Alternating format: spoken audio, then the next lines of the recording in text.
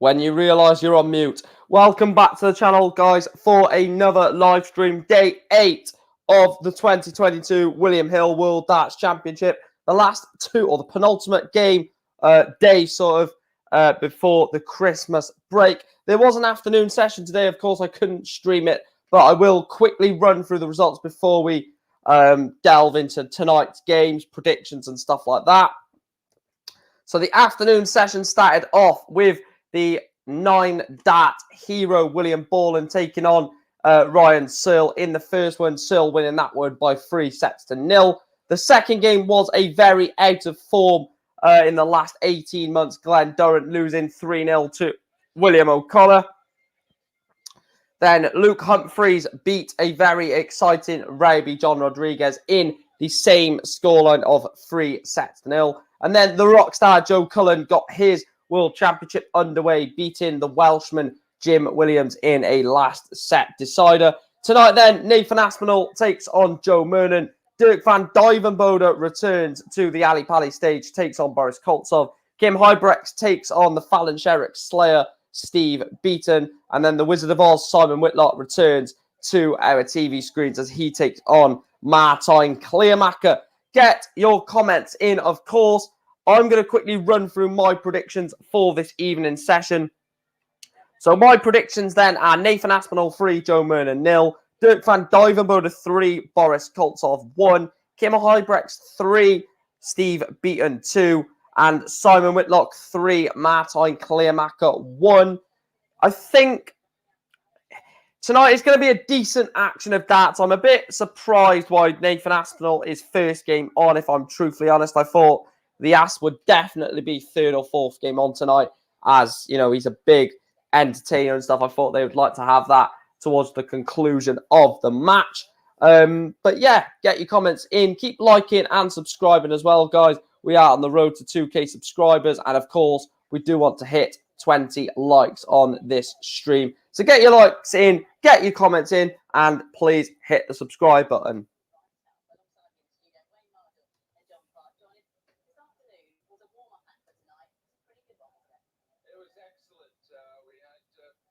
I've got a different drink tonight. Tonight it's vodka. Well, it's not vodka. It's Smirnoff Ice.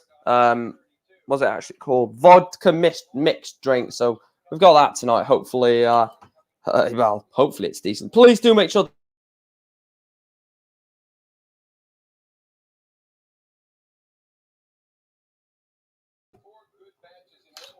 I am looking forward to tonight's action. Of course, Nathan Aspinall, Boris Koltsov, I thought was pretty good in his last match. Boris Koltsov against Jermaine Wattermean. I thought that was a pretty decent game.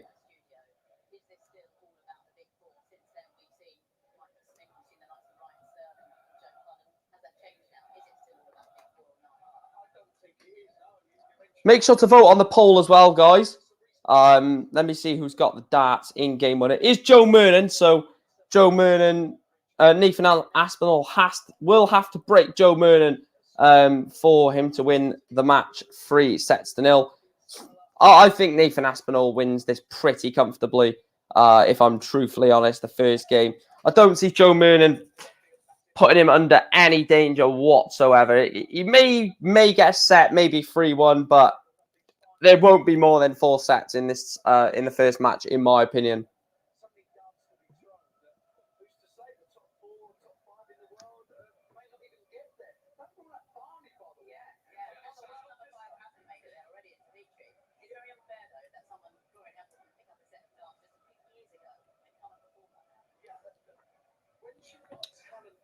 They're just talking to Wayne Mardle, John Platt, and Emma Payton at the moment, previewing the games, basically.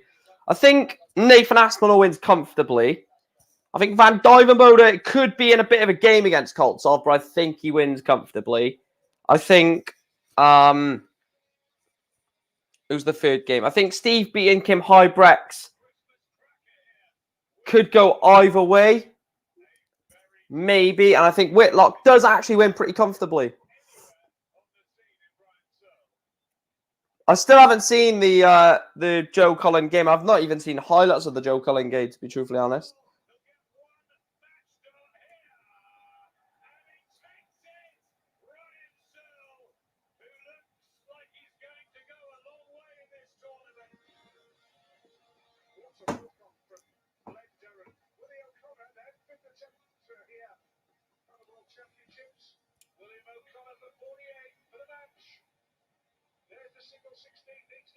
Feel sorry for Duzza. Really do feel sorry for Glenn Durrant.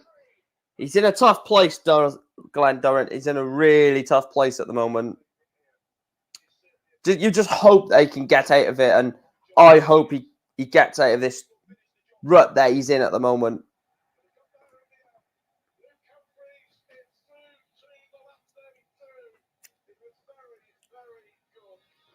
Right, let's see these highlights of the Joe Cullen game then.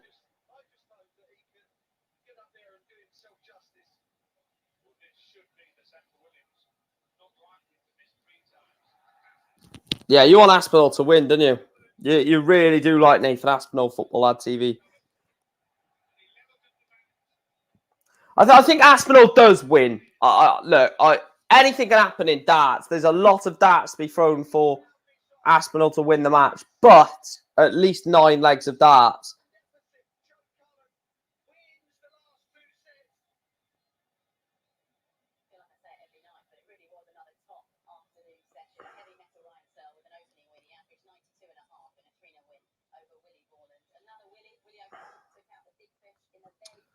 I believe so as well. What, you believe that Aspinall should have enough?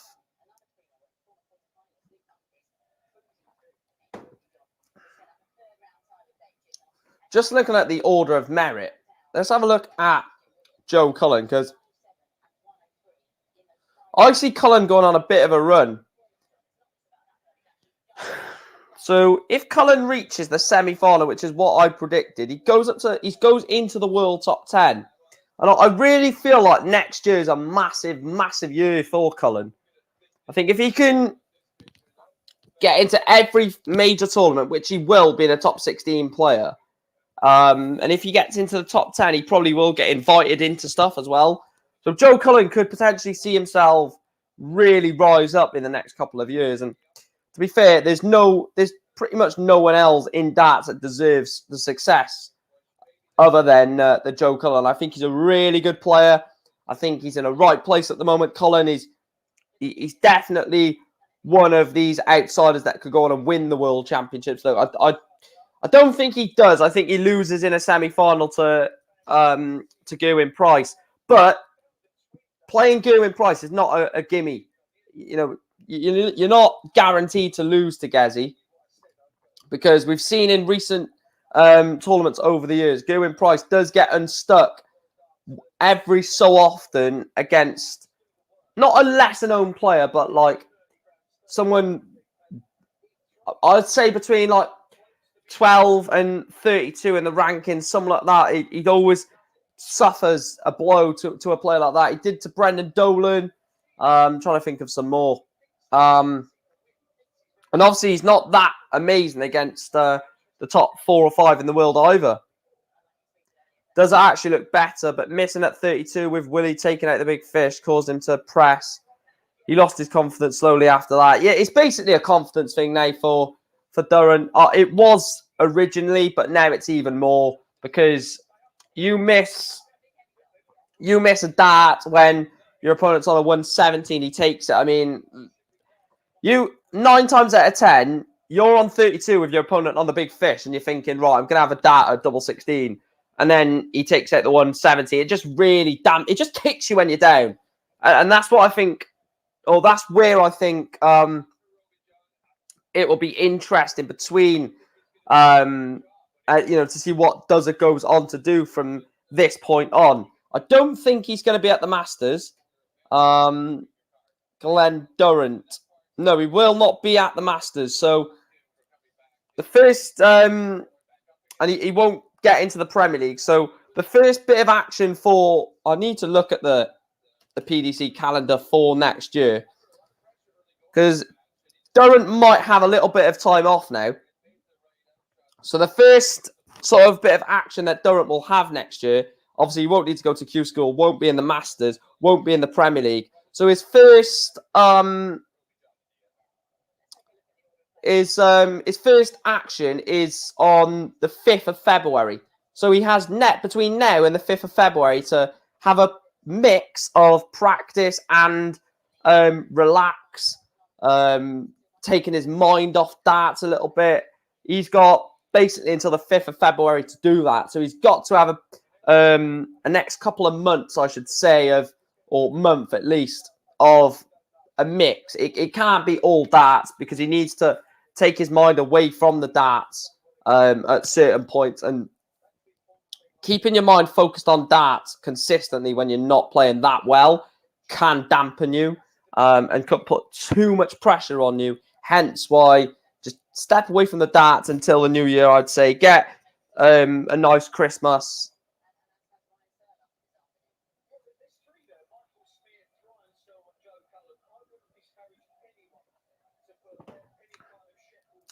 Please do subscribe to the channel, guys. We are on the road to 2K subscribers. We want to hit 1,800 before Christmas Day.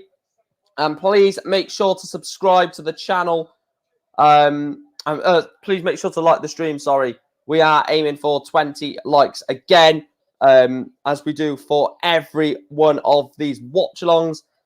There will be watch-alongs for the Premier League. There'll be watch-alongs for the Masters. Probably every major tournament I will do a watch-along for on this channel, or every one that I can, basically. So I don't know if I'll do one for Q-School. I'll probably just enjoy Q-School myself. Definitely for the Masters. We'll do it for the Premier League. Premier League again. Premier League again. Premier League again. International Darts Open, maybe. So I'll probably do it for most of, not most of the events, but out of the calendar for next year, probably 85 to 90% of the calendar I will do a watch along for. So please make sure you stay subscribed and hit the notification bell so you know exactly when I go live with another watch along.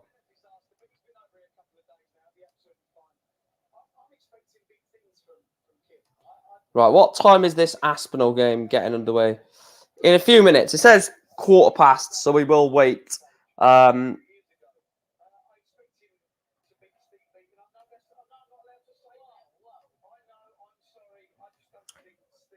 think Kim Huybrechts... Do you know why I think Kim Huybrechts wins this game against Steve Beaton? Purely because, right, against Fallon Sherrock, Stephen Beaton was just scared to lose.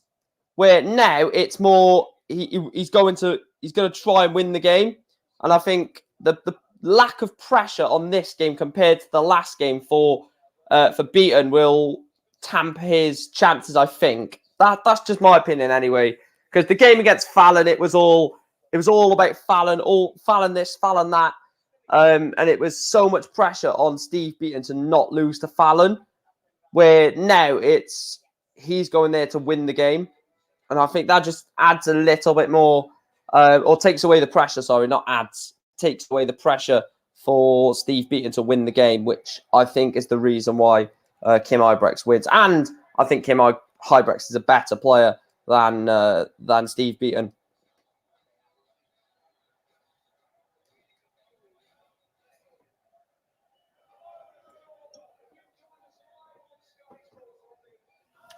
Looking like all the 50-plus pros that start having trouble on regular tour will have another option choosing to support the senior tour. And I'll tell you what, the players that are between the ages of 47 and 52 or 3, I would say if they start to drop off and decline, you know, that senior tour could look very, very interesting and very, very tasty.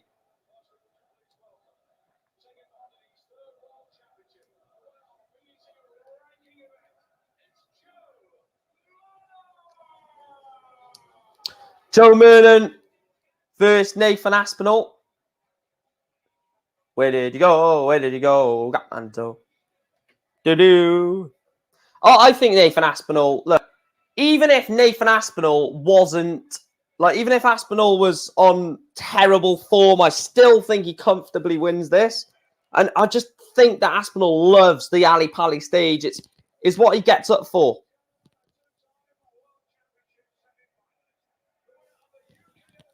I love this walk-on.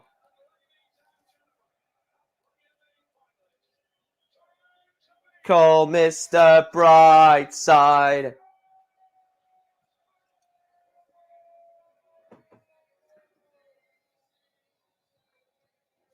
So he's got that right arm on a bit of a strap, Nathan Aspinal. Is that going to tamper it? I don't know.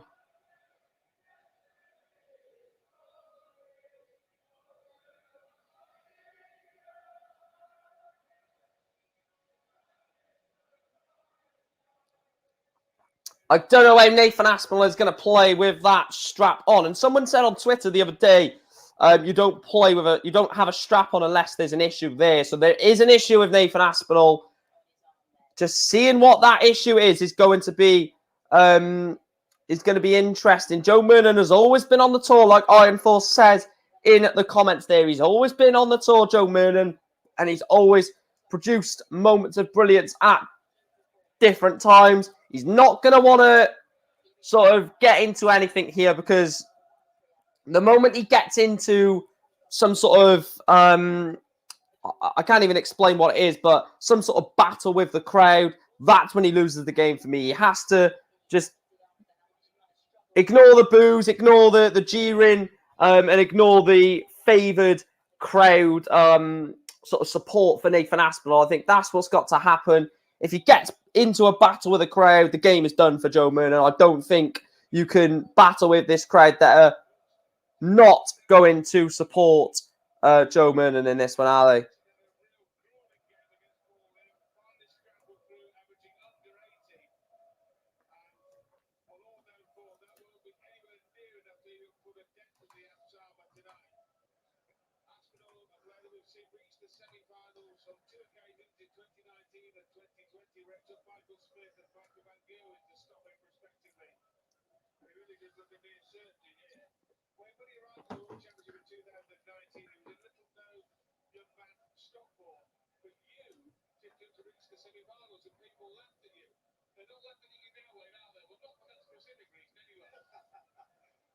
I would love Nathan Aspinall to win the tournament. I would absolutely love Nathan Aspinall to go really deep in this tournament. He wins this. He's got Brendan Dolan or Callan Rids, which, again, is a tough game. I think he comes through this pretty comfortably, has Christmas off, relaxes a little bit, probably gets back on the practice board.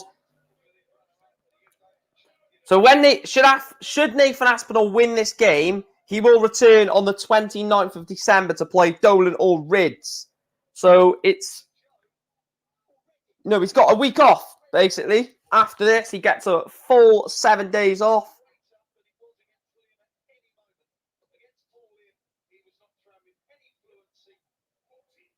Only 43. It's going to be interesting.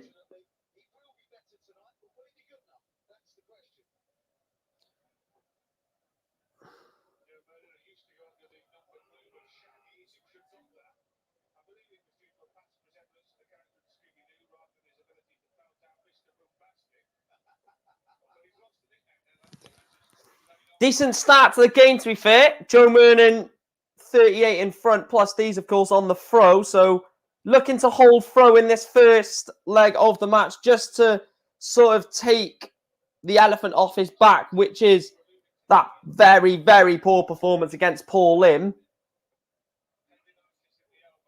So 220 then for Joe Murnan. He's going to want to leave. Tops would be perfect with a maximum. Not going to do that.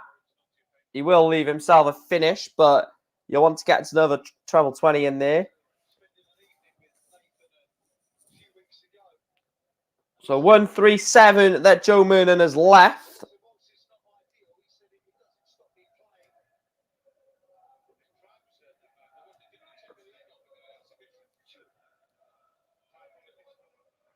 So 137 for Joe Murnan.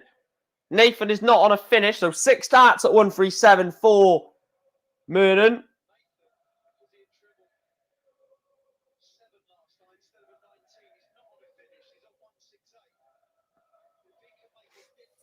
So 78 left for Murnan, but he's going to want to leave something decent here, Aspinall.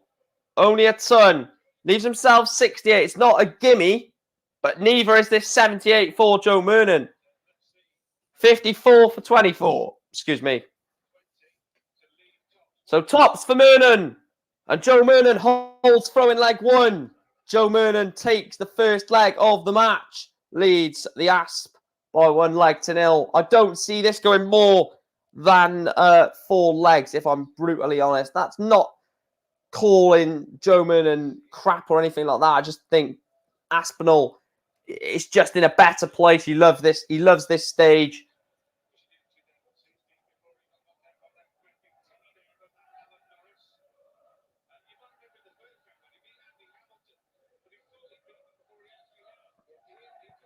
Good 140 that for Nathan.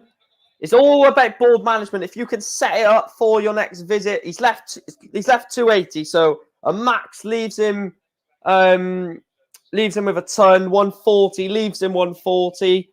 A ton leaves him 180. So it's all about switching to hopefully set up good shots that will put you in a better position to win the leg. Yes, Chris Welch. Yeah, he's a regular subscriber on this channel, and he is a moderator as well. He's one of my good mates now as well, to be fair. And he said he's buzzing to be at the darts. 184, Joe Murnan doesn't leave himself a finish. But thanks for tuning in, Peter. Hope you're well, pal.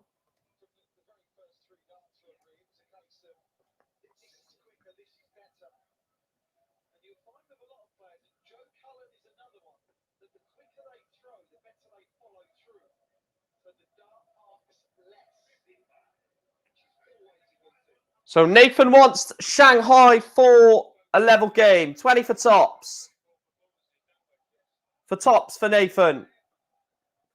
Both of the first 2 legs in this match have been won on tops. 1 off for Nathan Aspinal. Both on throw as well.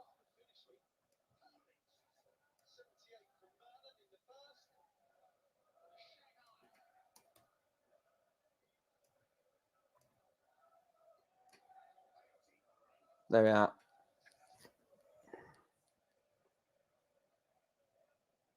Yeah. Cheers, Peter. I'm just gonna Peter. I'm just gonna call you Chris all stream now.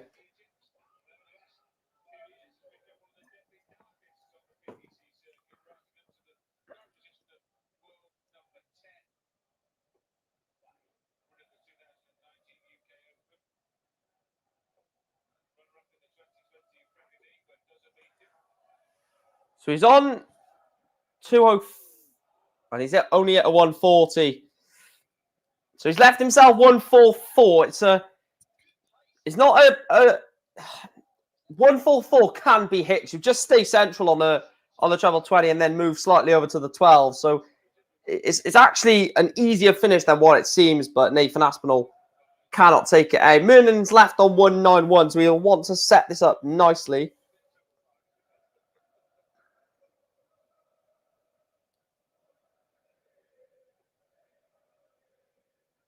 It's not being played at too bad of a standard at the moment. I didn't get to watch the Cullen Williams match. I will watch it later on repeat, though. So, obviously, I know the score. Of course, I'm going to know the score because I checked it, but I'll still watch it. 60 to leave him tops. Joe Murnan wants 54 to go 2-1 up. 11, 3 for tops. Tops for Joe Murnan. And he misses. So this is Aspinal's chance to get in and to break for the first time in the match. Tops. The 3rd leg in a row has been won on tops. All 3 legs won in this match so far have been won on double 10 with the last dart in hand.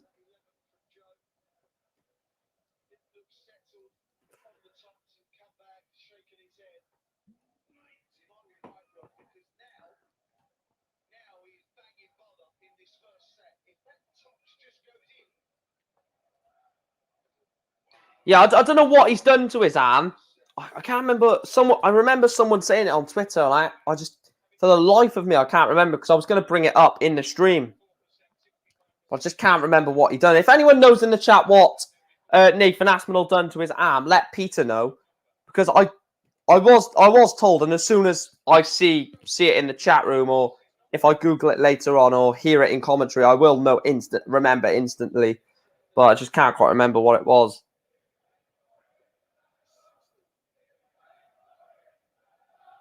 If you hate Boris, stand up. If you hate Boris, stand up. If you hate Boris, stand up. If you hate Boris, stand up.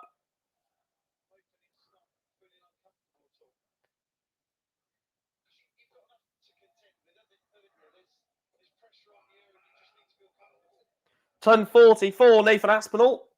Yeah, as soon as you hit at single 11 when going for single 14, they say it all the time. When you're going for the big number, as soon as you miss it, it just piles pressure back onto you because you're totally uncomposed and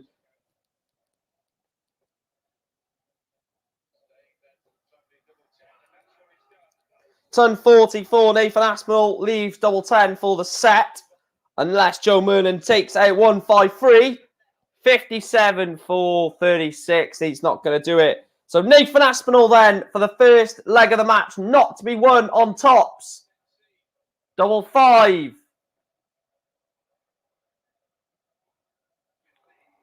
And this is a big moment. 12 for tops or 20 for 32. 12 for tops.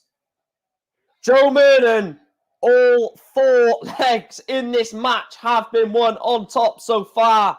We've not had a single leg in this match where it's not been won on tops.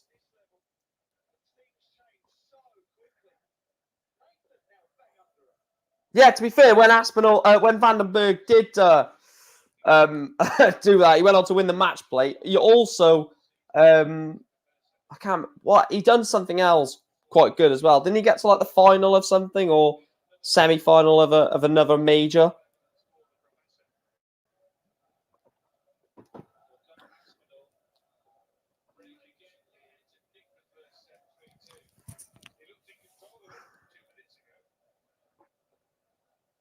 Poor visit this from Aspinal.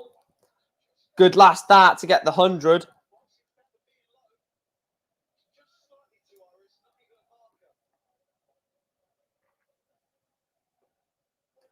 Only 41 for Joe Murnan, and that's allowed Nathan Aspinal to get back into it.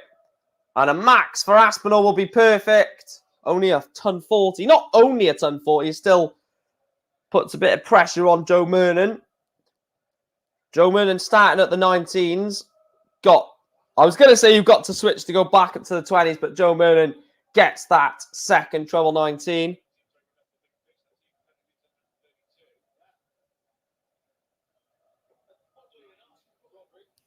$95. Leaves himself 108. So, bull, double 16. Another bull for Joe Murnan.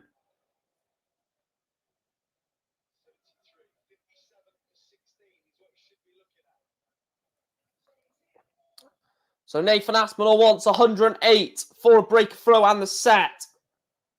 Treble 19 leaves single 19 for double 16. And he's gone into double 8.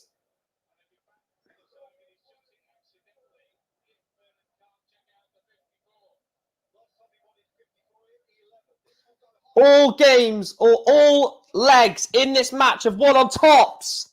And that continues. All 5 legs won in that first set were won on tops. Leg 1, leg 2, leg 3, leg 4, leg 5. All of them were won on double 20.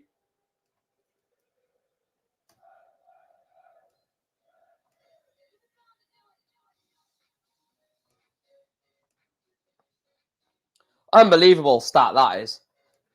What's now the first leg of set 2 will be a 170. What do I think about County being called off? I can't speak because I don't want to get like banned or anything. But Mark Drakeford is a man that has that I have a lot of words for, and they're not nice words. Put it that way. That's all I'm going to say. Basically, what you're allowed to go to a pub, but not allowed to go to somewhere that's outdoors. That's all I'm saying. So make logic of that. You're allowed to stay inside where a virus could spread around for hundreds of people in a pub, but yet you're not allowed to go where there's fresh air in an outdoor or outside venue where there's loads of fresh air. So, it is what it is, isn't it? But the people in power just don't have a clue. And that's as simple as that.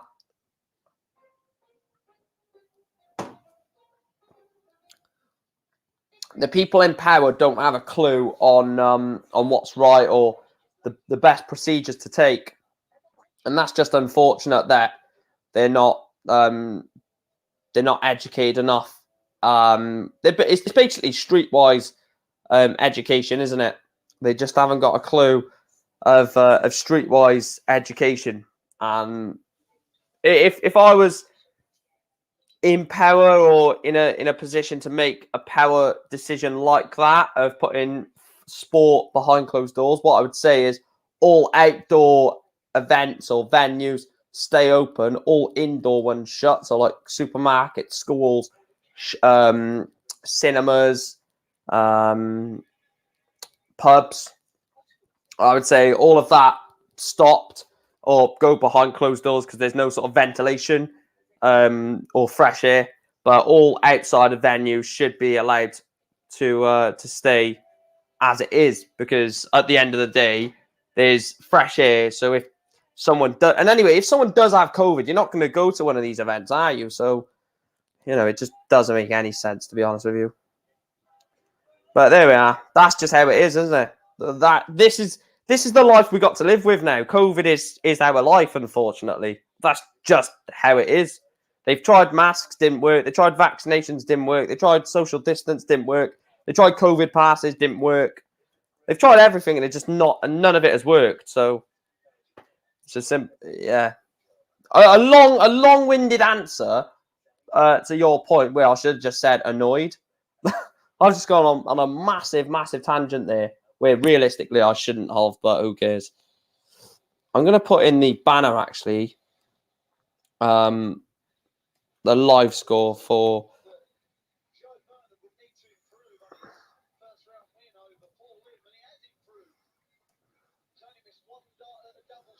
So it's 1-0 to Joe Murnan now that we've resumed back for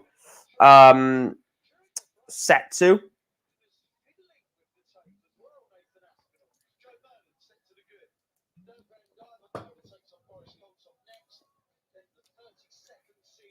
Let's have a look at the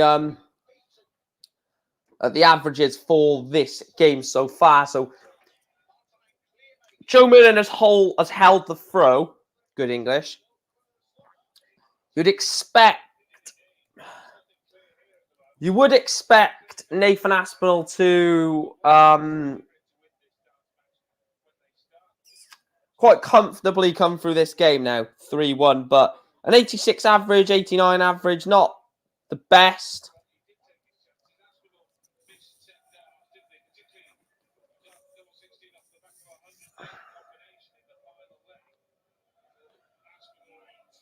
But we're never going to get anything sorted in terms of COVID and stuff. So it's basically the new normality. Well, not normality, but the new life now. You just got to live with it, I guess.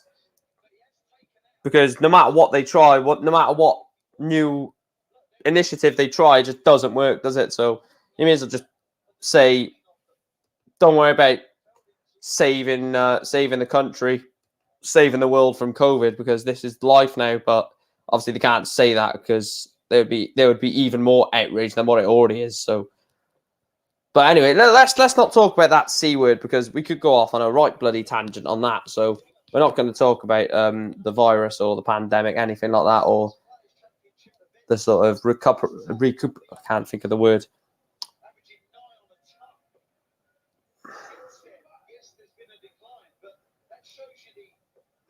It's being hyped up way too much, to be fair, isn't it, Peter? It's being used as a massive scaremonger.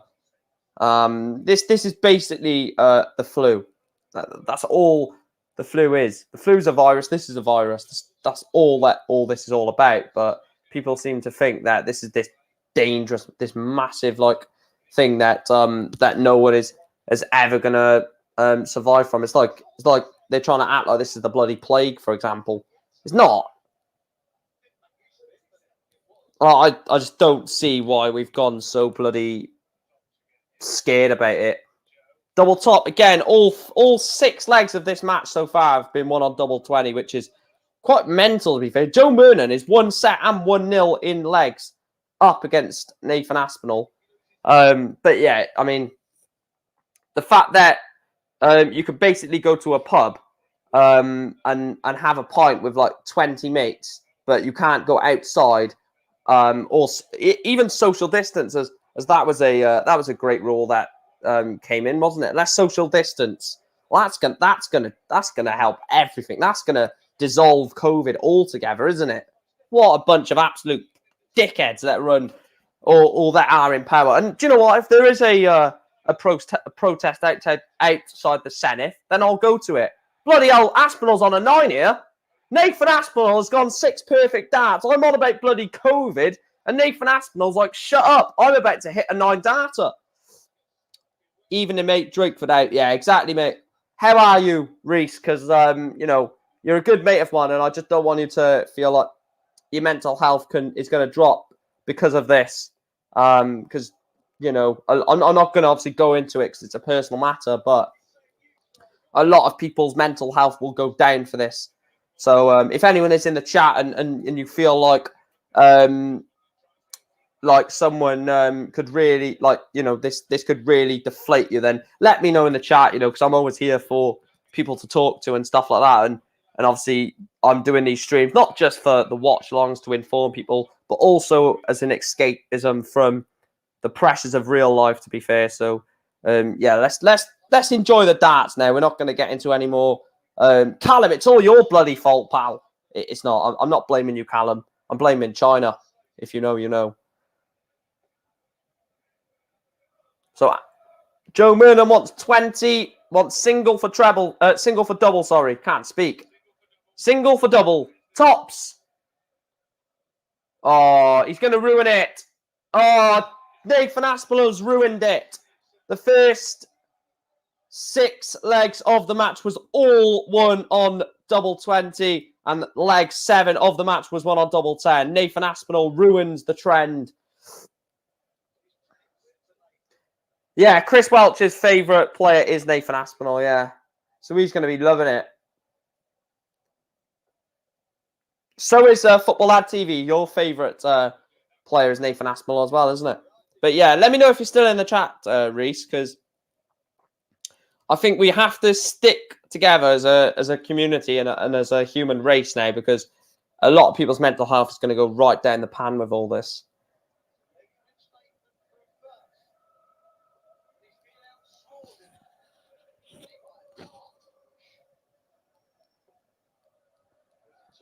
Everywhere they go, Scotland get battered. Everywhere they go. You're from Newcastle, so let me guess. I'm going to have a guess at your favourite player. It's either Joe Cullen or Callan Ridds. If it's not one of them, it'll be Ryan Joyce or Glenn Durrant. No, not Glenn Durrant. He's not Newcastle, is he? So it's either Ridds, Doby,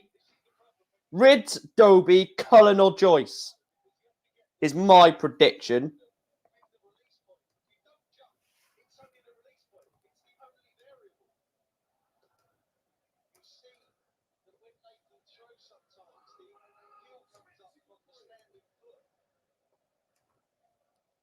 If you are new to the channel, please do make sure to hit that subscribe button, like the stream as well, guys.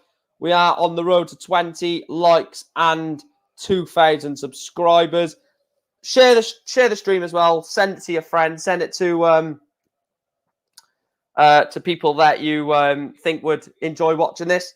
Let's get to 2K subscribers before the end of the world. We are 240 away, so we are not too far away from it. Nathan Aspinall wants treble 16 for tops.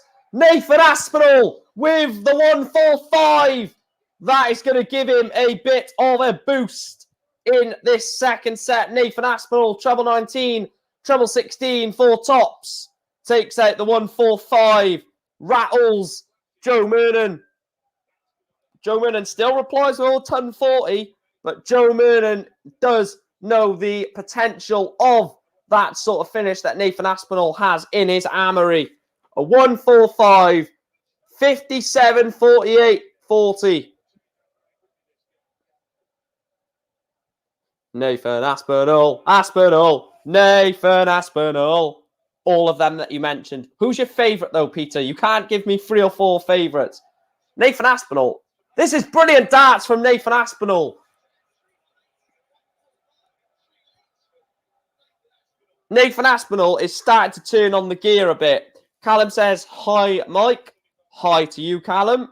The winner of this plays Brendan Dolan or Callan Ridds in the last 32.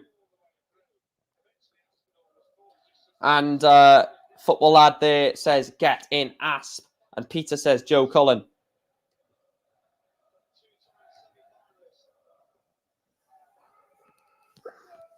I need someone to tell me in the chat what happened to Aspinall's arm, or I will... Does anyone know in the chat room what happened to Nathan Aspinall's arm? If they don't, then I will have a look. I'll Google it, but...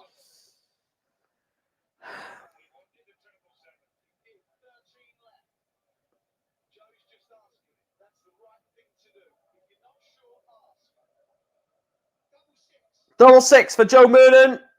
And he misses it. So Nathan Aspinall wants tops for a 3-1 win in set 2. Nathan Aspinall wins set 2. There's the roar as well from the Asp. And he is going into the second break. 1 set apiece. Nathan Aspinall 1. Joe Murnan 1. Gets the crowd on their feet as well. The thing is, Nathan Aspinall is one player that would absolutely suffer the world of good with no fans. And I really, really, really hope that when we get back after Christmas for part 2 of the World Championships, that it's no crowds. Because if it is, I'm going to be absolutely devastated. I think we need crowds at this tournament. And there'll be an absolute devastation if that wasn't to be the case. Let me have a look, actually.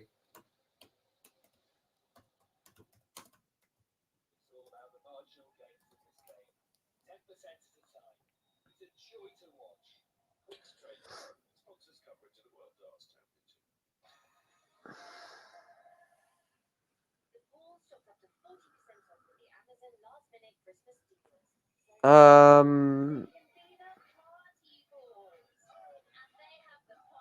can't see it.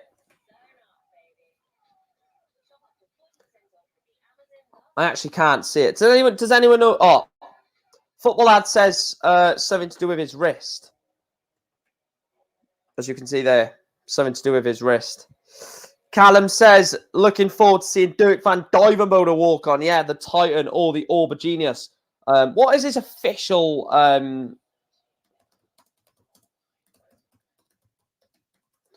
I don't know what his official nickname is. His official name...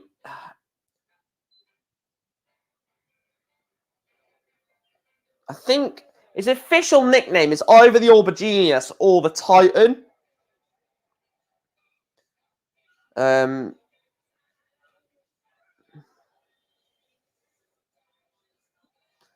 not sure what it is. It's either actually officially the Aubergenius or officially the Titan.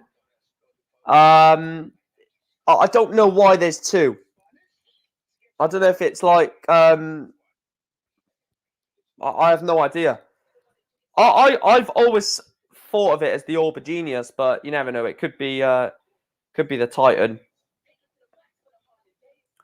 Imagine he actually brings an aubergine onto the stage. That'll be just that would just be unbelievable if he actually brings an aubergine onto the stage like he did last year at the World Championships, of course.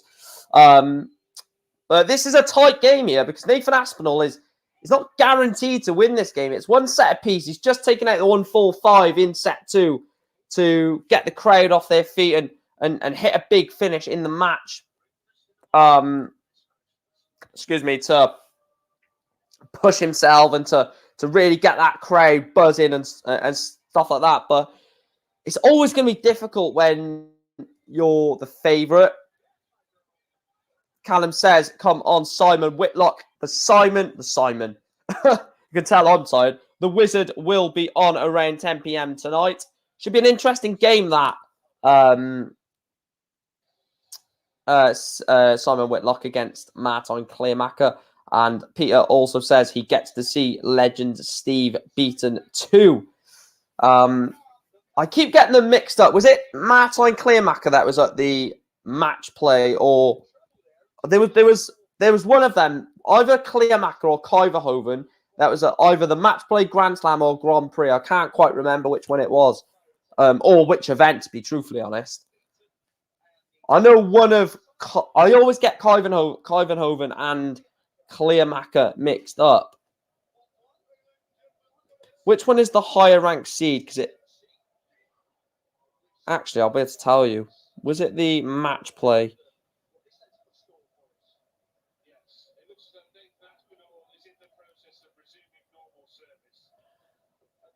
I think it was Duijvenbode. Like, I can't remember. I think it was Duijvenbode. Match play, yes, and it was Duijvenbode, yeah. Oh, Kleermaker, sorry, Kleermaker. Who did he play, Peter? Whoever wins the third tied 80% of the time.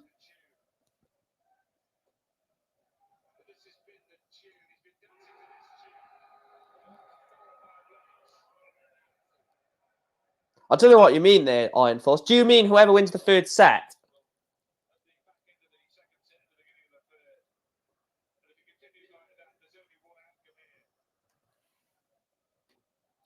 Nathan Aspinal. Nathan Aspinal. Na na na na na na na na.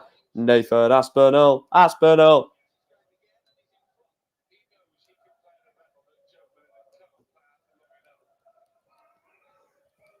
140. Double 8. Nathan Aspinal takes out 96 on double 8. The Asp leads Joe Murnan by 1 leg. Hi, Clive. Hope you're well, Clive, pal. We haven't got... I'm not going to say that just in case I jinx it, but we haven't got weird comments. That's all I'm going to say. You probably know what I'm on about, Clive, from the other day. Yeah, third set, says Iron Force. Well, Nathan Aspinall wins the first set. Third set, he's then throwing in set 4 to win the match 3-1. So he's going to hope that continues. That sort of resemblance continues.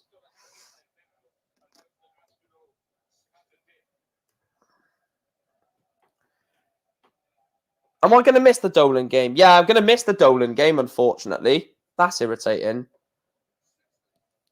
Well, if Brendan Dolan does win, we know that Callum will be electric in tomorrow's evening session, won't you, Callum?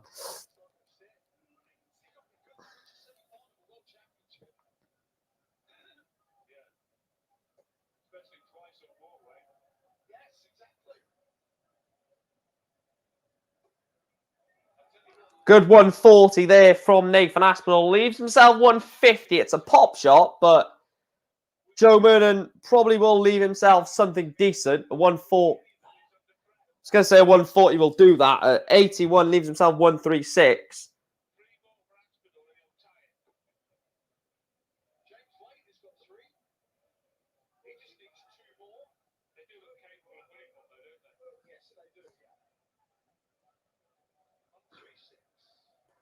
Another one of those trebles for Joe Murnan. Double 8 for Joe Murnan.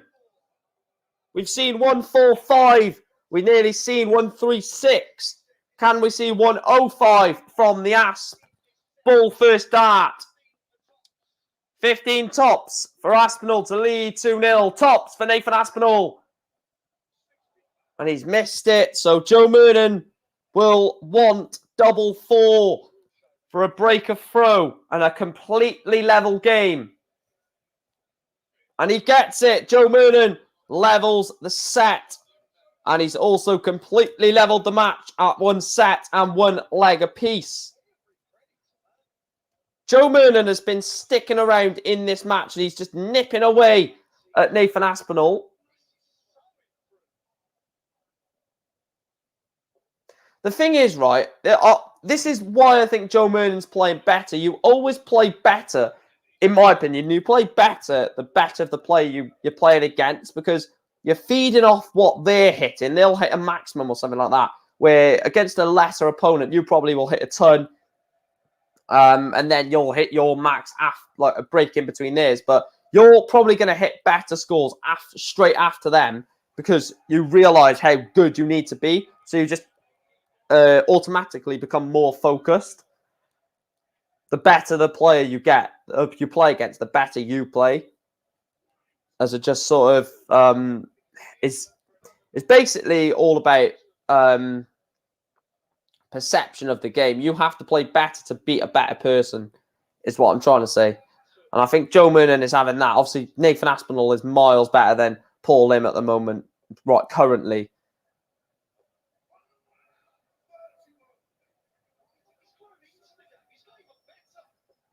And Nathan Aspinall will not take out the fish. So Joe Murnan wants double 18 for a 2-1 lead in the set. Joe Murnan has played definitely another 2 or 3 gears than his game against Paul Lim. Double 18. And Joe Murnan does get double 18. He leads Nathan Aspinall by 2 legs to 1 in set 3. Nathan Aspinall is throwing for a deciding leg in set 5.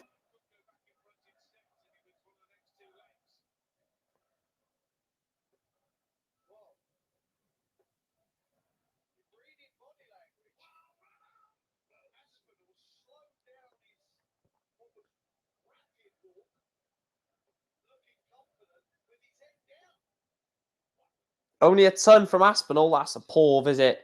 He drags that last dart.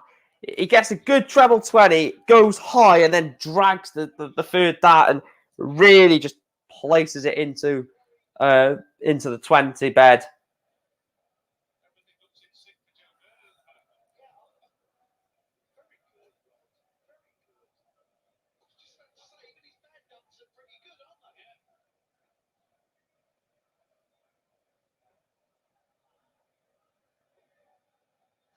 A ton. Oh, he's gone down to the 19. Only at 99. That's not bad.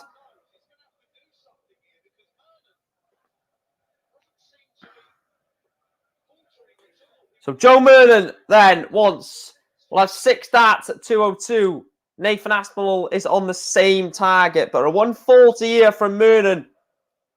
He only gets a ton. He's left himself 102. Let's see what Nathan Aspinall can leave off the same score. Nathan Aspinall.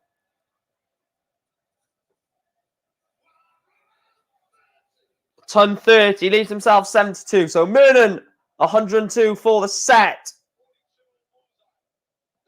Bullseye for double 16. Joe Murnan misses double 16 for the set. Nathan Aspinall needs to get this to send this to a deciding leg, and he wants tops. Way high, balloons that attempt at top. So Joe Murnan, double 16 for a 2-1 lead. Joe Murnan leads Nathan Aspinall by 2 sets to 1.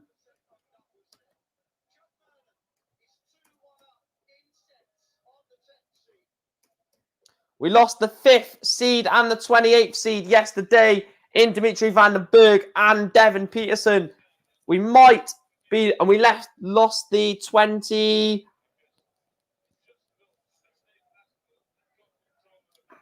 seed, I think, Glenn Durrant. We might be losing the 10th seed, Nathan Aspinall.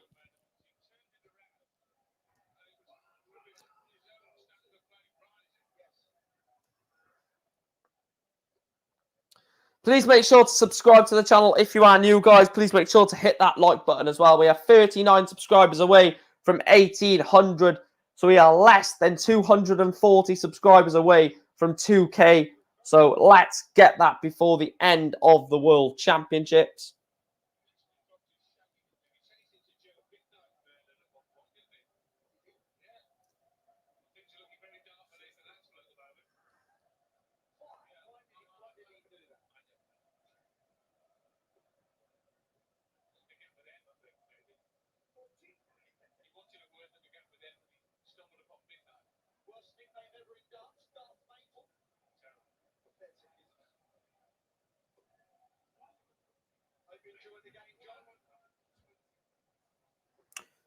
So 120. 60 for 40. Then he misses it. So Joe Murnan will want to set 2-2-1 up nicely.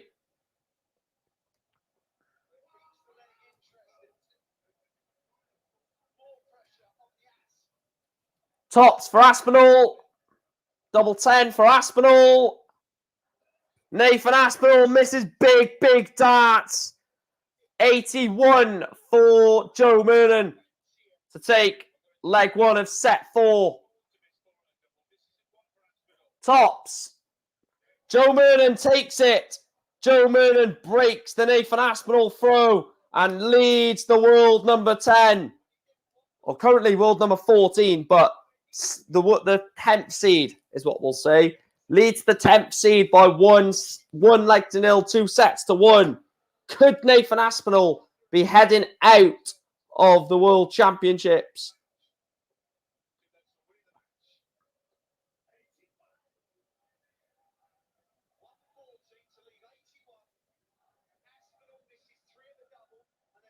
A maximum leaves himself 181. Can't do that. 59 from Murnan. Nathan Aspinal will need a big shot. And a 180 will do him the justice. Brilliant 180 there for Nathan Aspinal. Puts a bit of pressure on Joe Murnan. And Joe Murnan has gone straight into treble 1. Followed up with a 60. 1, 2, 3 for Joe Murnan. So Nathan Aspinal needs to hit something big here.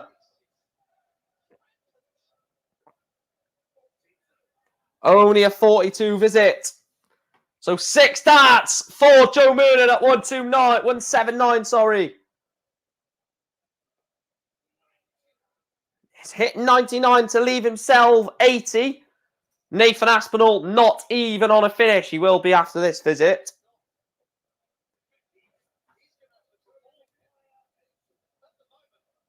So 80 for Joe Murnan to go within one leg.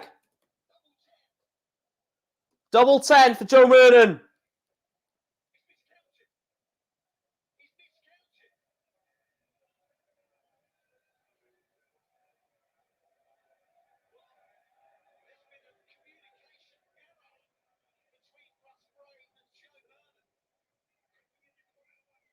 Joe Murnan has missed. I don't think Joe Murnan's miscounted. I think Russ Bray has given him the wrong number.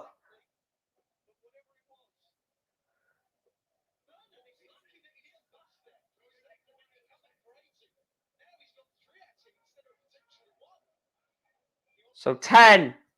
Double 5 for Murnan. Joe Murnan is one leg away from a place in the last 32. Joe Murnan leads Nathan Aspinal by 2 sets to 1 and 2 legs to 0.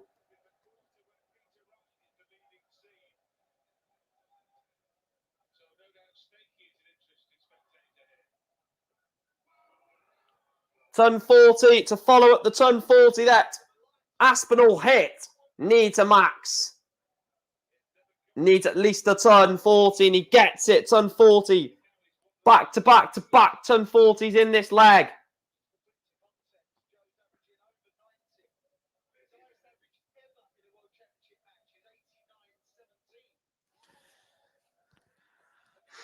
Nathan Aspinal looks incredible. This is brilliant darts from Aspinal. Leaves himself 41 after 9. After 12, sorry. No, after 9, yeah. 41 after 9.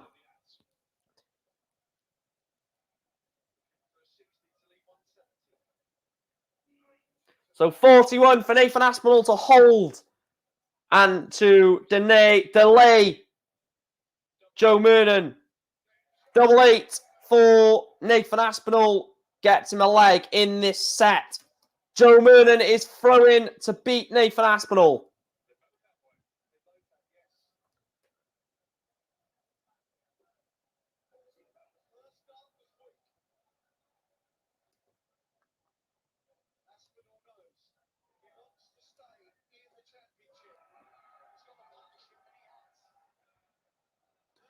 Good 140.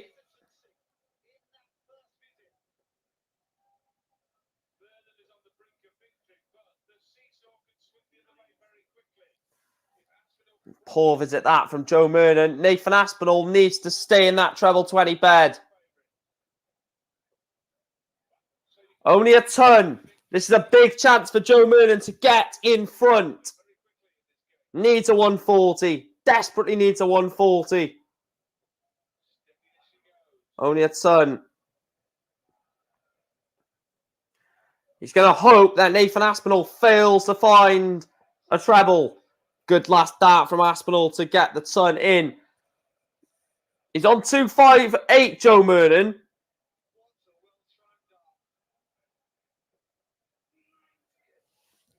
$98. 161 for the Asp. He cannot take it. This would be a body blow. This would be a body blow if Joe Murnan was to take the 160 out. It's a poor dart. 85 for Murnan. Leaves himself 75. 101 for Aspinall. 9 for double 16. Double 16 for the 101. Nathan Aspinall might be the last dart he throws at the Alexandra Palace, because Joe Murnan wants 75 to knock out the world, or the seed 10 tops. So, well, double 16 for Asp, and he gets it. Nathan Aspinall is staying alive in this set. He lives to fight another day. And Nathan Aspinall is throwing to send us to a deciding set. Durrant's horrid form continues. It's mad because he played well in that first set, then lost confidence after losing the set. Yeah, he could have won two out of the first set, I think someone said. That I was listening to before I went live. Couldn't he have taken like leg 1 and leg 3, or leg 1 and leg 4? He should have taken two legs in set 1, someone said. And that's the things that's going to kill you. That is going to kill you as a darts player.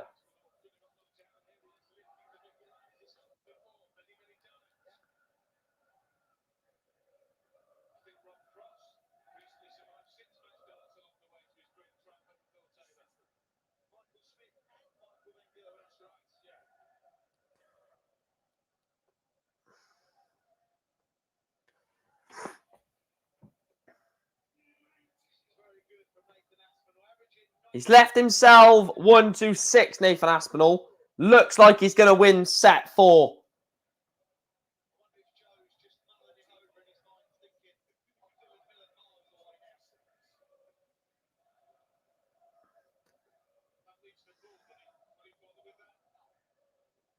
Did he say that on stage, or did he say it like... Well, yeah, I'm guessing he would have said that on... Was Durrant... What I meant to say is, was Durrant on stage when William O'Connor said that? Double 16. Nathan Aspinall takes set 4. Nathan Aspinall takes set 4 of this round 2 match between him and Joe Murnan.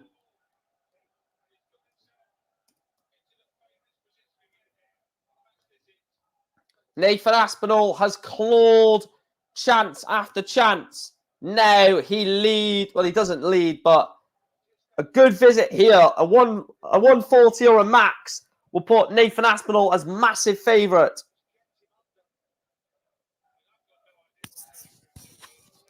Oh, because sometimes both players stay on stage. Durrant probably thought, nah, I just need to get off stage here before I get even more like upset or something like that. Joe Murnan. Oh, right. Okay. Now, so he's paraphrased it basically. He's basically said talking about Glenn in the interview rather than actually being with him at the interview. Now I know what you mean.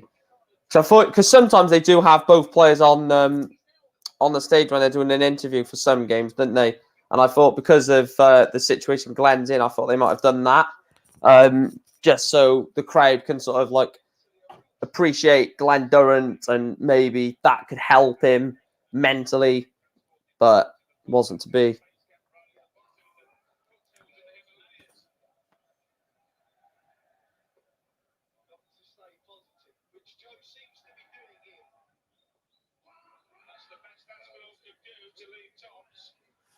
So 84, Joe Murnan.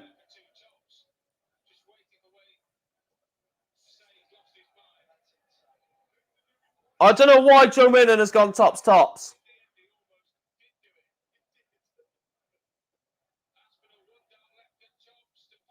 Nathan Aspinal misses 3 darts at tops to break Joe Murnan in the last set.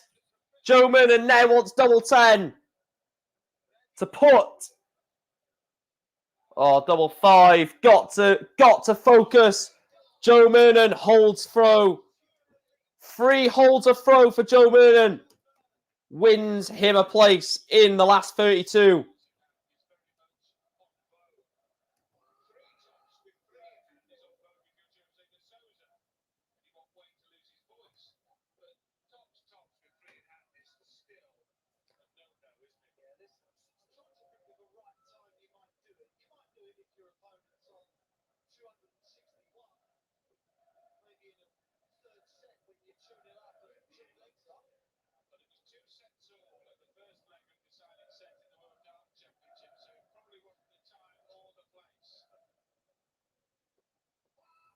$140 for Joe Murnan.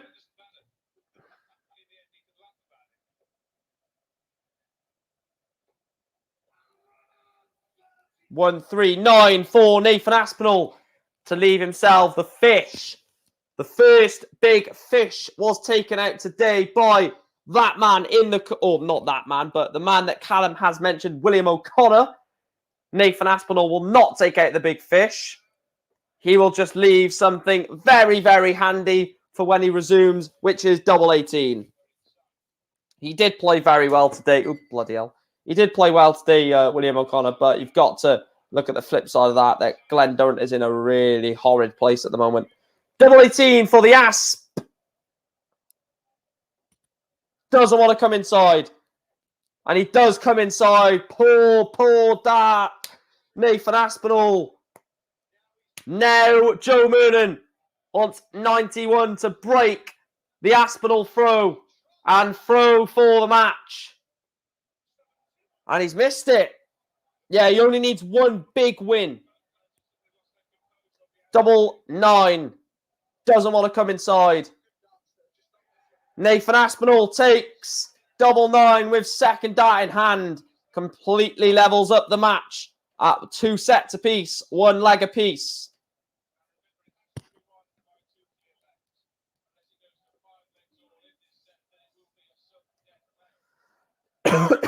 From this point on, we will have must win by 2 leg sort of format to the matches, basically. Yeah, Glenn Durrant will not hand his tour card in. But I'm presuming he's defending a lot of money next year. I might do a video on this channel about defending money and stuff like that.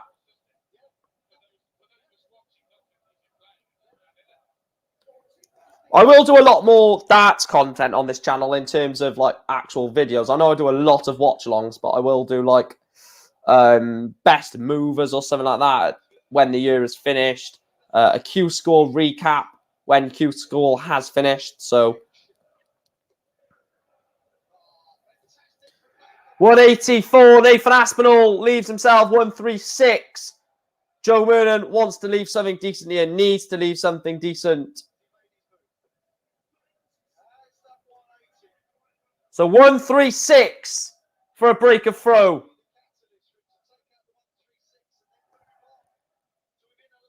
Double 8. Oh, Nathan Aspinall nearly takes out the 136. He's already taken out 145. Joe Murnan wants 103 for... He's taken 15.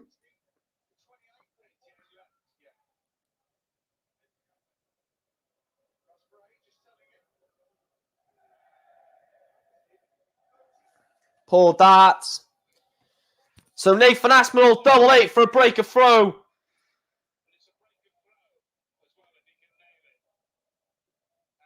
Nathan Aspinall is throwing for the match. Joe Murnan had a dart. Joe Murnan had a dart to win the match. That's all I'm saying.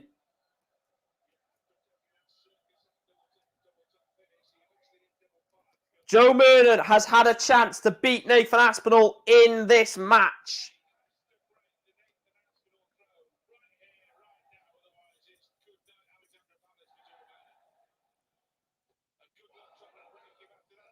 Turn 40 for Aspinall. Joe Murnan has to break. Otherwise, it is curtains. Needs a treble. Only a 60 visit. 80 points advantage for Aspinall. Plus these, you feel like this is the end of Joe Murnan's World Championship. And he's had the climax. He's had a very poor game against Paul Lim in round 1. And to be fair, a very, very good game against Nathan Aspinall in round 2. He's not played badly in this tournament, Joe Murnan, if you average both games. But ultimately, he will not play any further part in the William Hill World Darts Championship.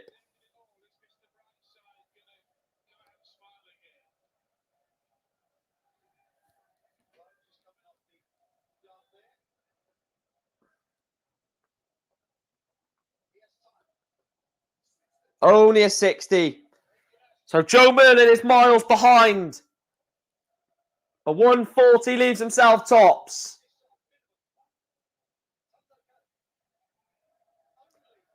Leaves himself 80.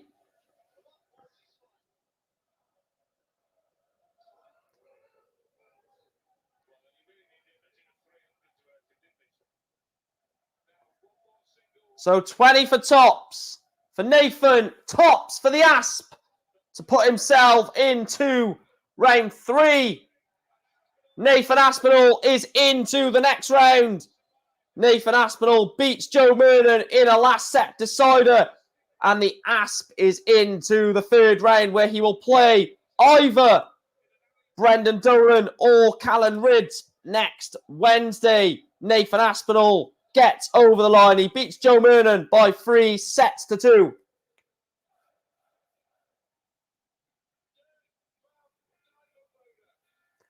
Good match that, Nathan Aspinall. He gets over the line, but realistically, it's not something that he's going to, write home about. It's all about just getting the win. He's got a week now to prepare for whether it's Brendan Dolan or Callan Ridds. I think there will be a change in preparation for whoever it is. I think if it's Brendan Dolan, it'll be more winning the game. If it's Callan Ridds, it'll be focusing on keeping with the scoring.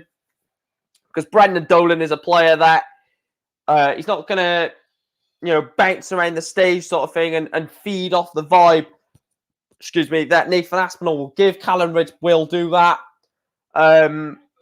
But Brendan Dolan is also a player that he's not going to let you have an easy pass into the next round. He'll give you some hell of a game. So it's going to be interesting to see. It's going to be interesting to see how Nathan Aspinall prepares for whoever his round 3 opponent is. I think his round 3 opponent will be Callan Ridds, if I'm perfectly honest with you.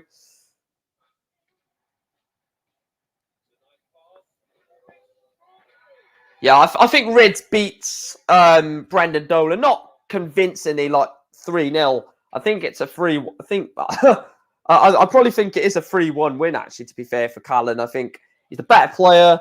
I need to end the poll and put another one on, don't I?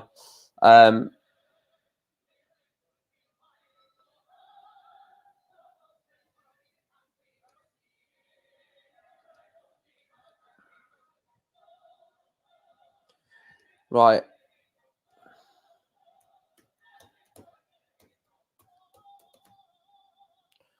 Right, let me try and remember how you spell Dirk.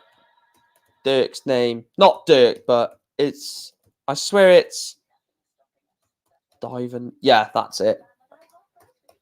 I'll tell you what, Boris Koltsov could be a tricky opponent in this game for Dirk van Duijvenbode. I think Dirk was one of those players like Jose de Souza, where they grew massively with behind closed doors. So I could potentially see Boris maybe knocking Dirk van Duijvenbode out of this or beating him in this game, because Dirk has not done fantastically in front of crowds. He famously busted 180 against, was it Raymond van Barneveld, who's left on 180? And he hit a 180 and obviously busted his score. Raymond van Barneveld went on to win that leg and the match 3-0. So, you know, there's little things like this that maybe sort of play on your mind. They probably don't with a player like Dirk van Duijvenbode, in the top 32 of the world, in the top 16 as well now. So I don't think that plays on your mind, if I'm truthfully honest, but you never know. It might. Dirk van Duijvenbode wins this game. He doesn't move anywhere up the rankings. Boris Koltsov, if Koltsov was to win this game, he would go up to world number 85. That would be 33 places he would have gained on his ranking, which from one tournament and 2 wins just shows you how top heavy the World Championship is. Peter Raymond says Chris will be going wild with that turnaround from Aspinal. He will. Iron Force just says the riot, probably in relation to my comment saying that I think Callum Ridge beats Brendan Dolan. Time of my life now, says Football Lad TV, due to, or in respect to, Nathan Aspinall getting over the line. Dirk van Duijvenbode will have the darts in this next match as well. So you maybe fancy Dirk. I potentially fancy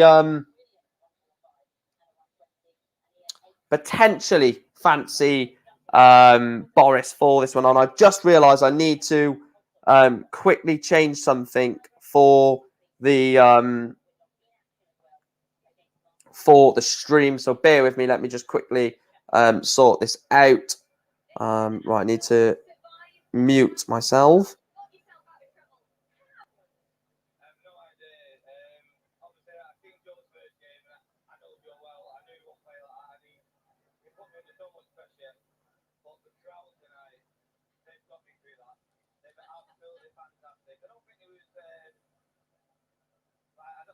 Right, there we are. I just sorted it out because I just realised I didn't put a flag for Boris Koltsov. Have I done it in the other banner? I have. So I've literally not done it in the one banner, but I did it in the other. But get your predictions in, or vote on the poll and get your predictions in for the next match. Dirk van Duijvenbode takes on Boris Koltsov. 50-50 on the vote in that one at the moment. But like I say, I do probably see... I'm not too sure, actually. I'm not too sure on this one. It could be a potentially tricky one to call, and potentially one that goes to another last set decider. I'm not sure if it will, because at the end of the day, Dirk is massive favourite for this one. You imagine probably is going to win the game, I think. But I don't lean away from Boris Koltsov, a player that has definitely got the potential to beat Dirk. He's already beat one Dutch international in Jermaine Wattimena in round 1. Jermaine was absolutely woeful in that game, but don't take away how good Boris Koltsov did play. I can't remember if it was 3-0 or 3-1.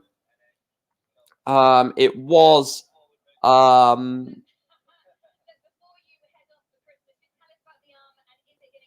3-0 it was to Boris Koltsov.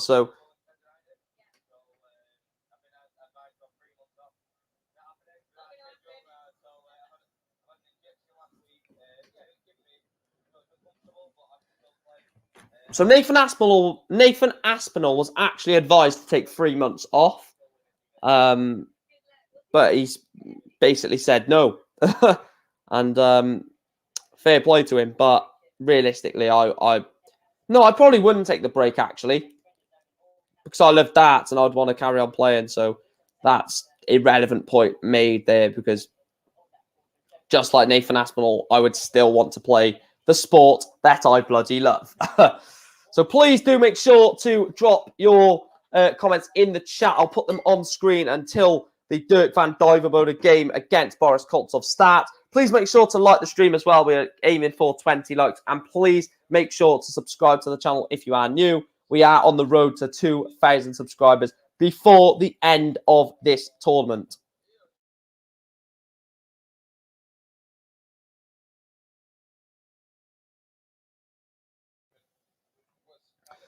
Be interesting if Boris plays his best versus Van Duijvenbode. Well, we could have a total sort of opposite of the last game.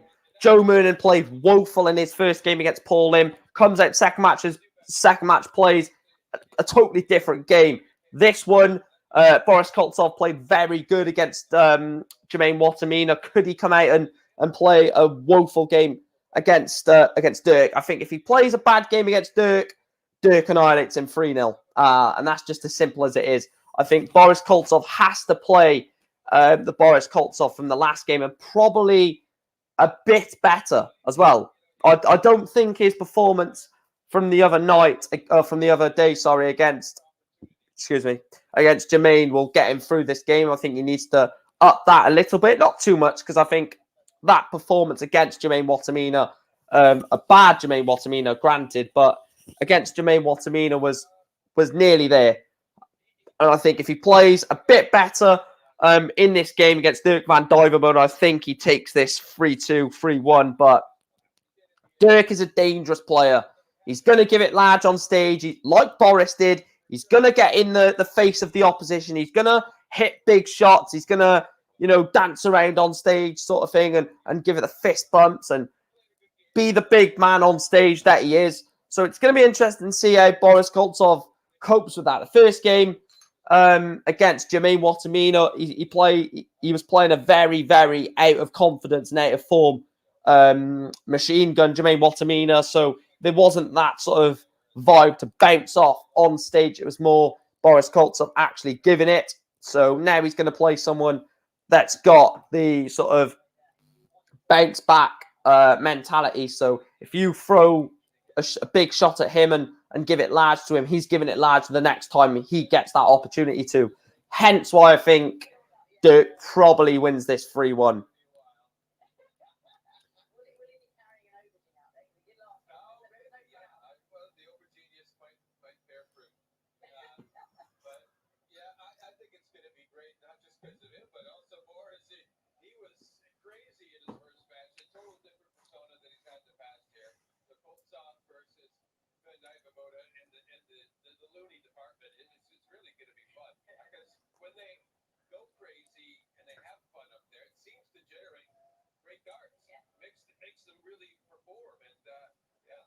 It's going to be interesting. I just want him to bring that aubergine on stage.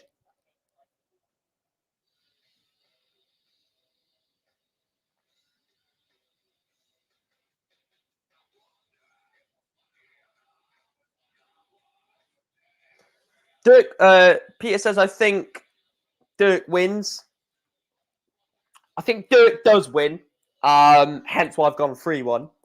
The reason that something is like my predictions between, I have a prediction league between me and my mate of who can get the most predictions right by the end of the tournament.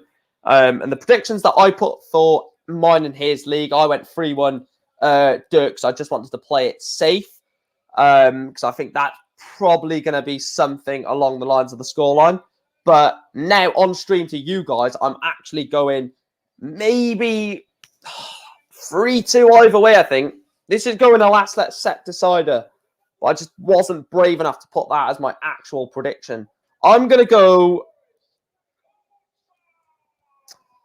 Oh, I don't know. I'm going to say 3-2 Boris. Why the hell not? 3-2 Boris. I think Koltsov wins this.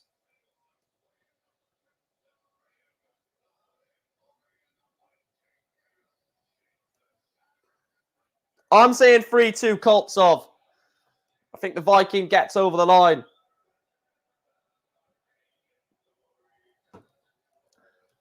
Please, please bring an aubergine on stage. Please, Dirk, bring an aubergine on stage.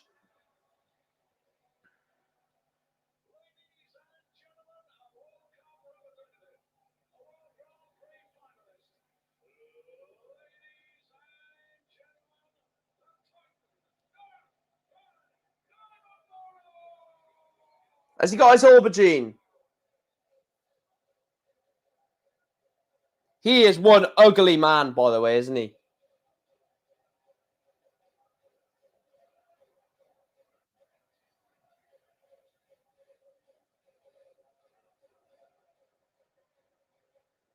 What the hell?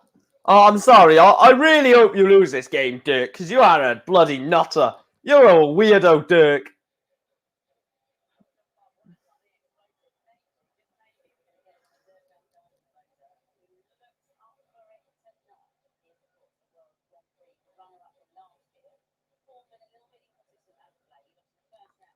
Look at his face when he walks out. He was like, what the hell? What is that facial expression, Dirk van Duijvenbode? What are you doing, pal? Oh, please tell me Webster is on this.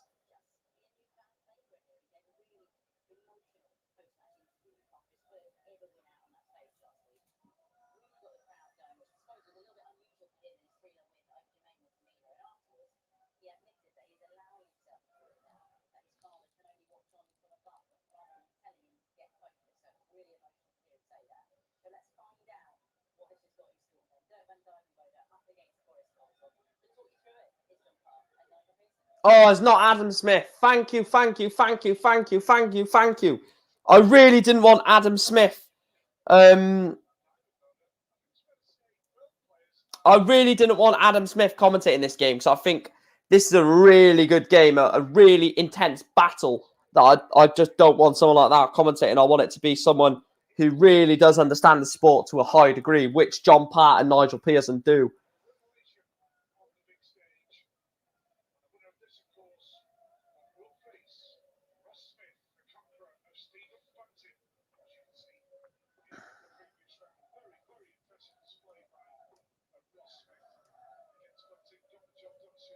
If you hate Boris, stand up. If you hate Boris, stand up. If you hate Boris, stand up. If you hate Boris, stand up. If you hate Boris, stand up. If you hate Boris, stand up. Not Koltsov, by the way. Boris Johnson.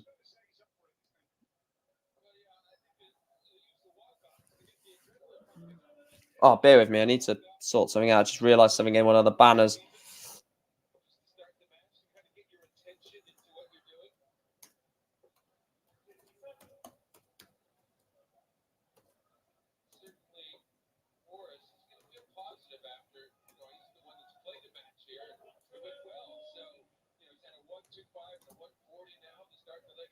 Right, there we are. There we go. Let me just see it go across the bottom. Yes, that's fine.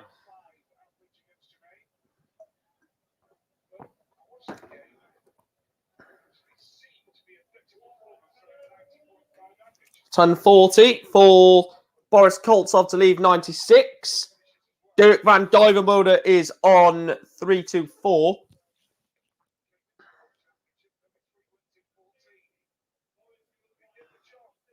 So 96 for a break of throw. Double 18. Double 9 for Boris Koltsov. Poor visits from the Viking. We'll be back as Dirk van Duijvenbode is not even on a finish. So 6 starts at 9. 1 for double 4. For double 2.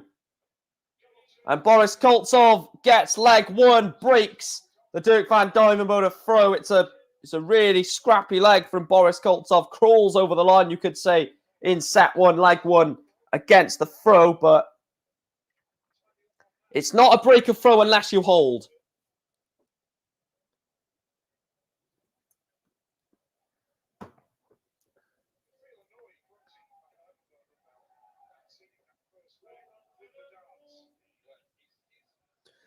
Ton 44, Dirk.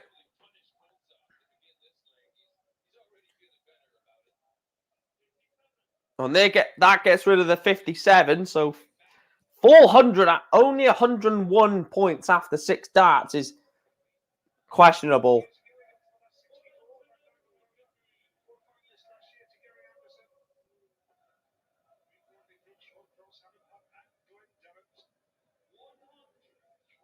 A ton for Koltsov.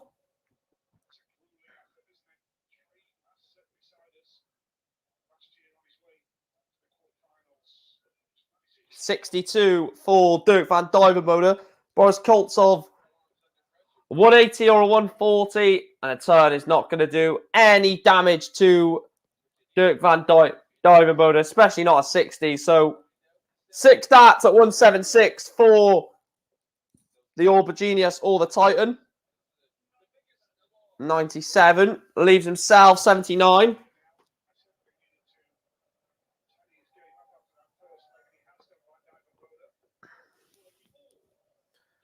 So Duijvenbode wants 79 to break straight back. 57 for 22.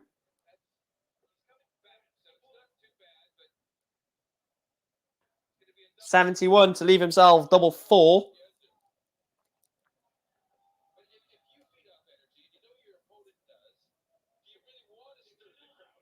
$59. So double 4 for Duijvenbode.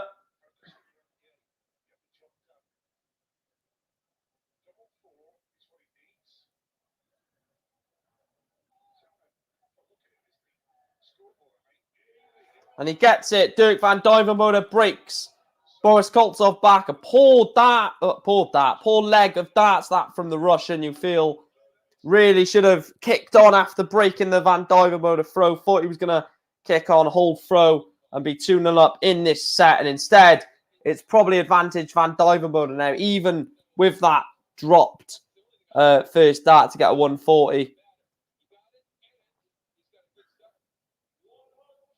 Nice ton from Koltsov, though. He's played at a decent standard this game so far.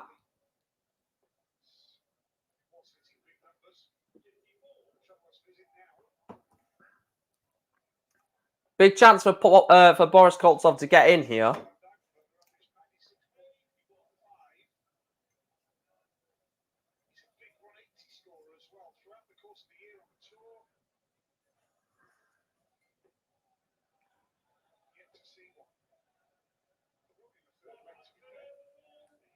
Ton 40 for Duijvenbode.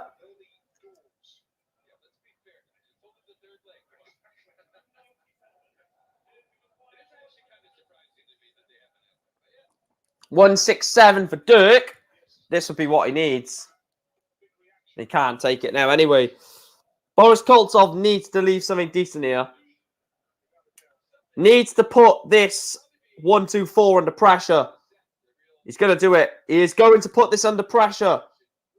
140 leaves himself 83.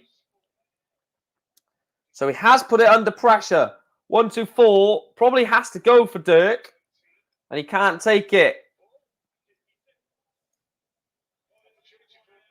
So 83 for Boris Koltsov to break Dirk Van Duijvenbode back. Treble 17 for double 16. He's going to have a good marker.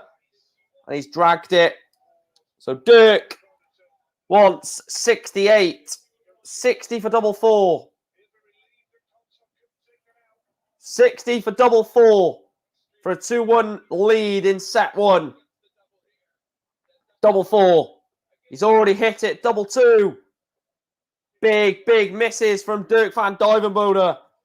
Double 16 for Koltsov to break for the second time in the set, sorry. And he does. Boris Koltsov breaks. Dirk Van Duijvenbode leads 2-1 in set 1.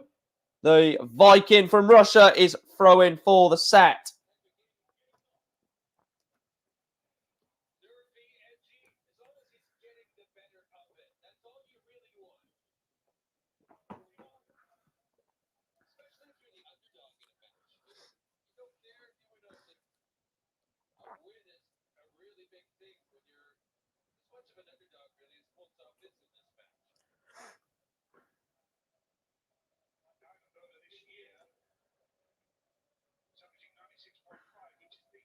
So a big visit from Koltsov, and he's going to get it. 1-2-1. I think that last dart just left his hand a little bit too quickly, released it. He was in a sort of rhythm with the two treble 20s, and he sort of released the third dart 2 or 3 seconds. Not that bloody long. About a second too late than what the first 2 darts released the hand with. And you can notice that with the sort of direction of that third dart, just sways a little tiny bit to the right and goes into the 1. So when you hit 2 treble 20s, you just got to compose yourself, because sometimes getting the third in puts you under a lot of pressure. 1-3-3 to leave himself the 170. Boris Koltsov, though, will want to leave a checkout. He can't. So Dirk van Duijvenbode could realistically set this up if he's not comfortable with taking it out. He could go treble 20, double 18. Single 18, sorry, not double 18. 1-3-4 leaves himself double 18. So 4 breaks of throw in the match so far. Should Dirk van Duijvenbode take out this double 18? I think this will go first dart. Double 9 doesn't want to come inside. And he's gone 2 double 8, Dirk van Duijvenbode. Different route. Same success rate. Dirk van Duijvenbode levels set 1 at 2 legs apiece.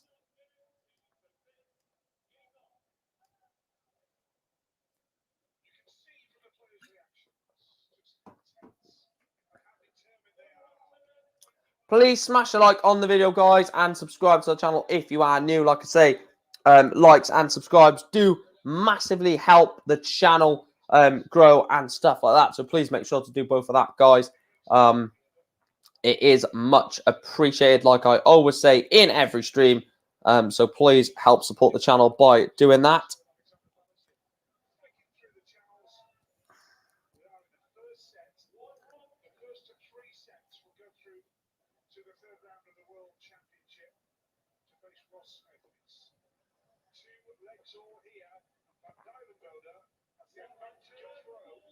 Good 140 there from Dirk van Duijvenbode.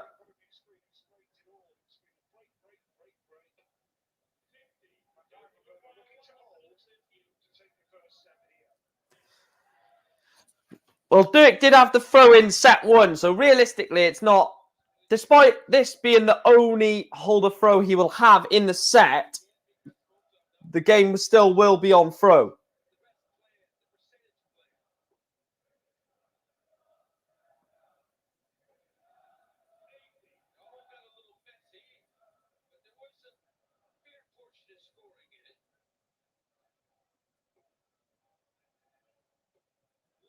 Only a ton from Koltsov. No pressure whatsoever on this 58. Tops for Dirk.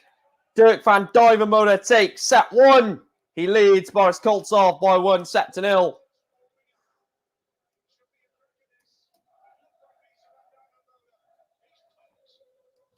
I can't stand Dirk van Duijvenbode. I really can't. I know that's harsh, but just can't stand the man. He's too in your face. I know Gerwyn Price. Look, people are going to say, oh, but look, you're Gerwyn Price fan. You say nothing about Gerwyn Price. Gerwyn Price is a world champ and a world #1. He's a 3-time Grand Slam champ. You know, he's won a lot of things in darts to be arrogant and be sort of expressive of how he feels during a game. Dirk van Duijvenbode has not won anything yet. He's not a world champ. He's not a world #1. Like MVG, I never said when MVG done it, when he was world #1, and that unbelievable time of dominancy from Michael van Gerwen. I said, look, at the end of the day, MVG is a world champ. So, you know, do you blame him for being how he is? No, of course you don't. He's a world #1, multiple world champ, multiple major winner. So MVG deserves to act like that. So does Gerwyn Price. Dirk just doesn't at the moment.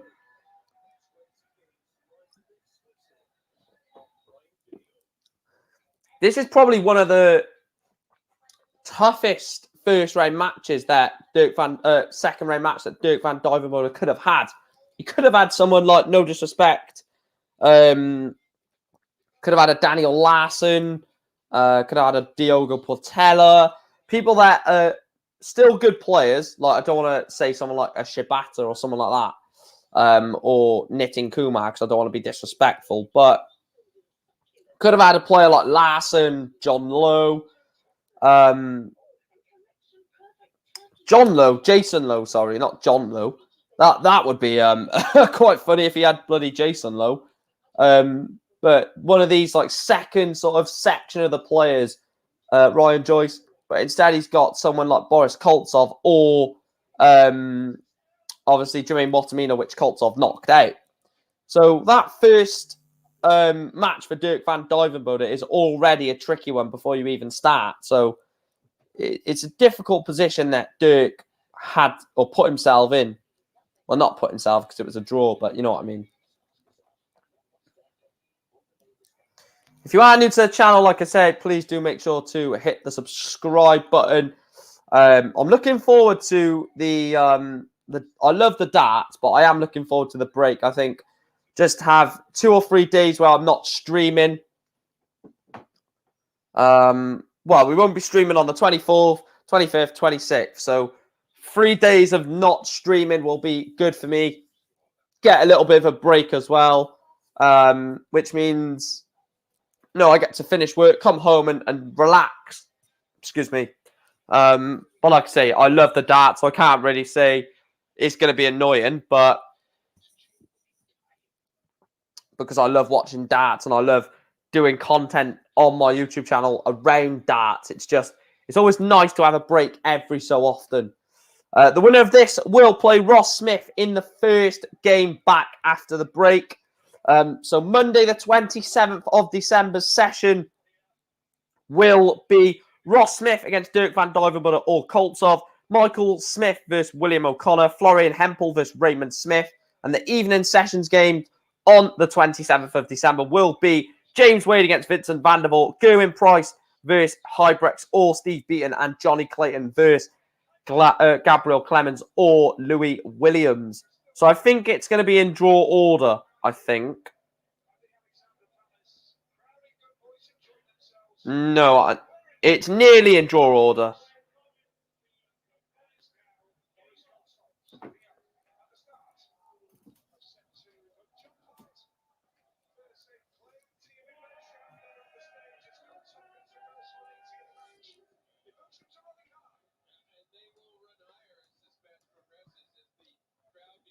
I think Dirk, like I said, I think Dirk probably will go on to win this quite comfortably, but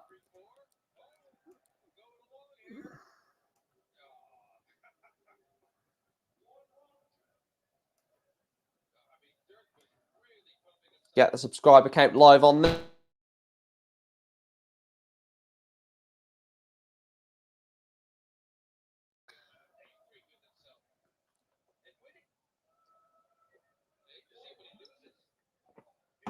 Leaves himself 1-2-1. Boris Koltsov on his throw, so needs to hold here, you think. Walking along, singing a song, walking in a Taylor Wonderland. And he misses the ball.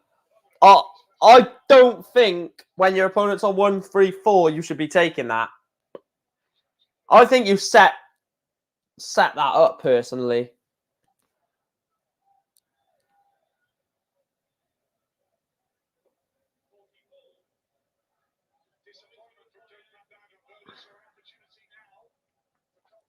So Koltsov wants double 8 for a holder throw. Boris Koltsov holds throw in leg 1 of set 2. This is a set where Boris Koltsov has to win. You feel like this could be the moment where we see what Koltsov is all about. Is he going to really give Van Duijvenbode a game, or is he going to get his tummy tickled, basically, and lose this game 2-3, 3-1, 3-0?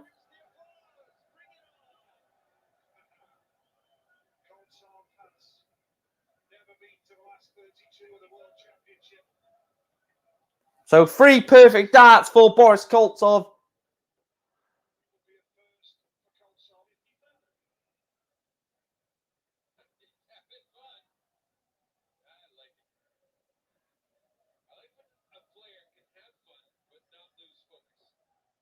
I do quite like Boris Koltsov. He seems like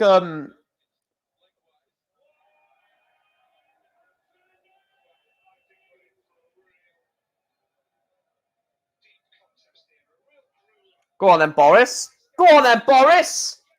Oh, Boris Koltsov. What a game this is. Boris Koltsov against Duijvenbode is an absolute classic. Oh, Dirk.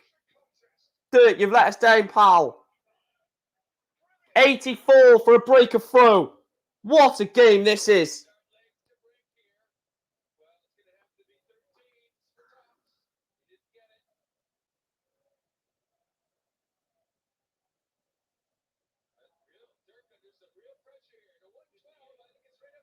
So 58 for Boris Koltsov to leave double 18.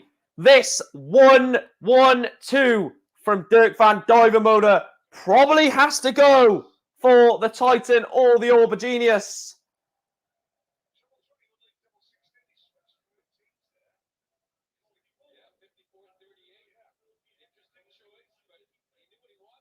So double 18 for Koltsov for a breaker throw.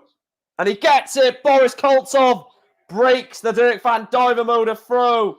And the Russian Viking is throwing for the set. Very, very good standard. Very good standard this game.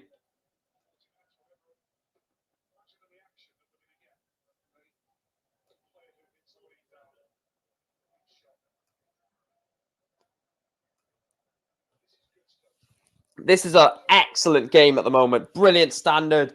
Brilliant not banter, but great interaction with the crowd from both players. Boris Koltsov will be a top 32 player. You have my word on it. He just has the demeanour. He has everything about his game. His throwing style is brilliant. Boris Koltsov will eventually be a top 32 player. Obviously, he is miles off it at the moment. Yeah, I mean, it would take...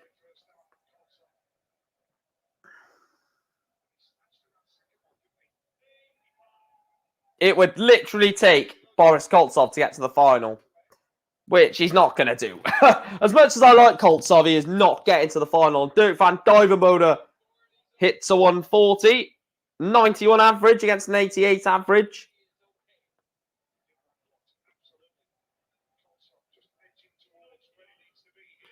$99 for Boris Koltsov, leaves himself 130. Duijvenbode cannot take out the 167. Poor visit from Duijvenbode, only gets 59. So 130, 60 for Bull. Can't do it. Leaves himself 65.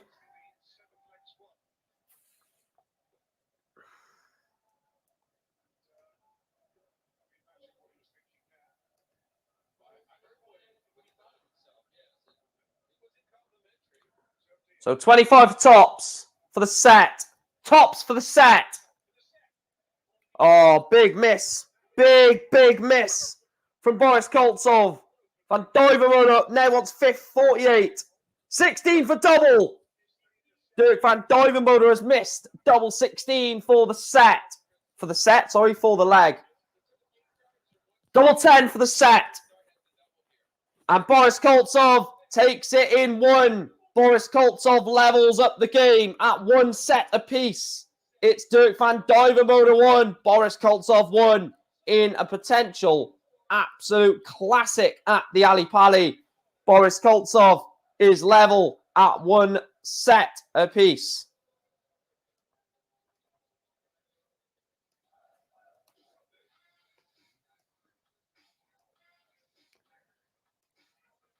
Evening, Evan. Hope you are doing well, my man. Hopefully you are enjoying the darts just like me.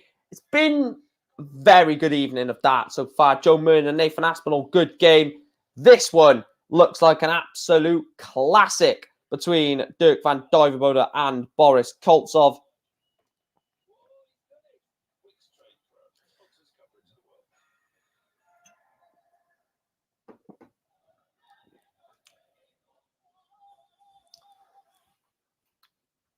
I think I expect Dirk to get over the line. Like I said, there's no more breaks now. After this one, we will play until the end of this contest. A maximum of 3 more sets to go. Maximum of 15 more legs of darts. The third game, of course, Steve Beaton taking on Kim Huybrechts. And then the last game is the board destroyer, is what we're going to call him from now on. Simon Whitlock, he takes on Martin Kleermaker.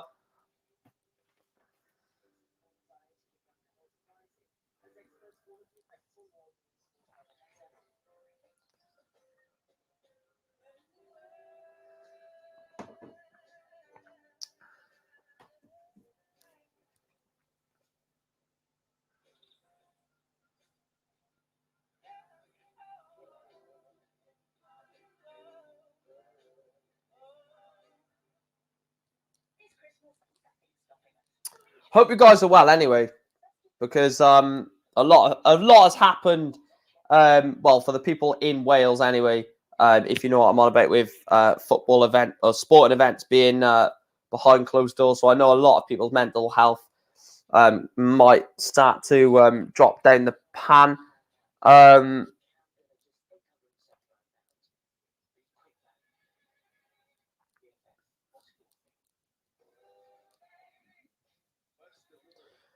But yeah, it's going to be interesting, this game, actually. One set piece. Dirk to throw first in set 3. I really think even if Dirk goes and wins set 3, I think Boris could easily win set 4 and 5. It's one of those games where it won't be over until it is over, sort of thing. I don't think at any point you'll hear me say it's game over from here unless Boris or unless either player is 2 sets to 1 up, 2 legs to 0 up in set 4, and is basically on a double for the match.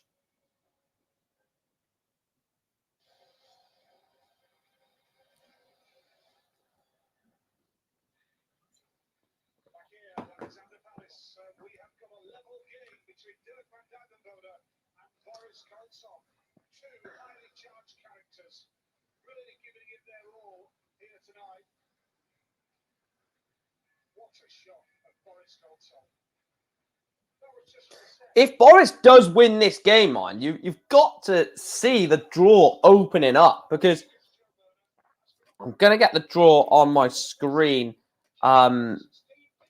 just to look at it. If he does go on to win this game, Boris Koltsov, just looking at the draw,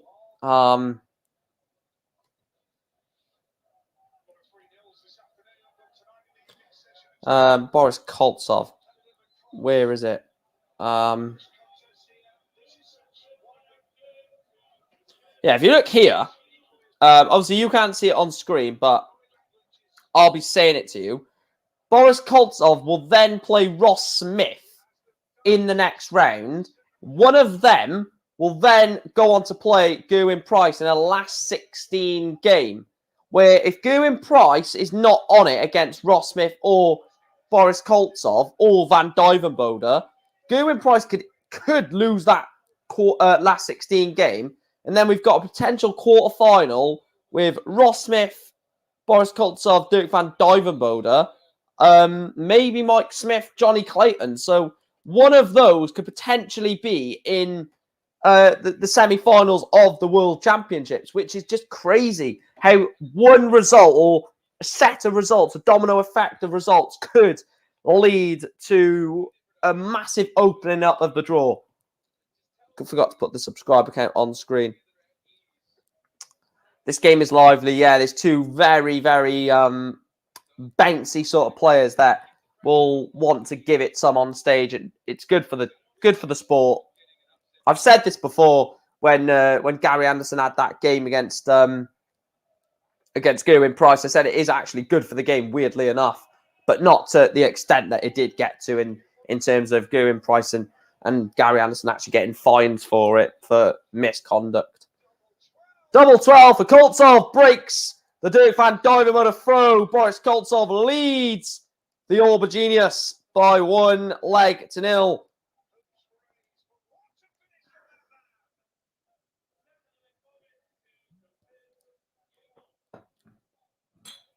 What a performance from Koltsov. I'll tell you what, Boris Koltsov, I've already said it. I've already put my neck on the line and say Boris Koltsov will eventually be a top 32 player. This win could open it up for him massively, because then he's got Ross Smith in a game where if Smudger is not on form, he is going to struggle in that game against Boris. Because we saw in the Jeff Smith-Ross Smith game, yes, he won that very, very comfortably, but a couple of shots that Jeff Smith took out, or, you know, the setup shots, and Boris Koltsov seems to be very good on the board in terms of the calculations, quick calculations, which you need at a high level of sport, or a high level of that. Sorry, you need to be quick on your calculations. 167, if you can't take it, what do you leave, sort of thing.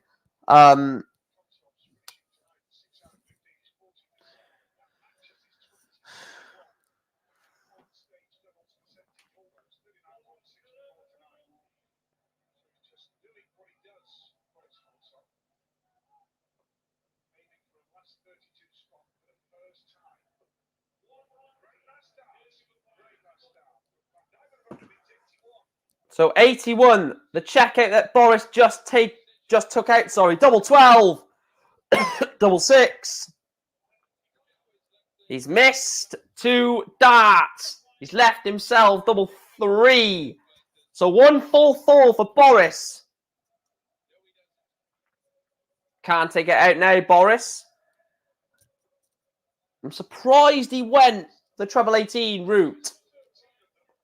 Surprised he's gone that route. 1 for double 1. And he's missed it.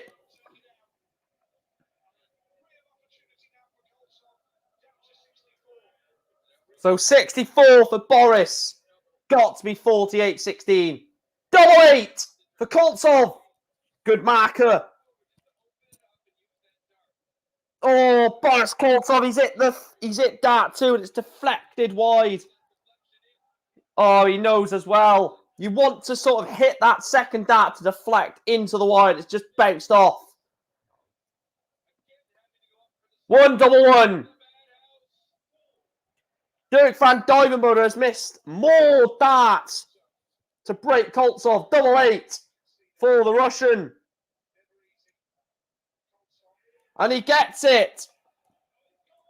Boris Koltsov holds throw against Duijvenbode. And the Russian Viking is 1 leg away from a 2-1 lead.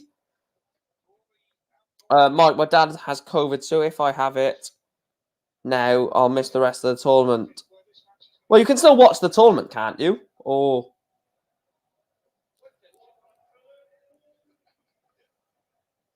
We've just reached 2 hours of the stream, guys. So please do make sure to hit the like button. Please make sure to subscribe to the channel as well. We are on the road to 2K subscribers. And please make sure to share the channel around.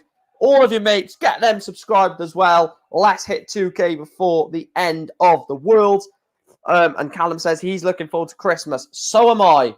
Need to get that new dartboard on my wall. Need to get it on the wall ASAP. Another thing I do need to get is my cans of Foster's, which I'll have to get on the next break because I need to get more drink. Becoming a bloody alcoholic. I'm not, by the way. Don't actually drink too much alcohol because I don't want you becoming bloody addicted to alcohol. Double 9 for Dirk. Dirk van Duijvenbode with that massive, massive roar from the Titan.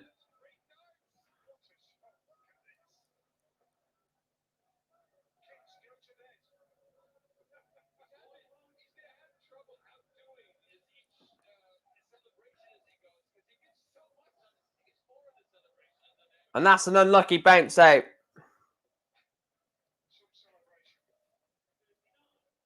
Only 39. Boris Koltsov has got to not get tangled into a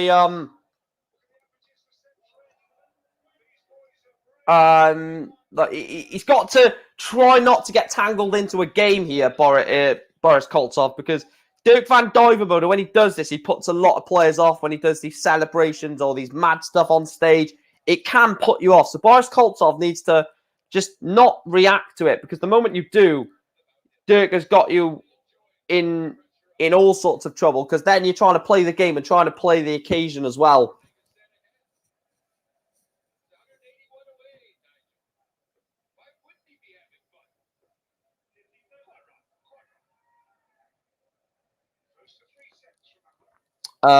You are a brilliant YouTuber, and Guy might love the streams. Cheers, pal. I probably am going to be doing a lot more streams in the new year. Probably lean away from football streams, to be truthfully honest, which I never thought I would say. But I built my channel on football. I think I'm going to sort of not extend my channel, but push it on even further through darts.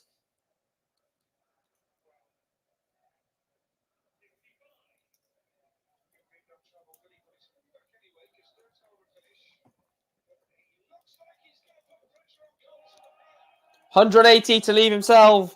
Double 10. Double 8 has to go for Koltsov for the set.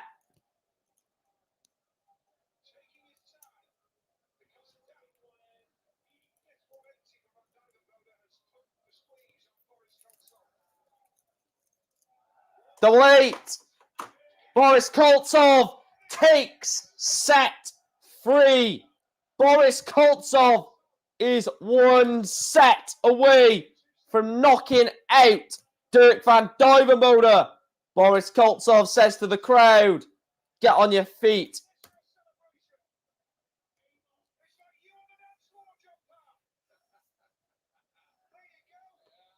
That's incredible.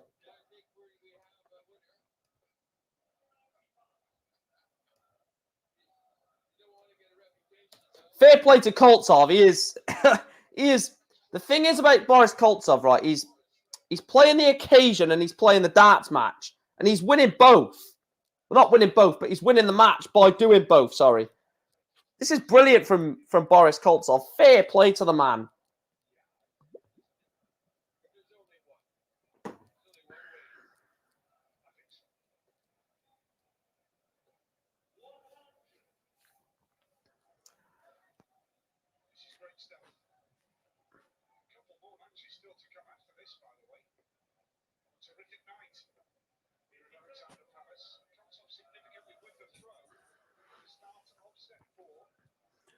So a big visit from Dirk puts it under pressure a bit. Only 83.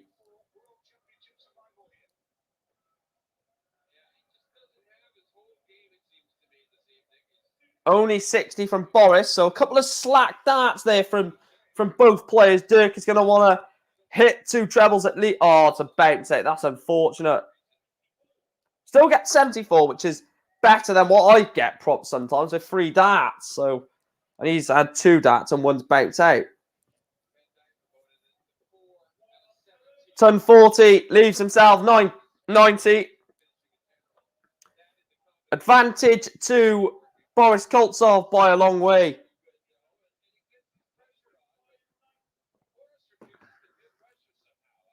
So 90 for the lead. Oh, brilliant shot. 60 double 50. Boris Koltsov leads by 2 sets to 1 and 1 leg to 0.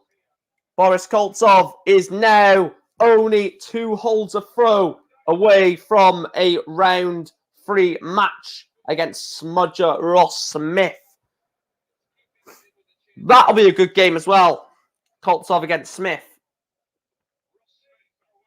Or whoever plays Ross Smith, even if it is Van Duijvenbode, I think that'll be a good game.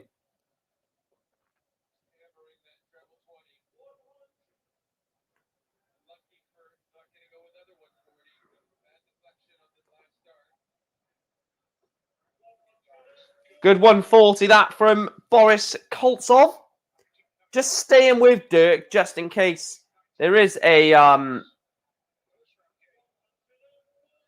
lapse in concentration, a drop dart maybe, something like that, because both players are at such a standard at the moment where one drop dart from the opponent could enable you to capitalize and glide back into the ascendancy in the match. Or in the leg, sorry, but so he's on 2-3-3. You've got to hit something big here just to give your opponent something to think about. A ton 40. So 56 for Dirk. Double 2. So Dirk Van Duijvenbode has missed double 2. Boris Koltsov wants the 1-3-3.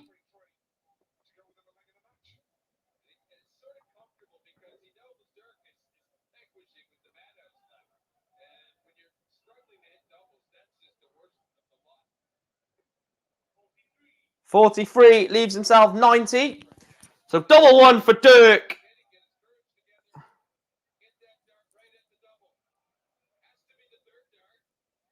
And Dirk Van Duijvenbode holds throw.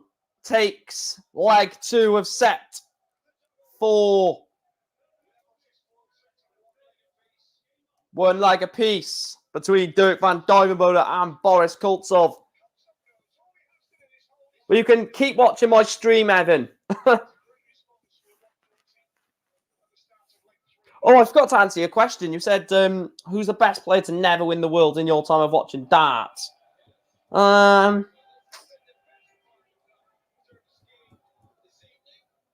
It would be cliche to say James Wade, so I'm not going to say James Wade. I'm going to say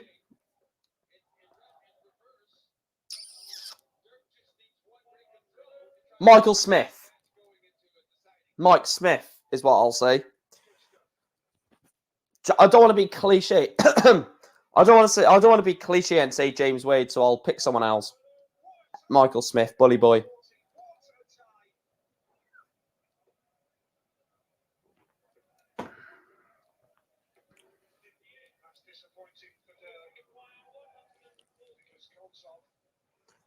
$140. Only 60 to leave 80. So Dirk wants 1, 2, 3.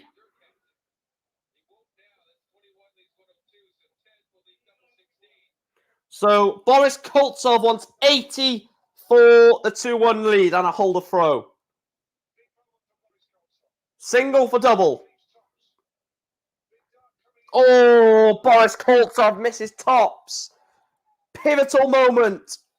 Double 16 for Dirk Van Duijvenbode. Needs to take this, you feel. Needs to take it. Double 8. Dirk Van Duijvenbode breaks the Boris Koltsov throw. Takes leg 3 of set 4. Boris Koltsov really, really, really should have won that leg. Really should have won that leg, you feel. And Dirk has started this with a 140. Thought I was going to say a max. Fallon is definitely not better than Michael Smith. In ability and in longevity. Fallon's only been around a good level for 2-3 years. 3-4, sorry. Start, sit down. If you love the darts, sit down. If you love the darts, sit down.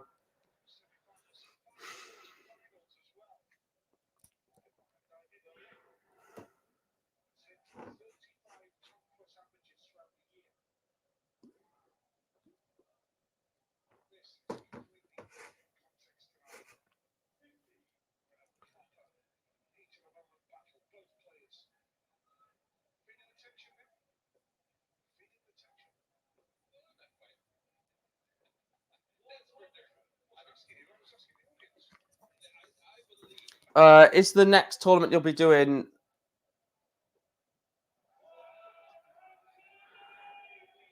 The Masters, yeah. Like I said, I'm not going to do Q School. I might do Q School. I'm not too sure yet. I'm not too sure. Maybe Q School is 50-50 at the moment. I might do it. You can't take out one. When I mean do it, I don't mean attend. I mean I might do like streams for Q School yet, but maybe we'll just see what happens. Tops, double 10. Duijvenbode take set 4.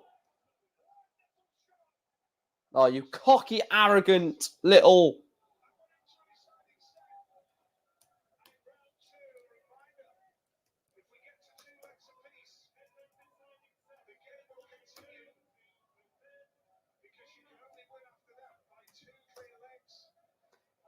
So we are going to a last set decider between Duijvenbode and Boris Koltsov.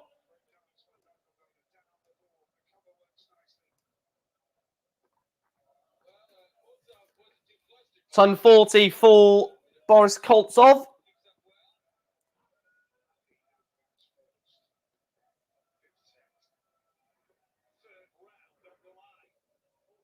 Only 45 for Duijvenbode. Some people call him Duijvenbode. I mean, probably Adam Smith, to be honest. Sorry, Adam, if you're watching. Of course, you're not going to be watching this. You don't watch darts unless it's on, unless you're bloody commentating on it, do you, Adam? That's why you're so shit at it.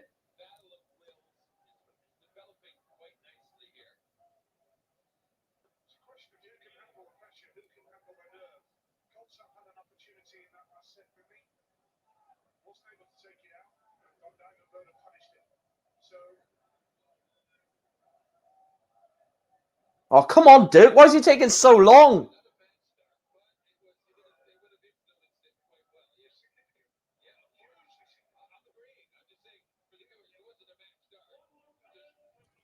One, two, three for Duijvenbode.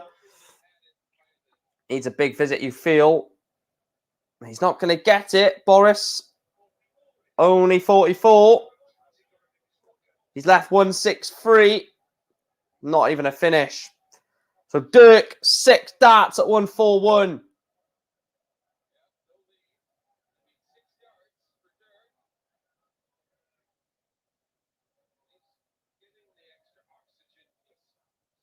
Treble 19. Treble 16. Double 18. Nearly takes out the 141. Boris Koltsov could take something decent. 1, 2, 4 to take 30, to leave 39. Double 18 for Dirk. And he's missed double 18. So Boris Koltsov wants 39 to break the Duijvenbode throw in set 5.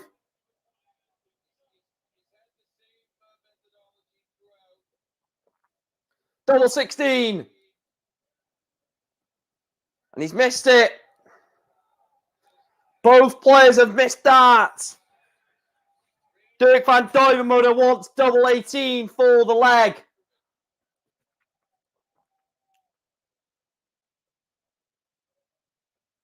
Double 9 does not want to come inside, and he has come inside. So now double 16 for Boris. 3 clear darts again at the double 16. Double 8. Double 4. Boris Koltsov has missed more darts at a double. All the way to double 4. Duijvenbode wants that same target Boris Koltsov has just missed. Double 4 for the leg. Finally, the leg is won, and it's in the ledger of the Orb Genius, the Titan, Duijvenbode. He leads Boris Koltsov in set 5 by 1 leg to 0. It's gone on throw so far. Only 85 for Boris Koltsov. Could punish him with a 180, and he does. Dirk van Duijvenbode.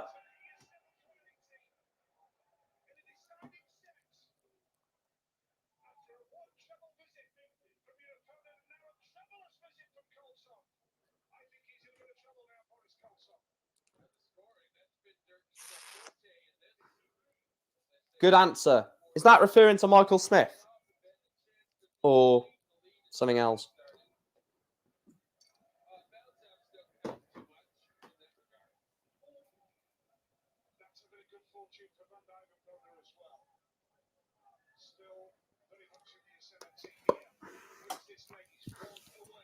So 268 points away from a break of throw for Dirk van Duijvenbode. A game that realistically Boris Koltsov will feel a bit let down, to be fair. Not let down, but a bit annoyed. Good 140 that from Boris Koltsov. He's not on a finish yet. This would be vintage. Dirk van Duijvenbode for the fish!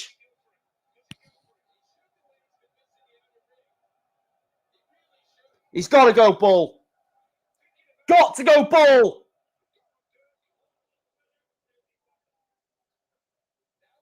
And he's just told the fact he's blaming the fans.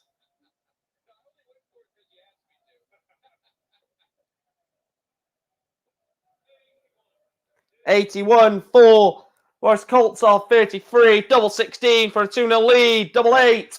Big moment. Dirk van Duijvenbode misses double 8. Boris Koltsov wants 95 for a holder throw. This is a must go. Bullseye. Tops for Koltsov. Boris Koltsov.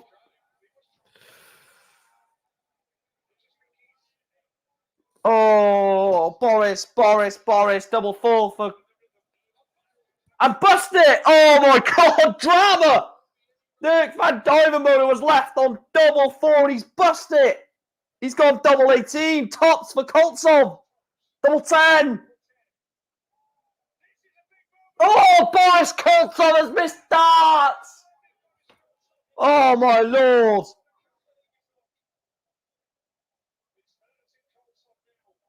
Oh God. What is he doing?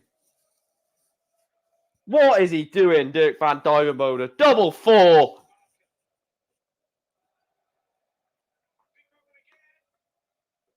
Oh, he's missed more darts. This is absolutely phenomenal. Dirk van Duijvenbode has missed about 6 darts at a double. And Koltsov, it's double 5. This is ridiculous. This is absolutely ridiculous standard. More match dart or more leg darts missed from Koltsov, from van Duijvenbode, and Koltsov was just waiting there for him to miss.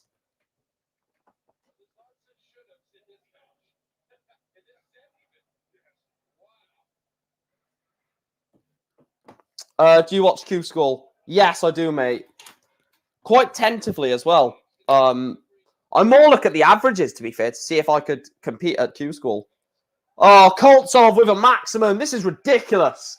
This is absolutely ridiculous.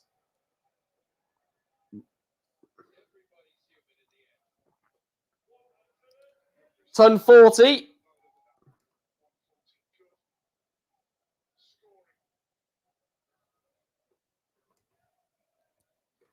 This game is just fair play to these players, man. What a...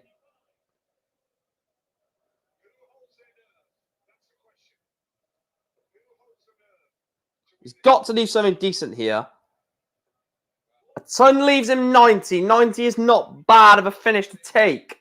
Unless this 72 goes. 52 left. 20 for double 16. Oh, this is ridiculous. I'm sorry, but this is game of the tournament so far. What game. Dirk van Duijvenbode takes leg 4. Leg 3, sorry, not leg 4. 2-1 to Dirk van Duijvenbode in set 5. Only a ton from Koltsov.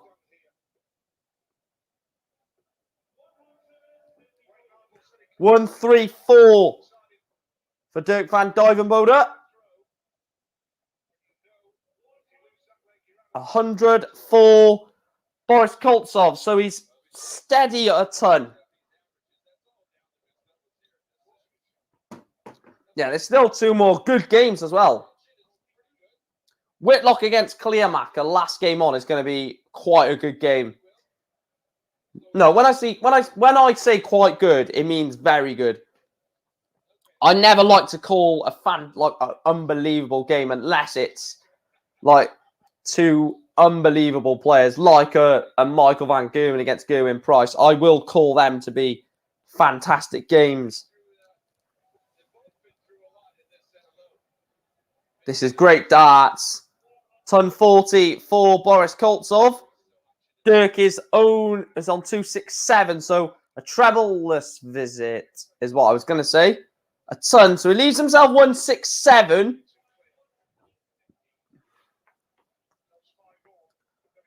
$115 for Koltsov. 99 leaves himself 88. Dirk is not going to take the 167 out. I just didn't feel like he was going to, and he didn't. But yeah, I do watch Q School, and yeah, it's still mad that there's still 2 more games to go. 88.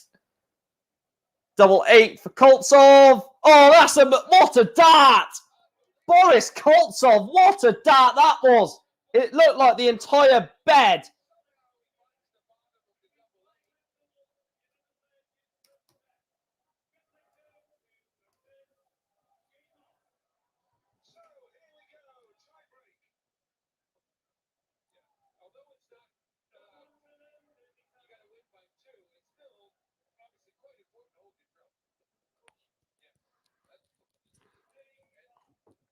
Go into a sudden death or must win by 2 clear legs sort of thing. So you cannot win this set 3-2 now. You cannot win this set by 3 legs to 2. It will have to be 4-2. 4-2, 5-3, 6-4.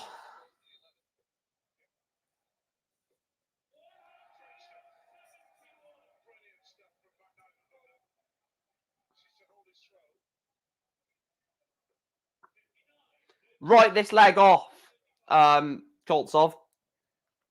Well, don't actually officially write off a leg, but because if it arrives as an opportunity for you, then you've got to take it, haven't you? So leave something decent and just see what happens with Van Duijvenbode. But no player deserves to lose this.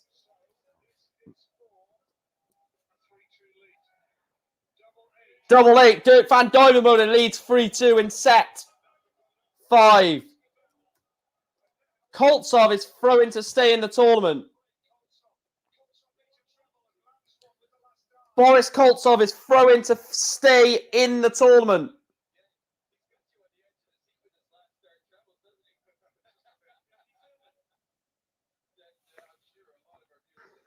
Last could be a tiebreak in this last set decider in the second match here between Dirk van Duijvenbode and Boris Koltsov.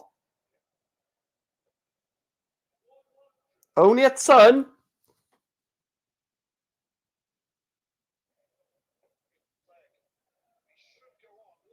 A ton there for Boris Koltsov. Should realistically go to 3 legs apiece here. So 161, 6 darts at 161 doesn't need to go yet. 65 for Boris Koltsov, leaves himself 96 with Dirk van Duijvenbode on 287. Won't even be on a finish. So 6 darts at 96 for Koltsov.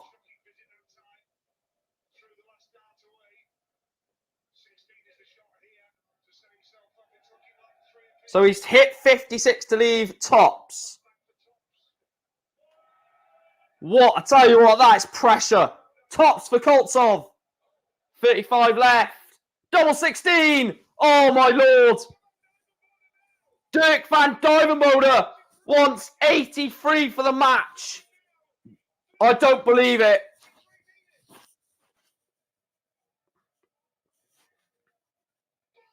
Bullseye.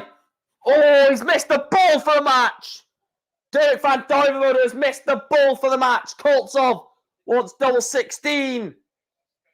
Big moments. Double 8. Double 4. Oh, Koltsov. Boris Koltsov has missed.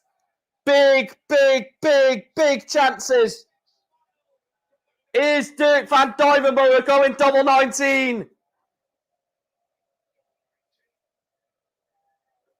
And he's done it! Duijvenbode beats Boris Koltsov by 3 sets to 2. What a game of darts! Duijvenbode 3, Boris Koltsov 2. An absolute classic on the Ali Pali stage. Game of the tournament so far for me. You had everything. Bounce outs, big scores, big everything, big celebrations. Duijvenbode plays Ross Smith.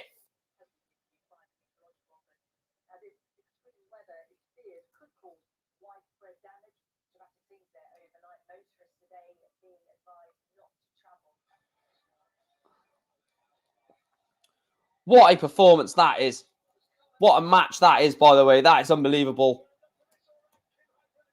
What a match of darts. That was unbelievable.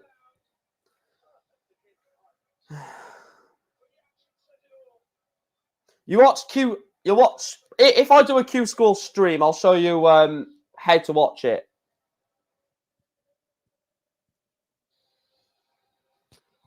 I'll decide before the end of the World Championships anyway, how to watch Q School. And then at the end of the World Championship final on stream, I will show you how to watch Q School, Evan. What a game. What an absolute game that was.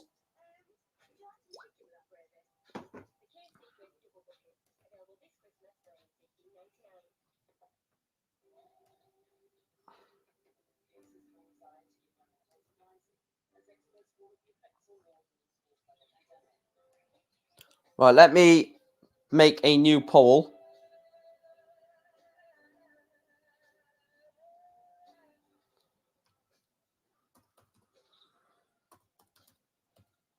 Actually,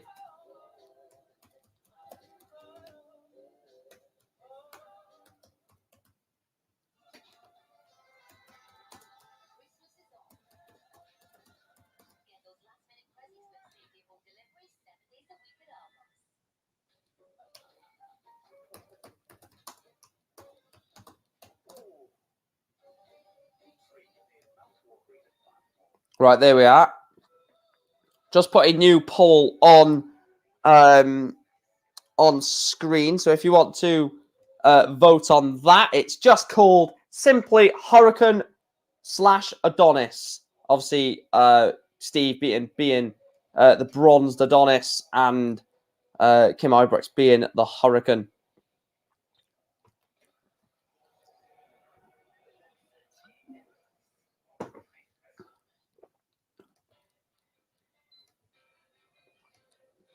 Stop me now. I'm having such a good time. Having a ball. Don't stop me now.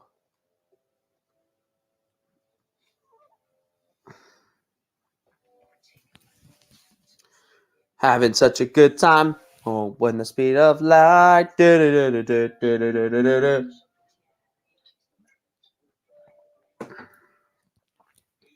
Please make sure to smash a like on the video, guys. Like I say, subscribe to the channel, and please make sure to share the channel.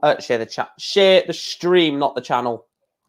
You can share the channel, but share the stream. Get your mates to watch it, and let's get to 2K subscribers very, very shortly.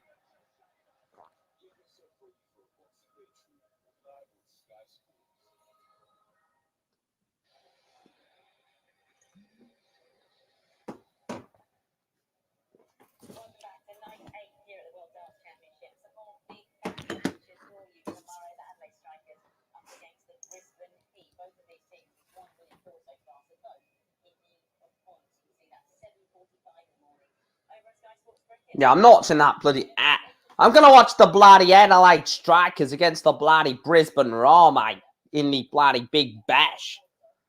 That's such a bad Australian accent. But I'm not going to watch the Big Bash between Adelaide and Brisbane. 7:45 in the morning in bloody Australia is like... No, 7:45 in the UK. It's like 10 o'clock at night in bloody Australia, isn't it? Actually, Clive is in the chat and he is in Australia. So it just advertised the Big Bash on Sky Sports, Clive, and it said 7:45 in the morning. So what time would that be over in Australia? Because obviously a cricket match in UK would never ever start at 7:45 in the morning. So what would the time be over there if it was 7:45 in the morning here? Just interesting to know, like, what time Australia play their cricket. Obviously, we don't want to talk about cricket at the moment when Australia national is concerned with the current 7 p.m. It's not bad then. I mean, our cricket is normally 5-6 p.m. I think. That's another sport that I would. Do you know what? I would really love to do cricket content on my channel. It's just it would never do well. It would never do well. Because I would basically be talking to like one person every stream. Cricket, like darts, is a YouTube topic / subject that could do really well in the future. It just needs someone to do that first like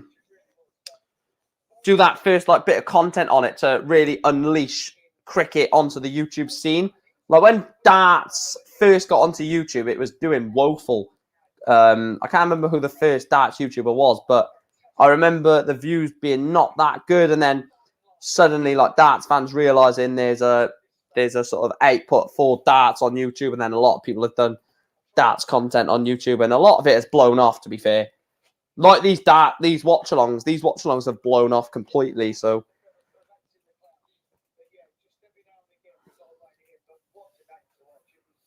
Yeah, India, New Zealand are quite big on their cricket, aren't they?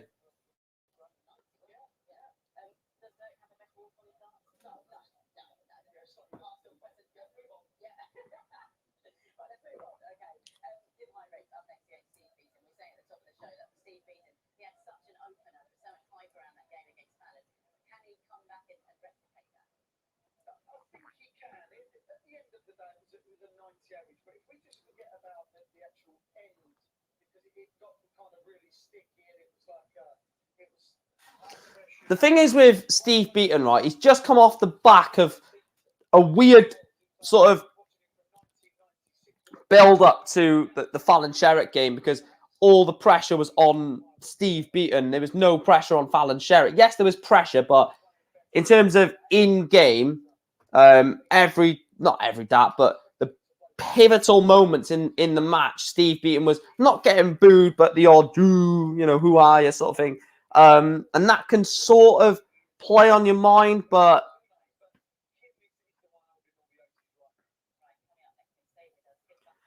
more all black union for the Kiwis, but love their cricket, to be fair. Yeah.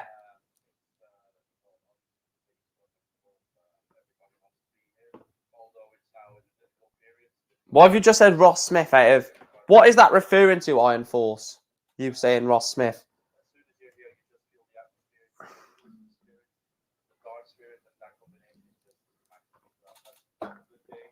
Didn't even finish my drink.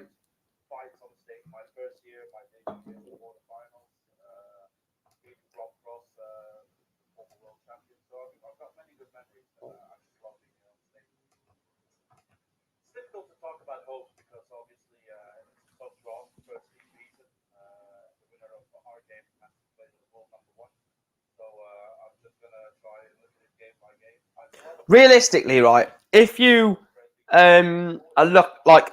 So the top 32 players or towards the World Championship every year, if I was like 34th, 35th in the world, I would be trying to nail getting prize money to get into the top 32, but I would want to finish rough. I would want to be sat in,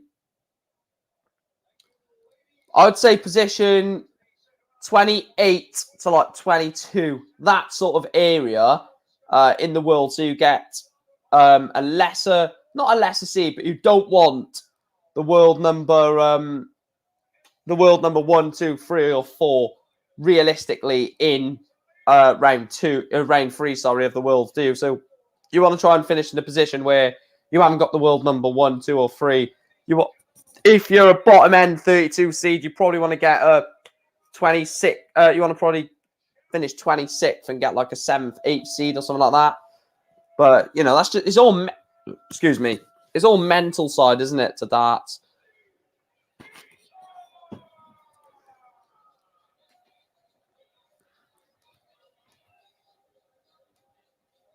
Staying alive, staying alive. Staying alive, staying alive. Staying alive.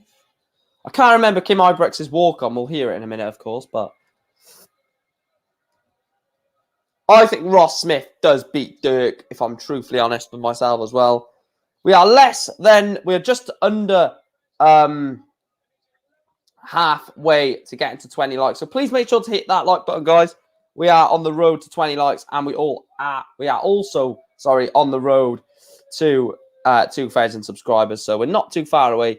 238 away from that.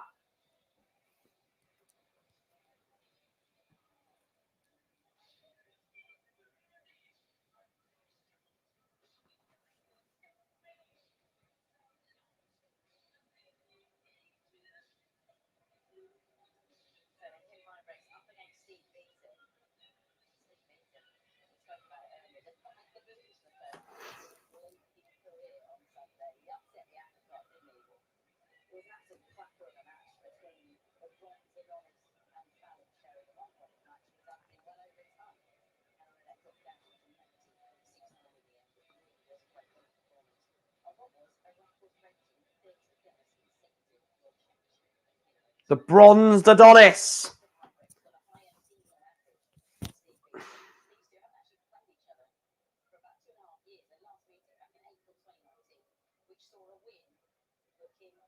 It's going to be interesting, this game.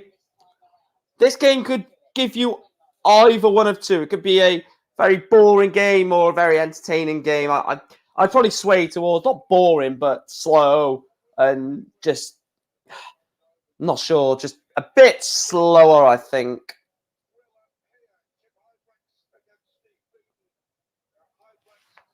Right, who's got the darts? So Steve Beaton has the darts in this one.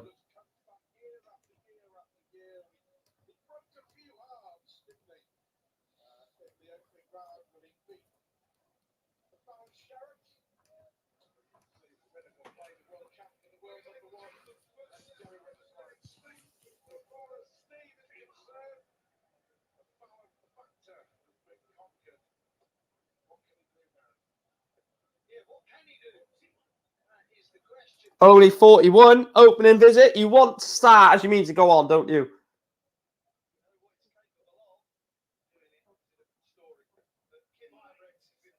$97 from Kim.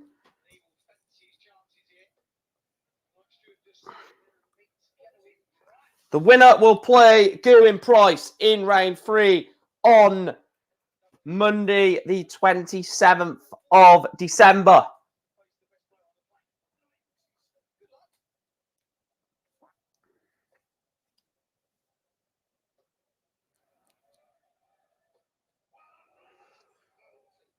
Love at First Sight is a great album. Crossfire would be a good walk-on song.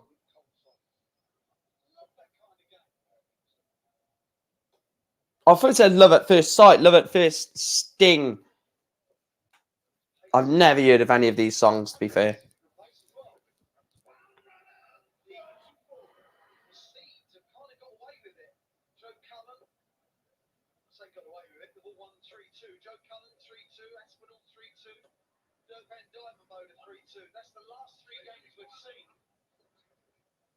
I hope this game doesn't go 3-2.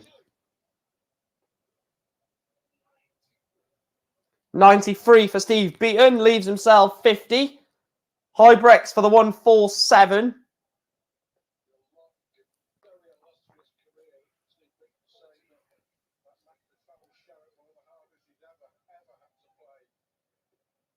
Double 16.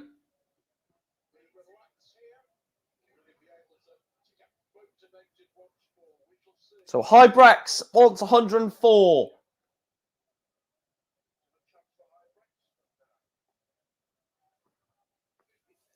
Steve Beaton wants double 16 for the first leg of the board. First leg on the board, sorry. First leg of the first set. Double 8. The Bronze Adonis leads the Hurricane Kim Huybrechts by a leg to 0 in set 1.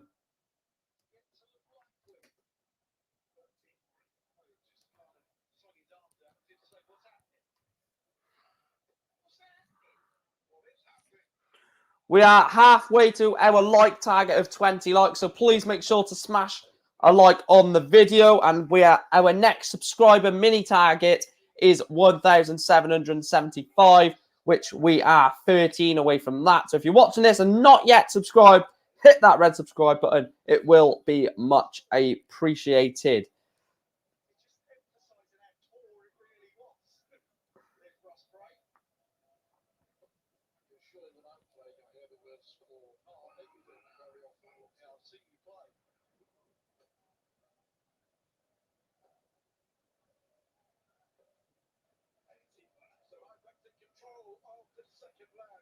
So Huybrechts.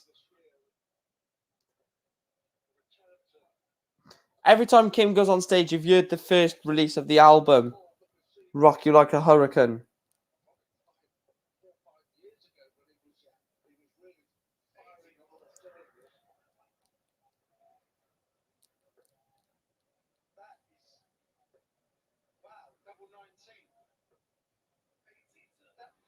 $82 for Kim Huybrechts, leaves himself 19.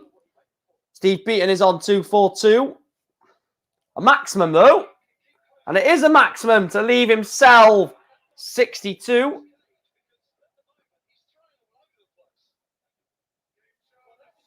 Free double 8.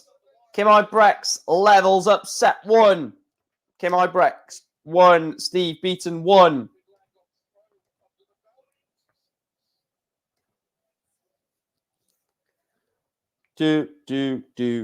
Staying alive, staying alive. Staying alive.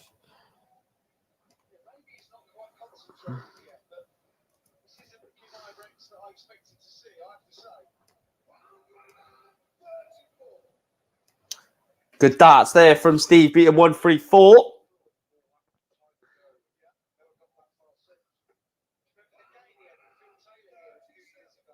$137 for Kim Huybrechts. Steve Beaton, however, takes the 140.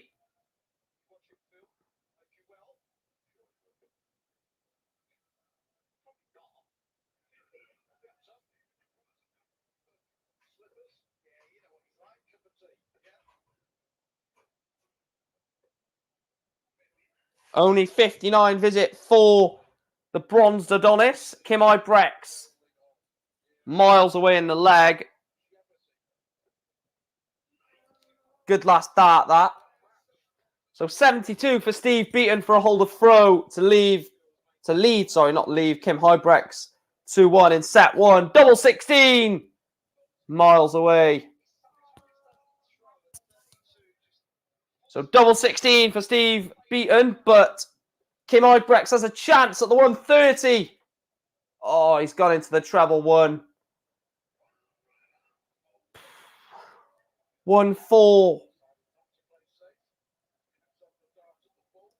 Double 8. Double 4 for Beaton.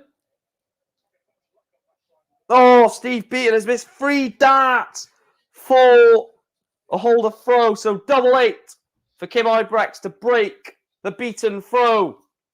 Double four. It's on the wire. Oh, he's busted his score. So double four for Beaton. And he gets it. Steve Beaton holds throw. 3 consecutive holds a throw in the match so far. 2 breaks a throw, sorry. It was a break a throw in leg 1 and leg 2, wasn't it?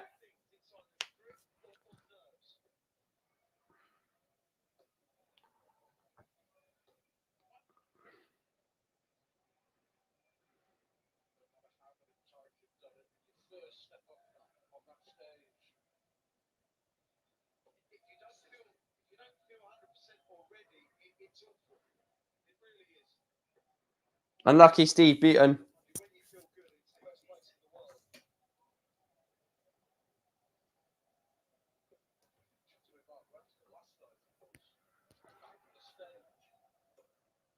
$140 for Kim Huybrechts, leaves himself 201.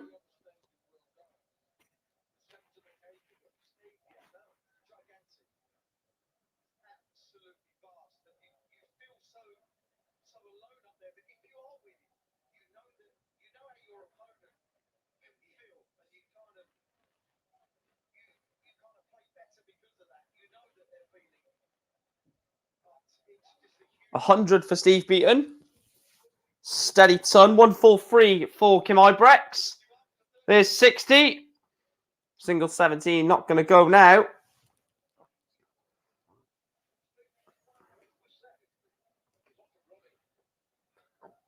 Tops. Oh, he's gone 51 bull.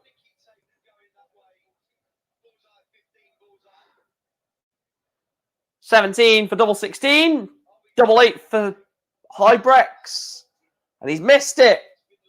So Steve Beaton will have a dart for the set. The bronzed Adonis will have a dart for set number 1.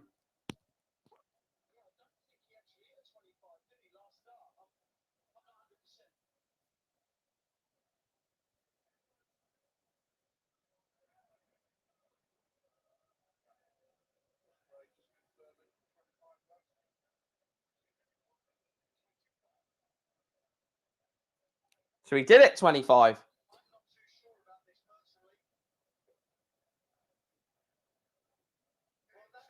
Free double 11. Steve Beaton wins set 1.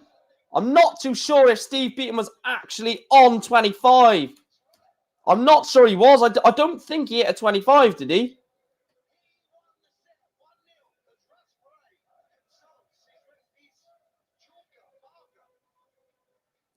He might. I'm not too sure. I didn't think Steve Beaton actually hit 25 last start. No, because he went ball 15. No, he did. Because he went ball 15, 25, didn't he?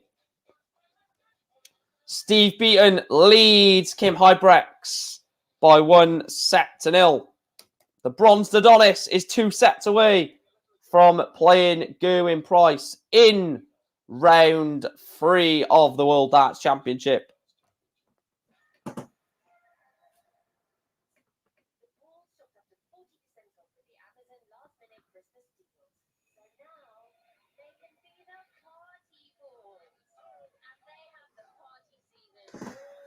It's going to be an interesting game, this, to be fair. Like, because obviously Steve Beaton would have been under a lot of pressure from the last game where he basically was trying not to lose to Fallon. Excuse me. But now it's basically fighting to win. It's a massive, massive difference in the pressure.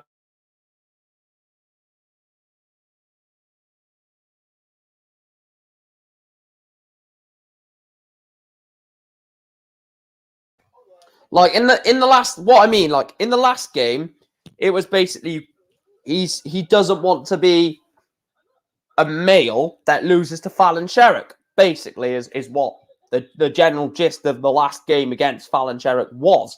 Now it's a game where I'm trying to win the game. There's no pressure on me that I'm trying not to lose. He's trying to win, and trying not to lose and trying not to win. Trying not to lose and trying to win are 2 different pressures. And it's going to be interesting to see how he does handle basically going into this game to win now. Kim Huybrechts has not played a game at the World Championships yet. This is his first game. Steve Beaton has already played one. So he's already got the sharpness in the tournament so far by playing that first round game against Fallon Sherrock. Can Steve Beaton get into the top 32? Because I would love Steve Beaton back in the top 32. If he wins this game, goes up to 47th. Callan Ridds, who's 32nd in the world, is on 140 grand. For Steve Beaton to get 140 grand, he needs to get to a semi-final. So he needs to win this quarter, which with Gerwyn Price, Johnny Clayton, Michael Smith in it, I don't see you doing that, to be fair.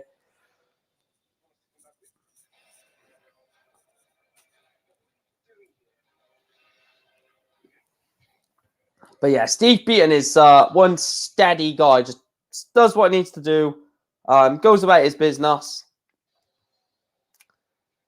Right, it is back on, so a maximum of a maximum of 4 more sets.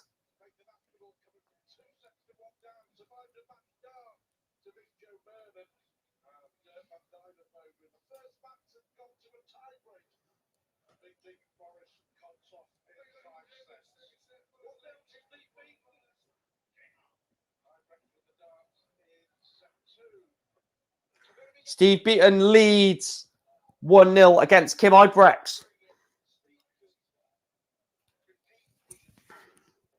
Let me try and sort this out so I can relax a little bit while still doing this stream.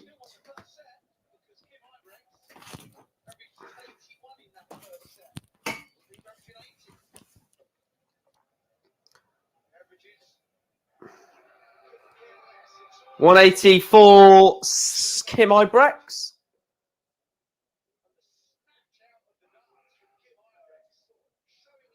$134 from Beaton.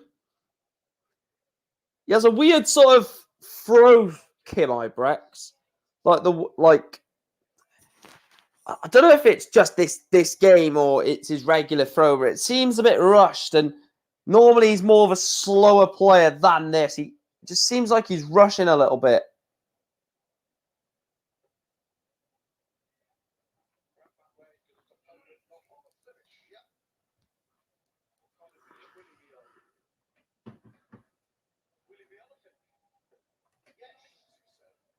$97 for Steve Beaton, leaves himself 1-2-3. Kim Huybrechts for double 16, for double 8. For double 8.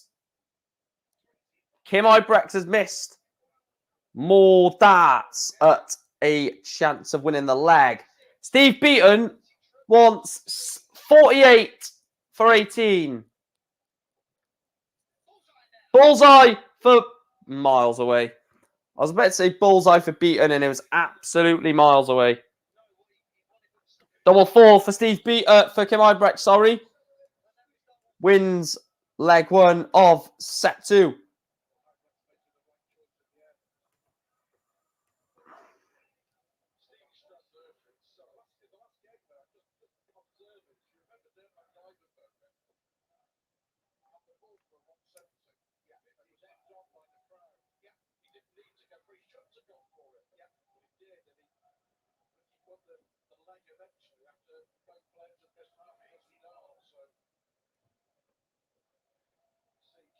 This could be a long... I really don't want this to go to a last set decider.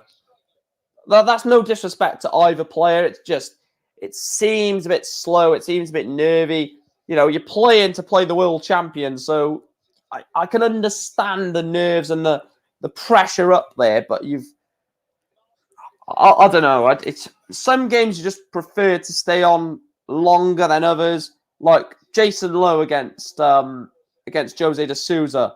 Realistically, that game, I really do not want that game to last 5 sets, if I'm brutally honest.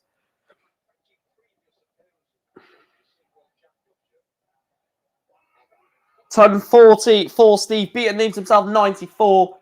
He's throwing for a level set.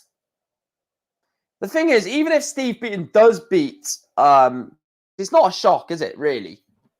Because Huybrechts is, Beaton's got credentials.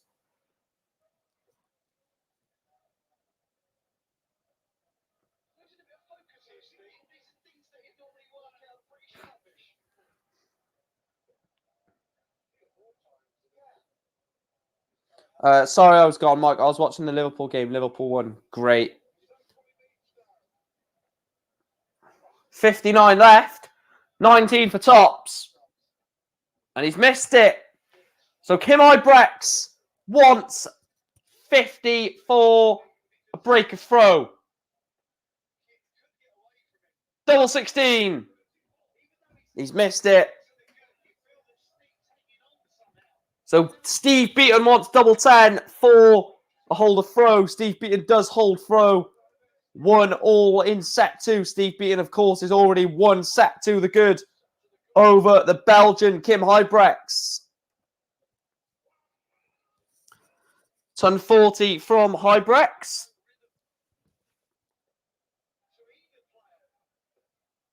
Back-to-back 140s in this leg.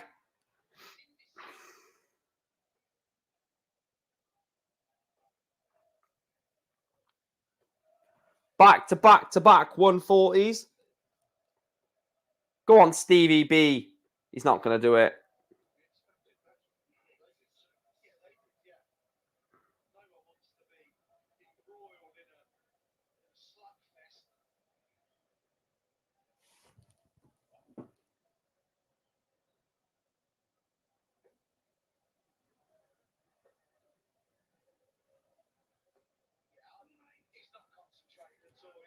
Yes, Jason Cullen did win.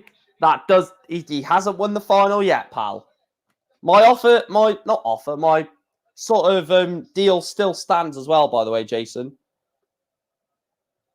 Like I told you, it still stands. I'm not going to pull out of it.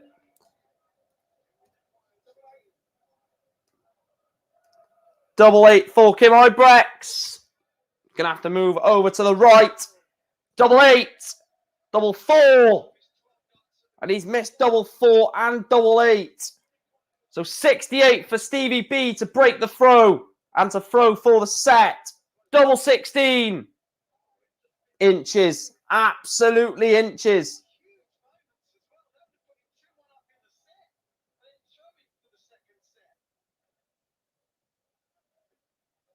Double 2.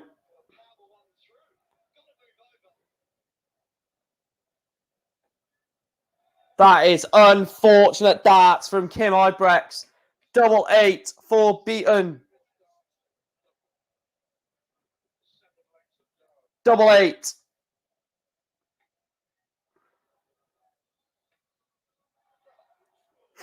Steve Beaton has had 2 bounce outs on double 16. Double 8, sorry. When you get unlucky, you just get unlucky, don't you? Double 2. Double 1. Double 1 for Kim. Finally.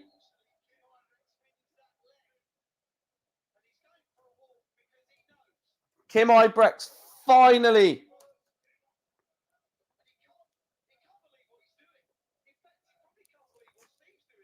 This is a poor game. This is a poor game in standard-wise, I think. Really poor game. So many missed darts at a double. It's ton 40 for Kim Huybrechts.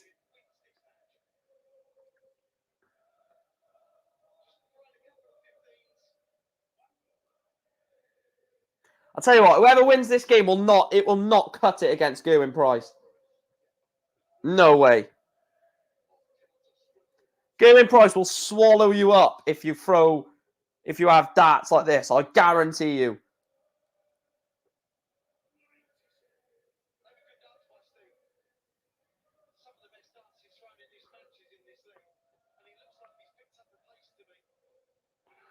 $180 for Kim Huybrechts. He's not going to take the 164. 137 for Kim Huybrechts for the set. 97 to leave himself top. 64 for Beaton to hold throw. Double 16. Steve Beaton has missed. So Kim wants tops for the set. Got to go lower. Not that low. Double 10. Oh, more missed darts from Kim Huybrechts. Double 8.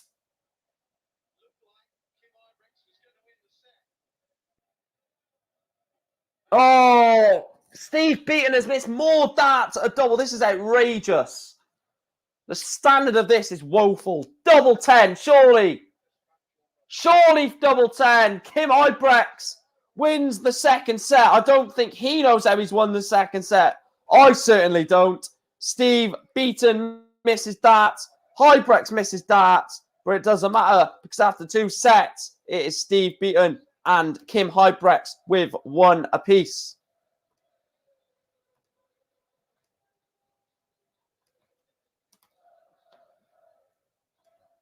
What a crap game.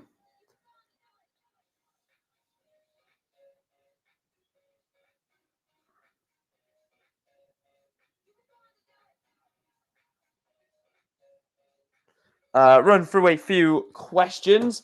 We'll take the subscriber count off for the minute. Iron Force has just gone, wee. Hope you don't need a wee. I hope that's like some sort of like celebration. I hope you're not saying you need a wee. Boo has gone, Huybrechts is going to get battered. He's just taken the set, pal. And Peter has said, going to be a long stream this is. Well, to be fair, what did I say yesterday? I said yesterday or on another stream what my longest stream is. Let me quickly have a quick look. Right, let's see what the longest stream I've done of this tournament so far. So it is currently, let's have a look. The longest stream is currently 4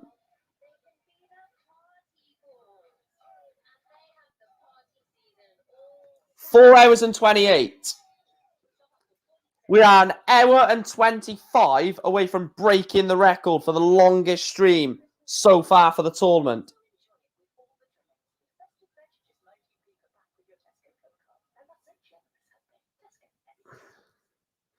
Well, I think we'll beat it. 4 hours and 28 is the record for the longest stream. And that was the night of Joe Murnan against Paul Lim. So, you know, quite understandably. And that was the night for the 9 data as well. So, from William Borland, just to clarify, as there has been 2 9 datas in the tournament this year. Unbelievable standard on the tour at the moment, isn't it? Unbelievable standard on the field.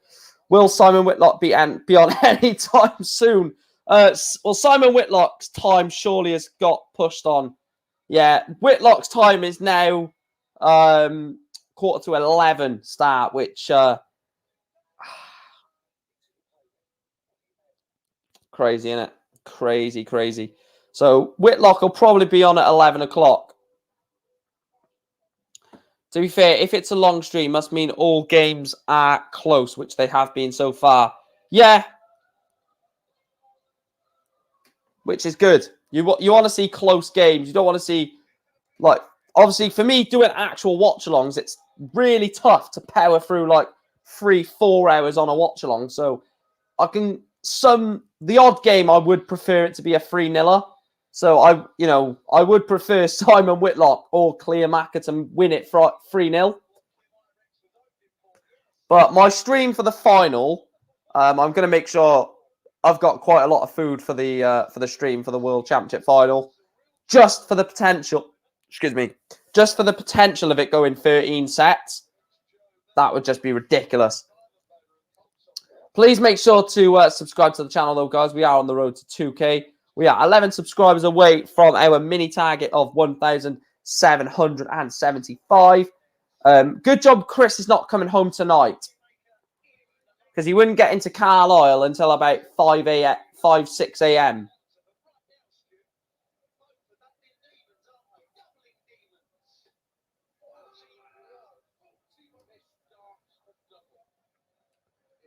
We are 7 likes away from the like target as well, so hopefully we can hit that very shortly.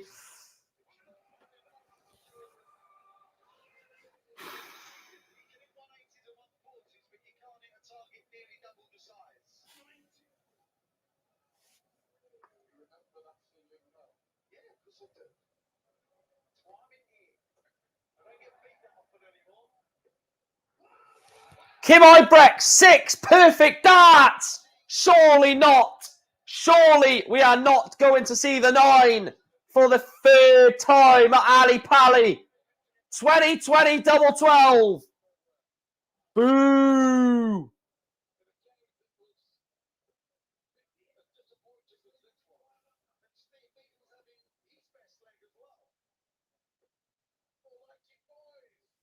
I'll tell you what, this is a better standard. I'm liking this standard now. Set 3, better. First 2 sets, absolutely embarrassing standard. Next set, or the next leg of the 3rd set, double 16, 11 dart leg from Kim Huybrechts. Poor first 2 sets. Kim Huybrechts wins leg 1 of set 3 with an 11 dart break of throw. Very, very good standard, that.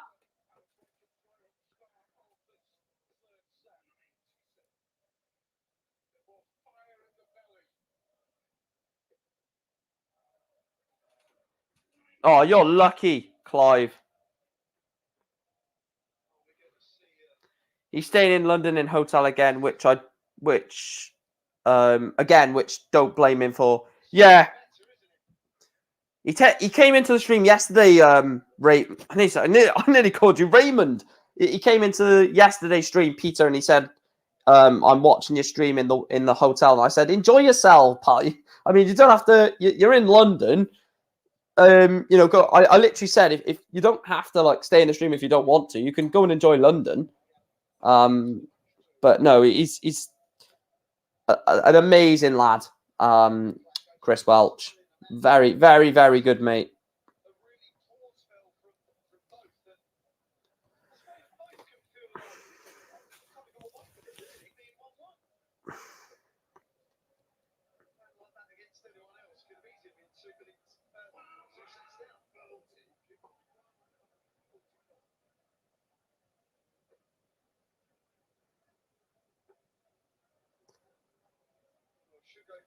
Good use of the bullseye. Should go treble 17, I think. 87 for Kim Huybrechts, leaves 58, but double 16 for Beaton. Oh, this is ridiculous. More like this. More like this. Completely level. 1 set apiece, 1 leg apiece in this 3rd match of the evening between the Hurricane and the Bronze Adonis. Let's have a look at the likes. Still 7 likes away, guys. Keep smashing that like button. Steve Beaton is marginally favourite by you guys in the poll. 60 from Beaton.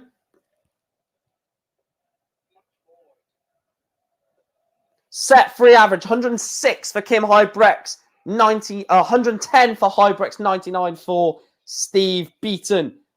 Just what we want to see.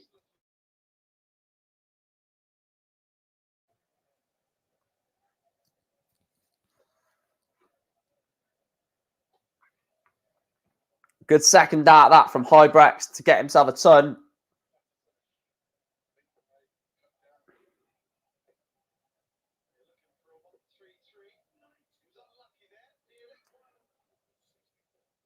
$164 for Kim Huybrechts. 54. 132 from Kim Huybrechts to leave himself double 16.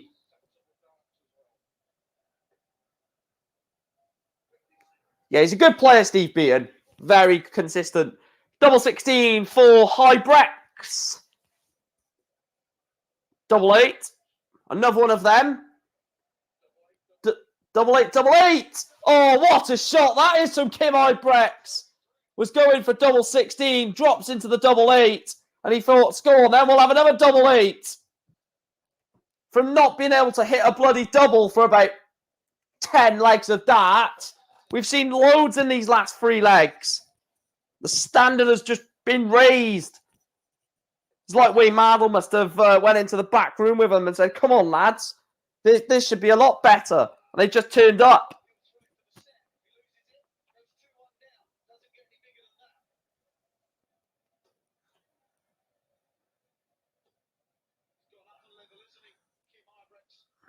I fancy Kim Huybrechts to win this match now. Just fancy Kim. The way he's playing after the break, he's just looked electric.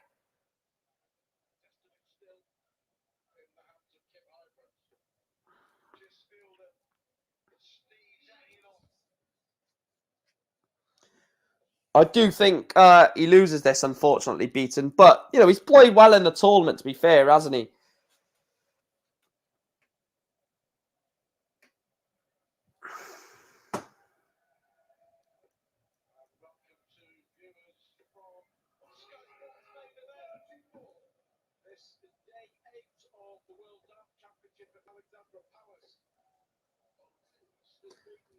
$40 with 20 on the floor.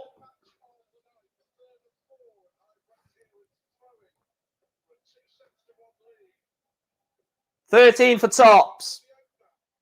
Oh, Kim Huybrechts misses tops for the 1-1-3 for the set. Steve Beaton is not on a finish, so Kim Huybrechts will be back for tops to go 2-1 up and 1 set away from a meeting with Gerwin Price. Tops for Kim Huybrechts. Double 10 on the wire.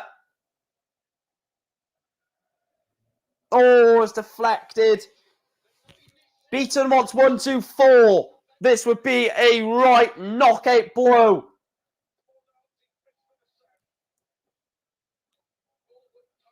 Ball! Oh, Steve Beaton misses the ball for the 1-2-4. So Kim Huybrechts wants double 10 for the set. Double 10 for 2-1. And he gets it. Kim Huybrechts leads Steve Beaton by 2 sets to 1.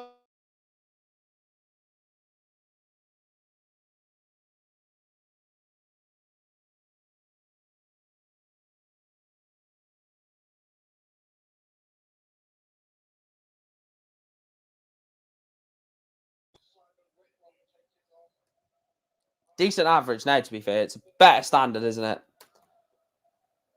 I thought we was going to see the Belgium number 1 and Belgium number 2 and Belgium number 3, Mike De Decker, all leave the tournament.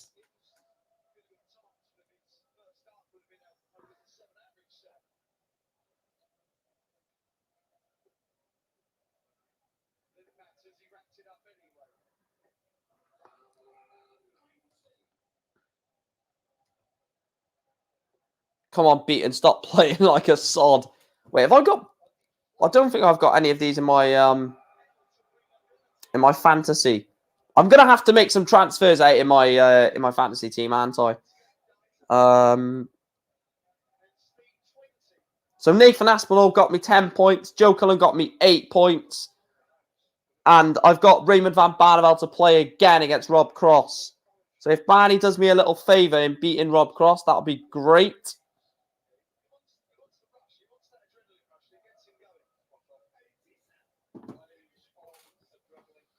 So 66 for a 1-0 lead. Double 18. And he misses it. So he will be back for double 9 unless Beaton takes out 115.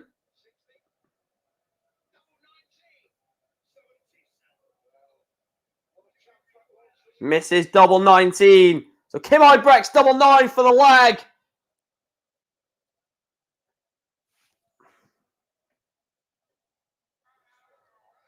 Kim Huybrechts, no score. Double 16. Surely. And he's missed it. Steve Beaton misses double 16 for a break of throw in set 4. So Kim Huybrechts, double 9. And he does. Kim Huybrechts, double 9. Leads Steve Beaton by one leg to nil, in set 4. Steve Beaton is 1,002 points away from a place in the third round of the World Championship where he will play Gerwyn Price.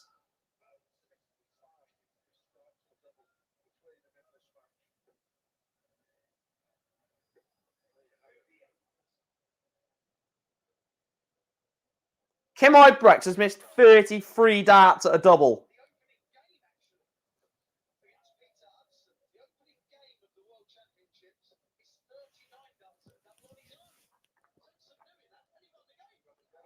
.180 from Steve, the bronze Adonis Beaton.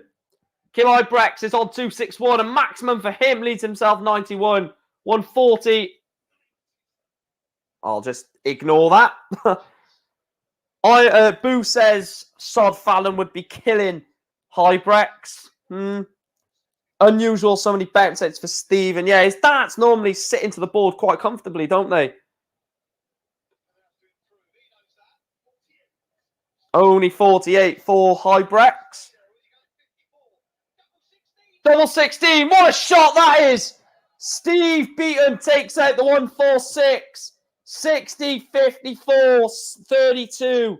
Steve Beaton levels up set 4. Holds the throw.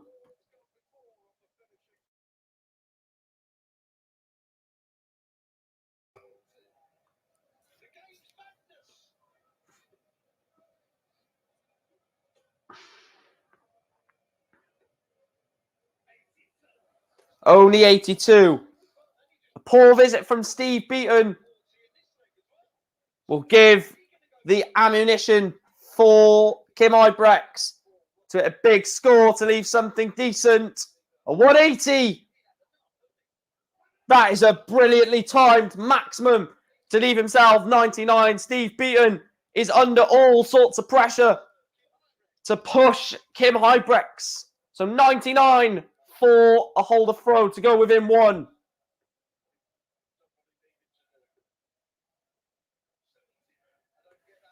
$79 to leave double 10.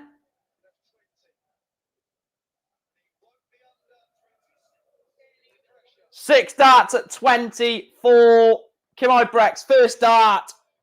Kim Huybrechts takes double 10, leads Steve Beaton by 2 legs to 1 in set 4. He is 1 leg away from a place in the third round where the Hurricane will take on the Iceman, Gerwyn Price.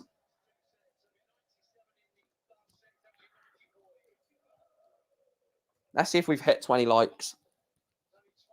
We're 5 likes away from 20 likes, so keep hitting that like button, guys. We are nearly there to the target. Anything above 20 is a bonus on any stream. It's just 20 likes is the target. Ton 40 for Kim Huybrechts. This is against the throw, but Steve Beaton hits a 137 to leave himself 84.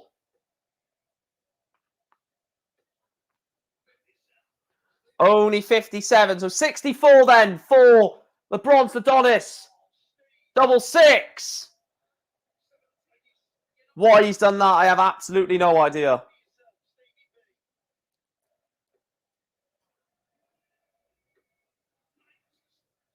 $96.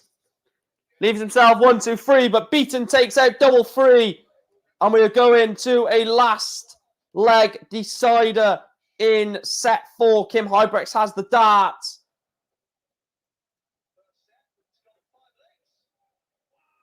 $140 for Kim. Perfect start in the leg that if he wins, he will be into the third round.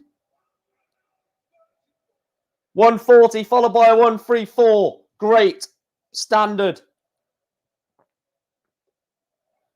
Only a ton.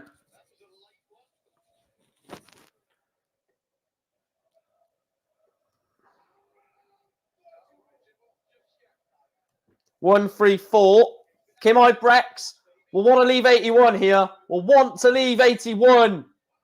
Instead, he leaves 1-2-1 with a 140. Steve Beaton is on 2-3-3. Will not leave a finish. Now he will. So 1-2-1 for the match.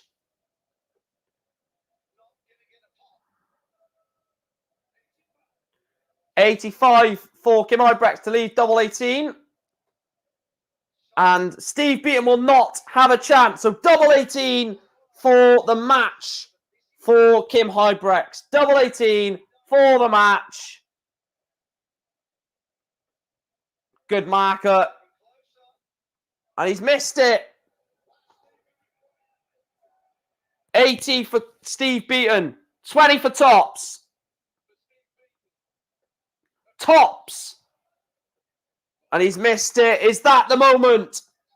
Kim Huybrechts has to take this. Double 18 for the Hurricane.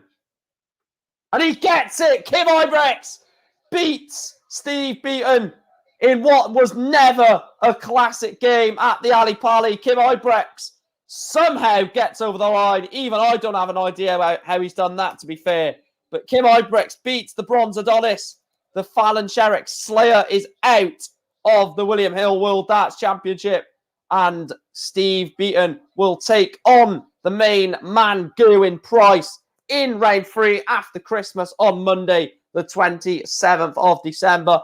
I'm going to take a quick toilet break. I will be back in literally like a minute, so don't go anywhere. Like I say, keep hitting the like button, keep subscribing to the channel, and I will be back in like 1 or 2 minutes, and we will get ready for the Wizard of Oz. See you in a minute, guys.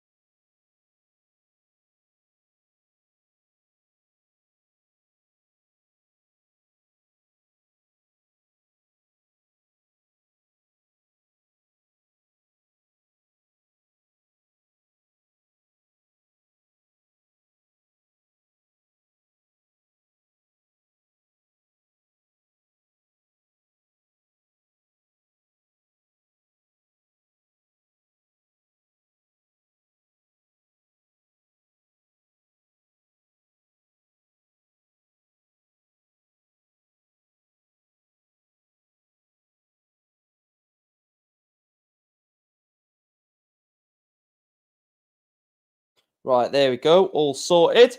Need to end the poll, actually, don't I? Because I've still got the poll for Hurricane against the Adonis. Obviously, that game has finished finally, by the way. I need to see if this game is going to smash the record for the longest watch along that I've done.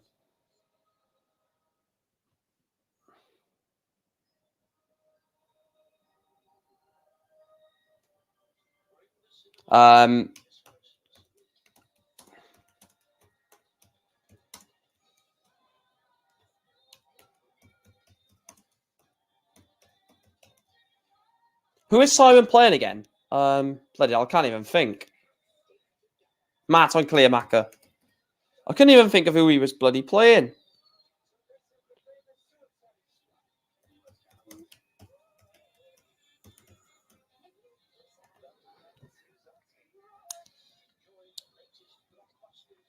Right, let's see if the poll has gone up. If the poll is up, guys, please make sure to vote on it. Hopefully it's gone up now. Let me just check my stream. Yeah, it has. It has gone up. So vote on the poll. The Wizard is back is the title. Simon Whitlock or Martin Kleermaker. Boo says Fallon would have won that. Well, we will never find out, will we? We will never find out. Martin Kleermaker does have the darts in this next match. So whether that's going to have any impact on the result, we will find out. Get your comments in, guys. Get your thoughts ahead of, obviously, that game and ahead of the game, or the next match, sorry, between Kim Huybrechts, between Simon Whitlock and Martin Kleermaker. Wait, I think... Let me have a look. Let me just check something.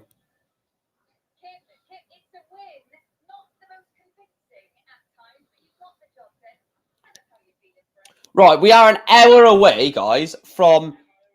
well, we are an hour and 1 minute away from breaking the record for the longest watch-along of the Darts World Championship so far.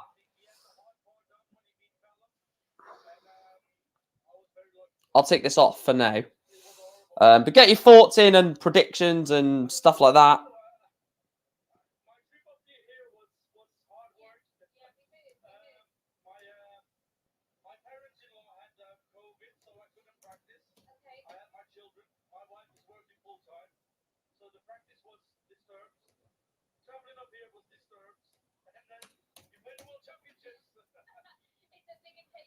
Let me just add something on to the...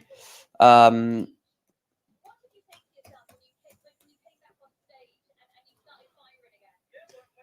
we are. I've just got to add something onto the banners just to make them aesthetically pleasing for you guys in the chat room. Again, you have been absolutely phenomenal tonight. I will be back live again tomorrow evening at 7 p.m. Same time, same place. And no one has voted Martin Kleermaker yet, which, you know, is quite... I didn't expect that. I thought quite a few people might vote towards Martin Kleermaker. Could happen. I think he has a chance, Kleermaker, but realistically, it has Simon Whitlock written all over this tie. Anyway, that is my prediction. I think he wins this comfortably, 3-0, 3-1. But then again, you know, he's not been fantastic this year, Simon Whitlock.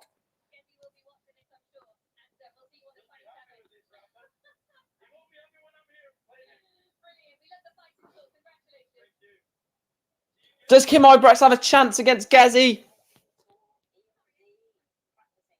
No, I don't think he does, unfortunately.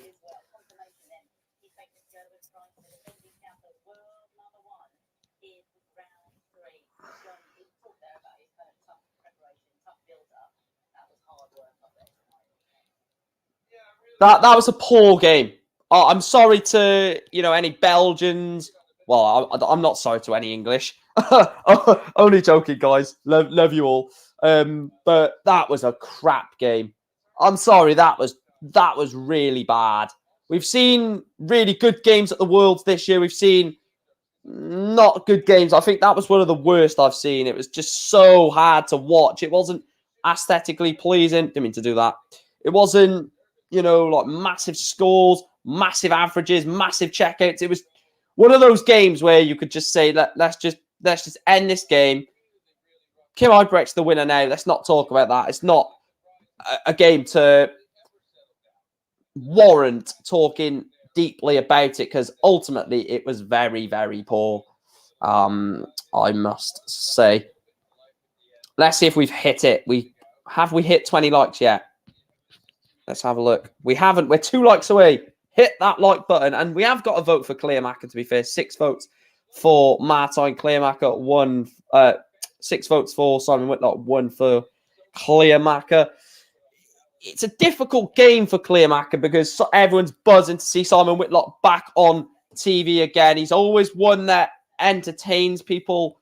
And obviously, you know, he adds that extra bit of Aussie grit and desire. I'm sure Clive will back me up on this. All the Australian players, they just add that little bit extra. They don't give up. Australia is one of the countries that produce some very good darts players. You know, I don't want to talk too much about a certain player, RIP, if you know what I mean. But Corey Cadby-ish. Damon Heta is an absolute phenomenon of Australian darts. Kai Smith, Raymond Smith, you know, done decently. Maybe not Kai, but Raymond Smith is still in the tournament. Obviously, Simon Whitlock, former world runner-up. So there's a lot of talent coming through the Australian game at the moment. So be interesting to see where Australia continues in the world of darts, I must say. But we are waiting now for Simon Whitlock. Martin Kleermaker won the ball backstage, so he will have the throw. And by the way, I must say, he is absolutely enormous, Martin Kleermaker. And I need to have a look at his height because that is absolutely massive.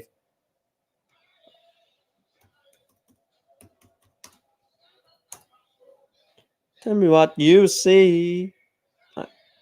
Giant. Ooh. What you see. I am giant. Does it say the height? I want to see his height. Does anyone know how tall Kleermaker is in the chat?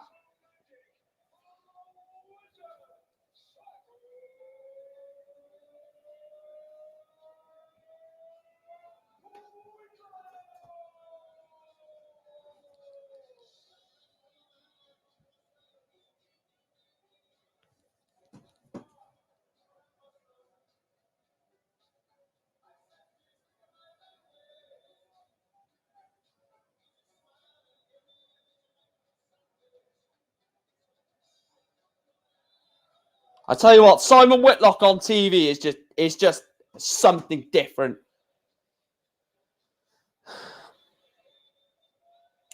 Is that the actual height? 6'7" Iron Force. Is that his actual height, or is that just a guess?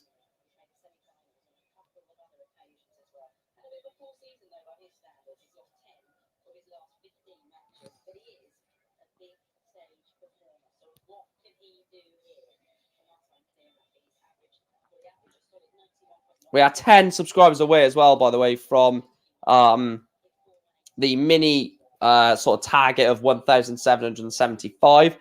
So if you're not subscribed or you haven't liked, please make sure to do both of that.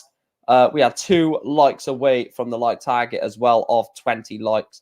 So your support is always massively appreciated, and I do appreciate every single one of you for tuning in and for interacting in the chat, because it's all right, people tuning in and stuff, but it's even better with your interactions, your predictions, your thoughts, everything like this. So I get to, you know, discuss darts and discuss each game extensively with you guys, which is always good. So first leg then, Martin Kleermaker. We are definitely going to break the record for the longest stream of the World Championship watch-alongs, guaranteed, because the record is 4 hours and 28 minutes.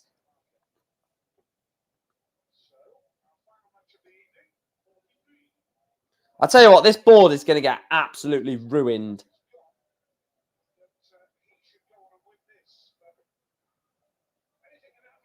57. This board is going to get absolutely annihilated.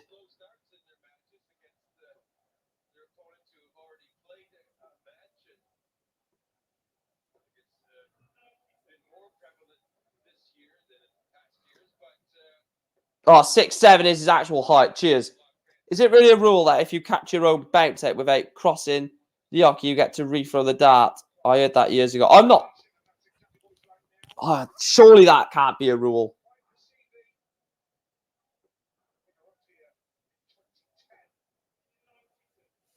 '96 from Simon Whitlock.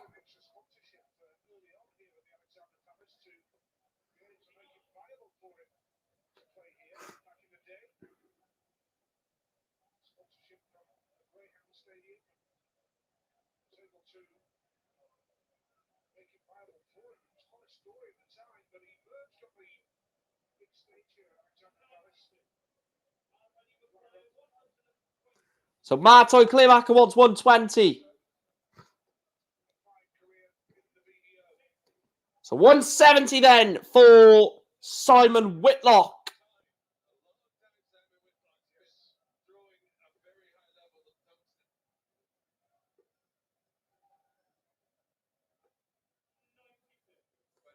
So Kleermaker wants 60, 20 tops.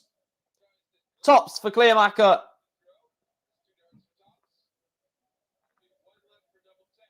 Double 10 for Kleermaker, and he misses. So Simon Whitlock will be back for 74.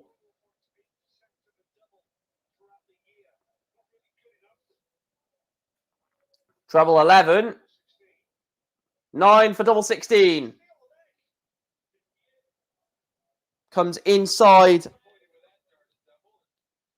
Kleermaker wants double 10. Double 5.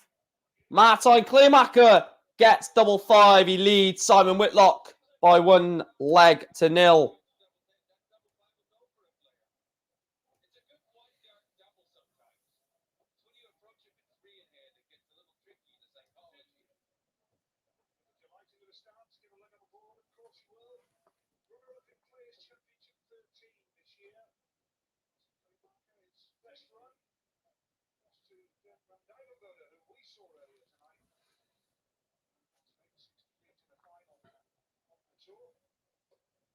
I'll tell you what, that board is getting battered already, and it's only the first set of the match. They might have to change this.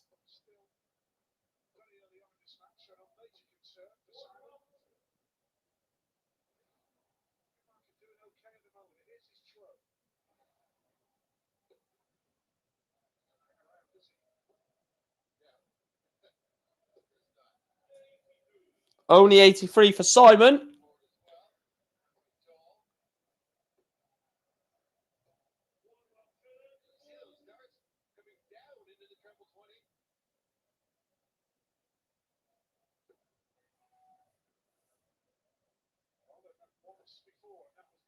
This is a great visit from Simon Whitlock.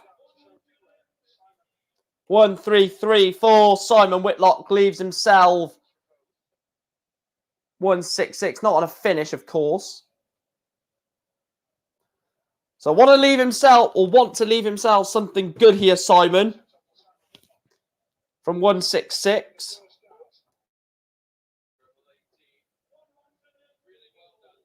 One, 3, 4 to leave himself double 16. 116 for Kleermaker. And he misses tops for the 116. So double 16 for Simon to level set one up at 1 leg apiece. Move to the right. Double 8. Simon Whitlock is missing quite big moments, and Kleermaker takes double 10 and he doubles his advantage. Martin Kleermaker is looking like potential player that could ruffle the feathers in this one. Excuse me.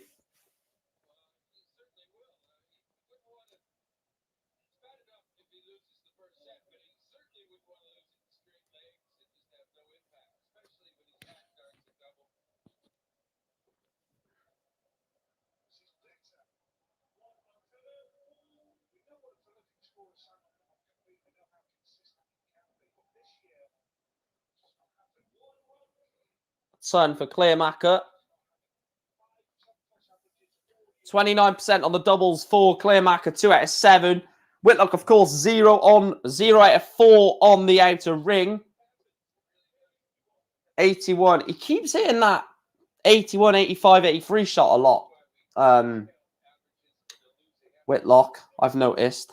Not just in this game, in general as well. That third dart always seems to go to the left and the right in the 5 and 1s.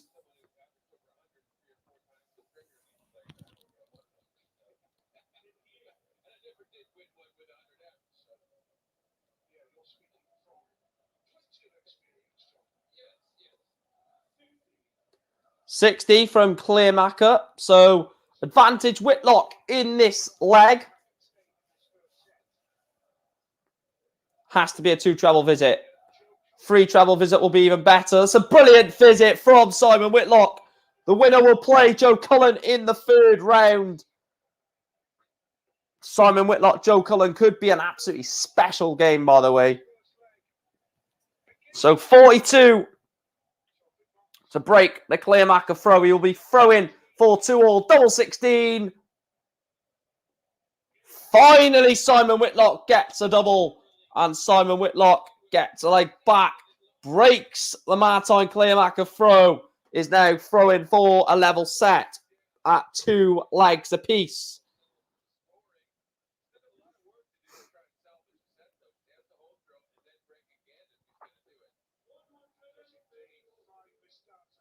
One, 3, 4. Kleermaker is on.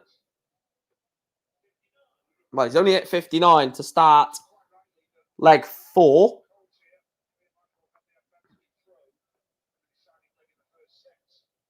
Only a 75 average from Kleermaker, and he's winning 2-1.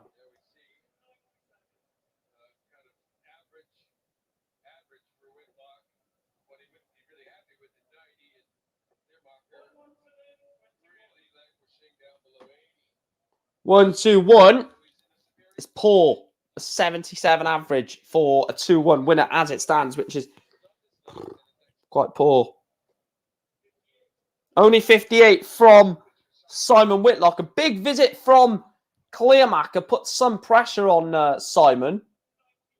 Not a 99, I'll tell you that for certain. A 99 does not put hardly any pressure on.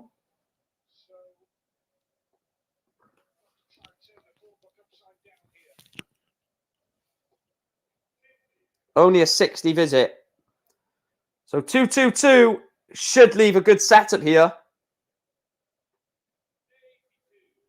He's at 82 to leave himself with 140. But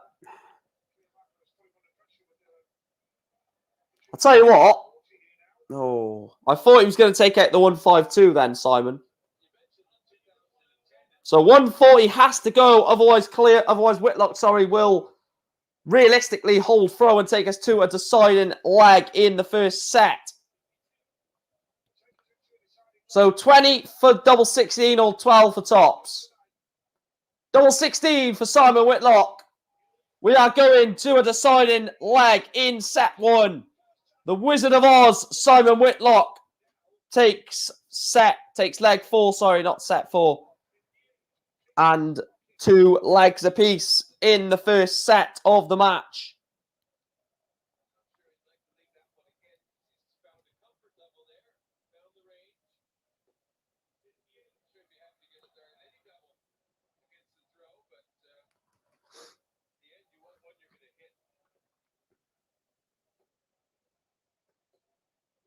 Good turn that from Kleermaker.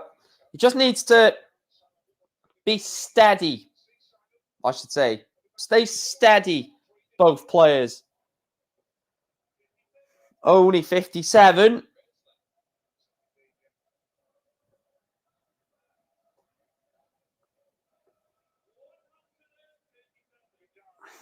One, 3, 7, 4. Martin Kleermaker. Only a 180. A 180 just gets him level. And it is a 180, so he is level.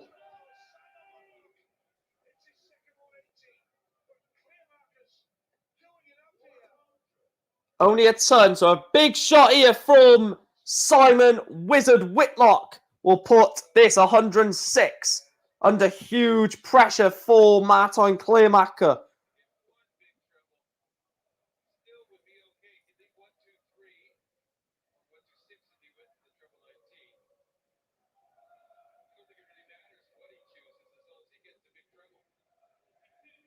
Only 42 for Whitlock, so he's left himself 164. I'd imagine Kleermaker will be back if he doesn't take this. I'd imagine Whitlock, Kleermaker will be back for 48, but you can't say anything, can you? And he can't. So Martin Kleermaker wants single 16 for double 16 for the set.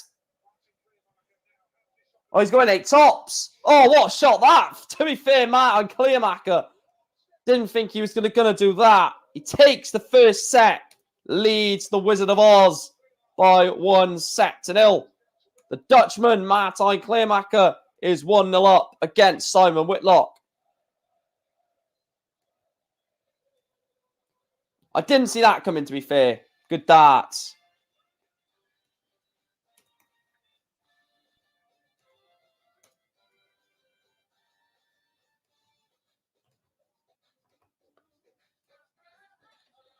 Hello, Danny. Hope you're well, pal. Thanks for joining.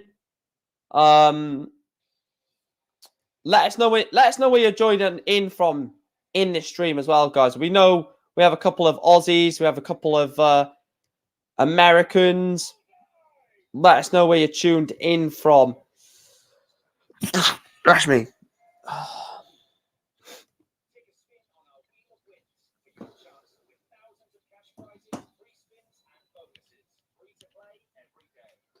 We are 40 minutes away from passing the record of the longest possible stream. I don't reckon we're going to hit it. If this goes to a last set decider, we will pass the record for the longest stream. But I'm not too sure. We'll just have to see what happens. But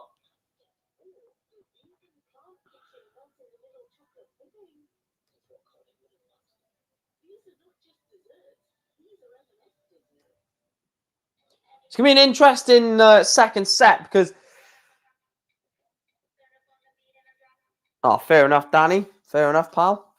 That's what... well, if there is anyone from Mars, there's not going to be that. That's a joke for anyone that actually thinks that's serious.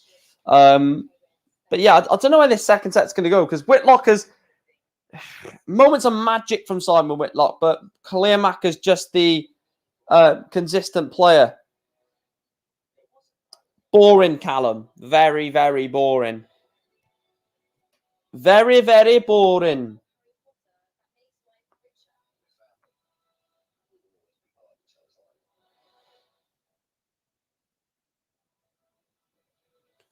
Yeah, very boring indeed, pal.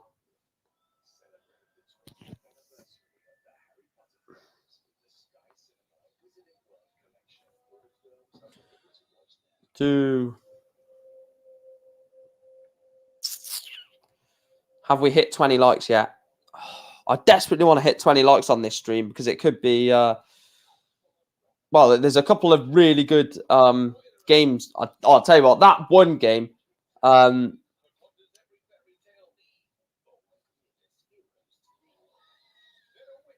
what was I saying? Yeah, we had a very good game, that Boris Koltsov game. Sorry. Oh, I thought he was actually being like... I'm not going to say the actual word because I don't want to like be completely horrible. But a lot of people over the last couple of days have been in the stream and like been a-holes, if you know what I mean. That Annie Smith, but you was just basically saying an Edward Folks quote. Edward, where have you come from? I come from Japan. I still can't. Do you know what? That will live with me forever, that quote. Because that was just unbelievable. The shithousery from Edward Folks to say that. Very, very weird man, Edward Folks. That's all I'm going to say. He was quite a weird man. I would have loved him to qualify for this World Championship, but hopefully he's here next year. I want to see him back. So it must have been Shibata that qualified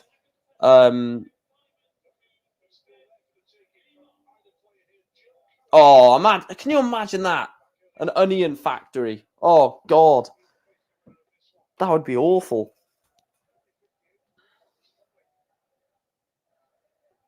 Yeah, I know what you mean. I know what you mean, Danny. Whitlock is not playing that bad. He's playing at a decent standard, to be fair. Yeah. Torre, Colo, Colo, Colo, Colo, Colo, Colo, Colo, Torre, yeah. Yeah. Torre, Colo, Colo, Colo. I'm trying to see if I can set something up for.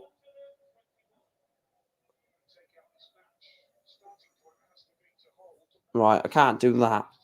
I want to try and see if I can add anything to the stream.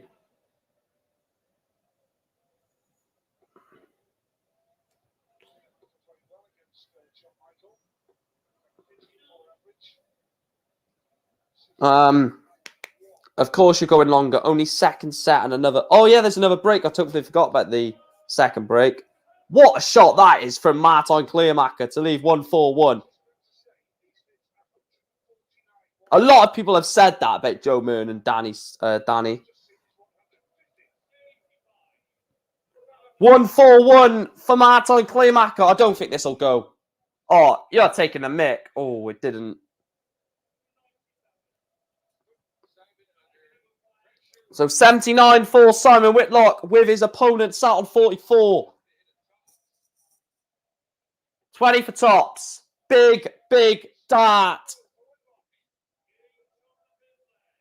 Simon Whitlock wins leg 1 of set 2.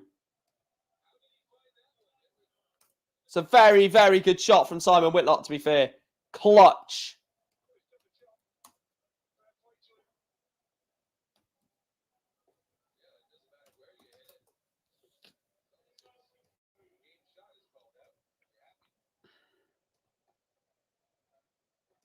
I'm trying to see if I can get some sort of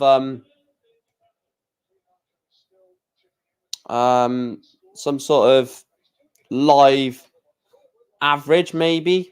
Because I do want to maybe take the live subscriber count off and put something else on there, and then just update you guys every so often.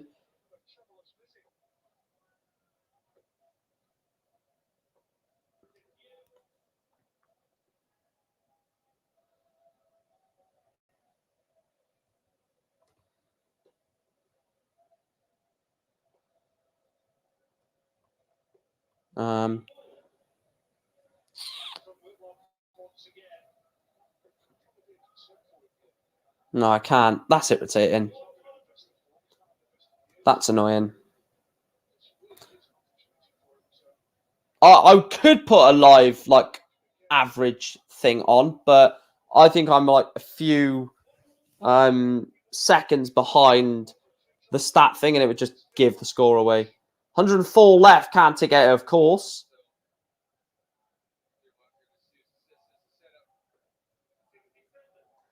$67 to leave himself tops.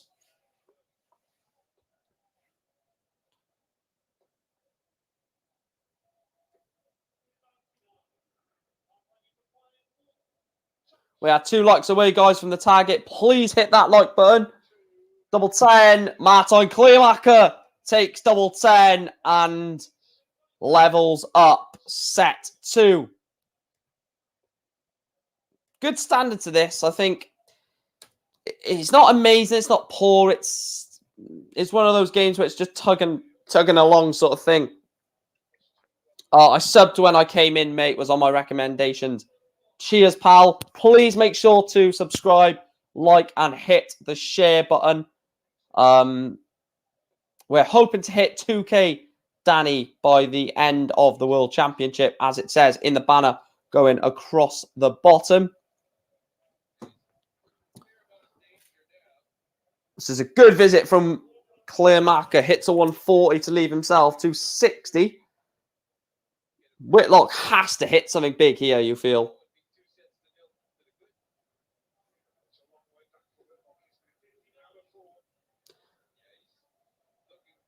Looking forward to more darts content from you. Cheers, Danny.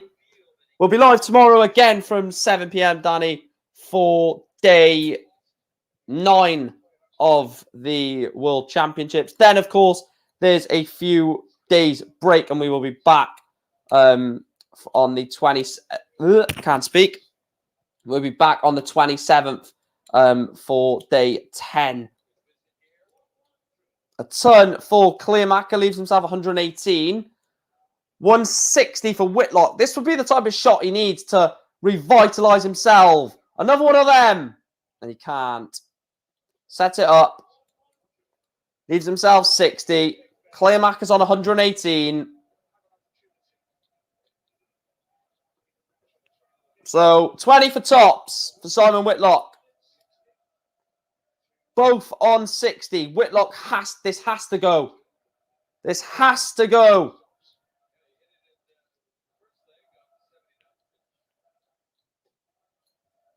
Double 10.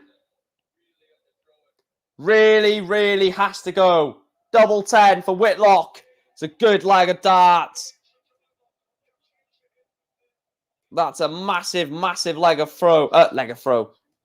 Massive, massive leg of darts, that.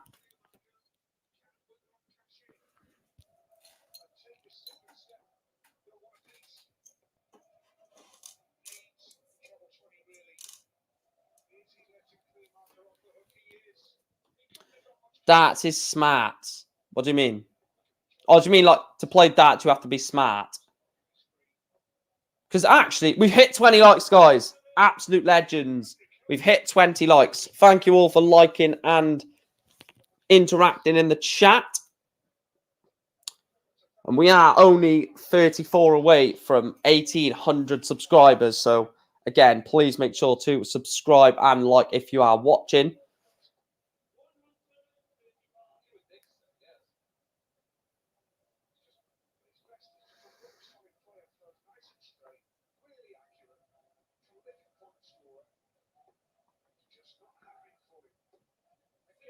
$60 for Simon Whitlock.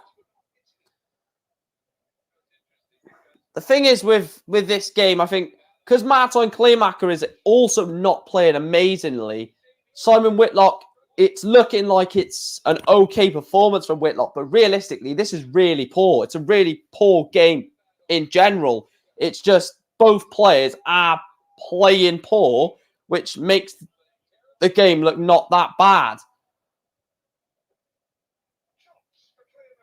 And Kleermaker misses tops for the 87. Simon Whitlock is on 188. So, like I said, it's not even on a finish.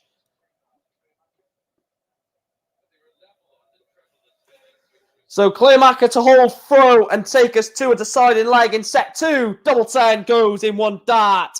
Martin Kleermaker, just like set 1, takes us to a deciding leg.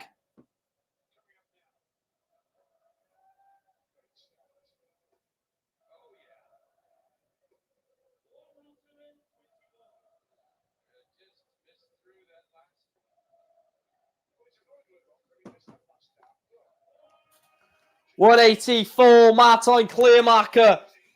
3 perfect darts, for Martin Kleermaker. And he needs to put this under pressure. Only a ton. So, it's not going to be a 9. I tell you what, that board is absolutely bashed. That 20 and treble 20 bed is absolutely smashed from Whitlock's darts. This should be, I don't know if it should be banned, but it should be tightened down on these points because just ruining the board. Look at it. It's going to be turned up soon.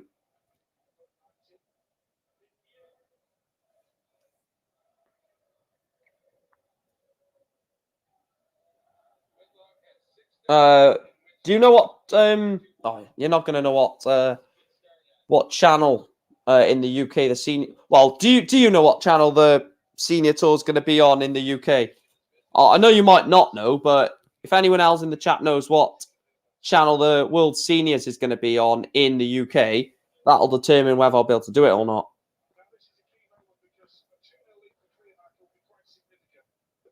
This 1-2-1 has to go.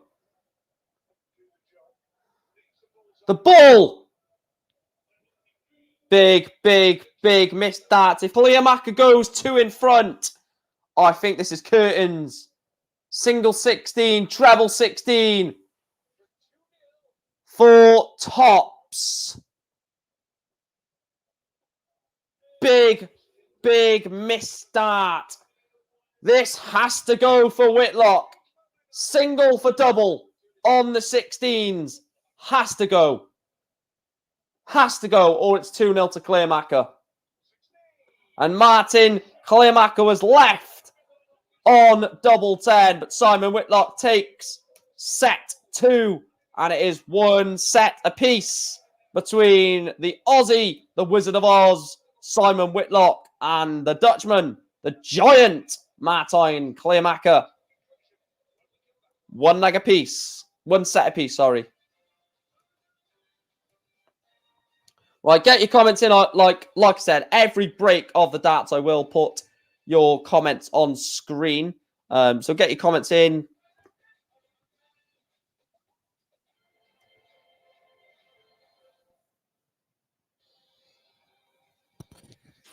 Actually, I might be able to have a look. I'll have a look on my phone what channel the what channel is the World Seniors. No, not World Series.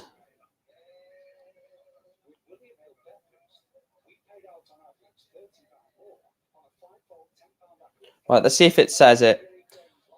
The event which takes place at the Circus Tavern between Thursday the 3rd of February and Sunday the 6th of February will be shown live on the BBC Sport website.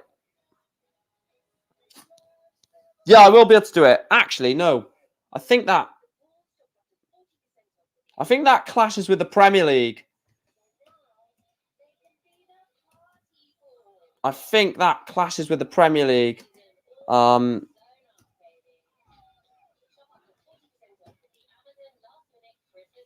Tournament 2022 calendar. So what was it? The 3rd to the 6th of February.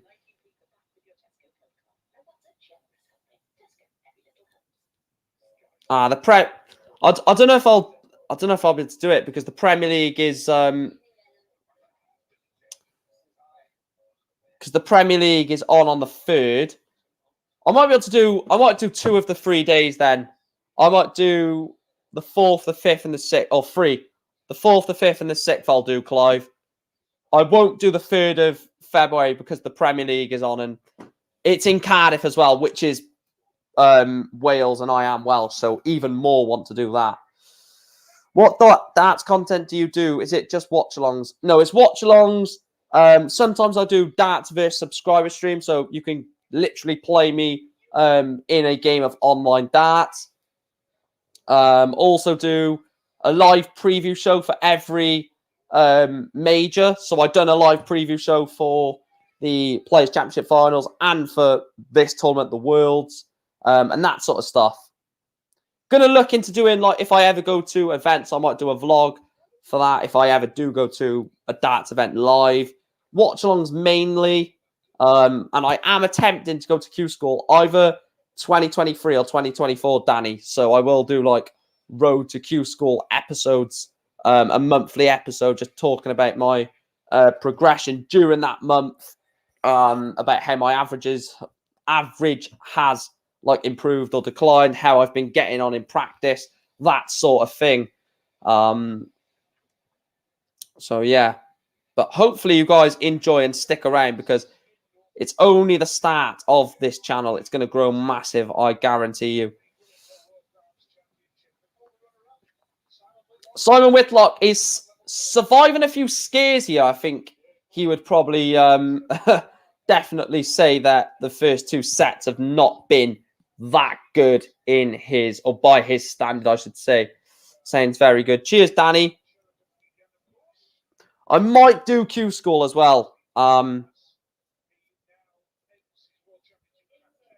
US Masters in June will be at Madison Square Garden, New York City. Is that where it was last time? Not last time, but the last time it was at... I swear it was at Madison Square last time, wasn't it?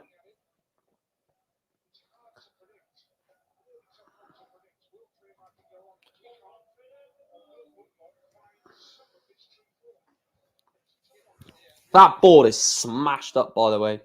We are 21 minutes away from breaking the record for the longest stream.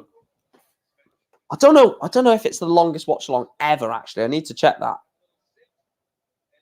Let's see if it's the longest watch along ever.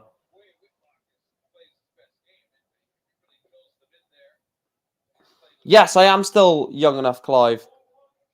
I'm only 20, so...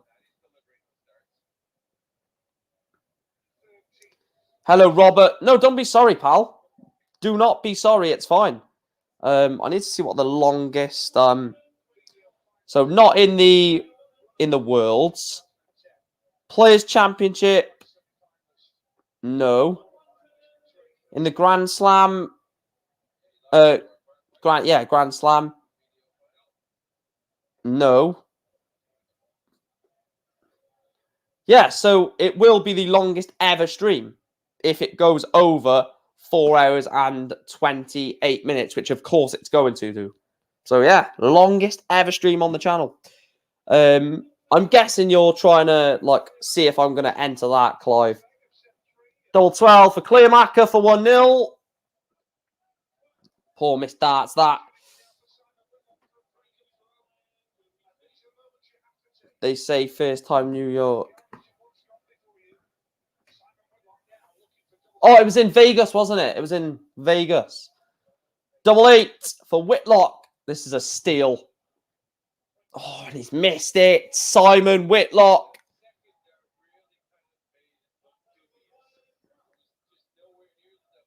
Do you mean Vandenberg or Van... Do you mean Vandenberg, Robert? Because he was yesterday. Double 6 for Martin Kleermaker. Leads 1-0 in set 3.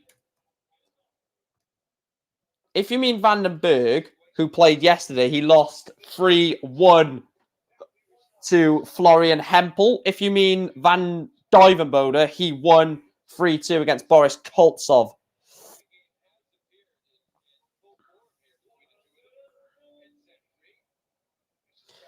Look, well, if I ever make it pro or do some sort of professional sort of event, I'm going to use YouTube as a sidetrack where a lot of players on the tour still work and they use work alongside darts. Mine will be like Matthew Edgar a bit, darts and YouTube. Yeah, Van Duijvenbode beat Boris Koltsov by 3 sets to 3. 3 sets to 3? 3 sets to 2. Sorry, you can tell I'm tired.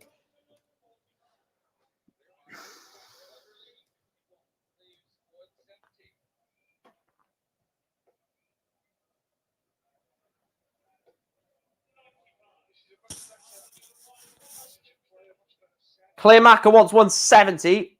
Look how stabbed that board is, by the way. If anyone's actually watching the darts, how is Whitlock allowed to play with these points? Ridiculous. Double 18 and he misses it.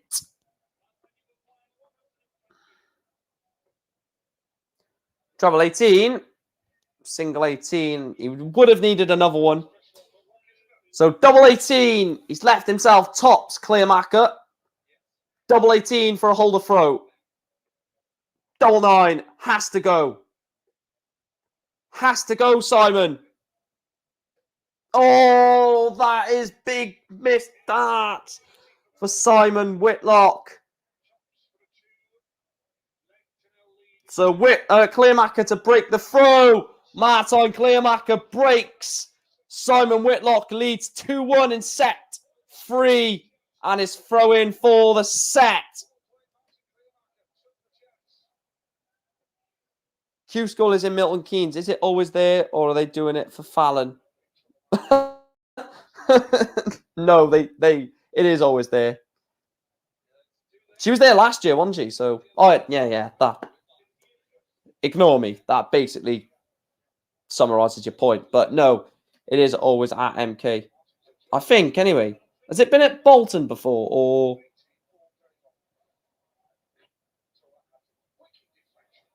After your stream, Mike, I'm off for openers at the local Happy Days, mate. I'm sorry, because you're Australian, I have no idea what that means. What do you actually mean? I might be sounding really stupid here, but what do you mean, Clive? 1-2-1 for Kleermaker. Oh, bloody hell, what happened there? My ring light just...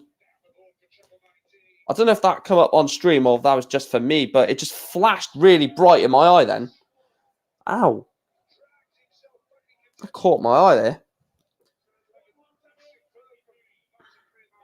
1, 2, 3. 1, 3, 5 for Simon Whitlock has to go. 25. 60 for the ball. This will be a hell of a shot. Oh, what a shot from Simon Whitlock. 1, 3, 5 on the ball. 25, 60 ball. Simon Whitlock shows vintage Simon. He breaks Kleermaker and he is throwing for a decider in leg 3, set 3, sorry. What a shot. Yeah, he's going to get plastered.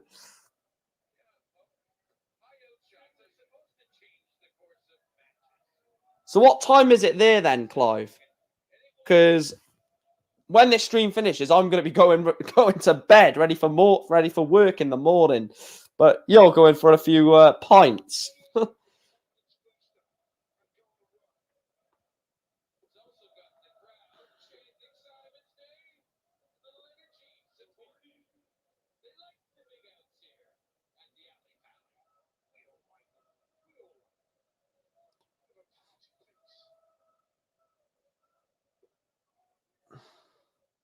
You know which parts of the board Simon hasn't had a shot at? 10 a.m. You're going to the pub at 10 a.m. Wow.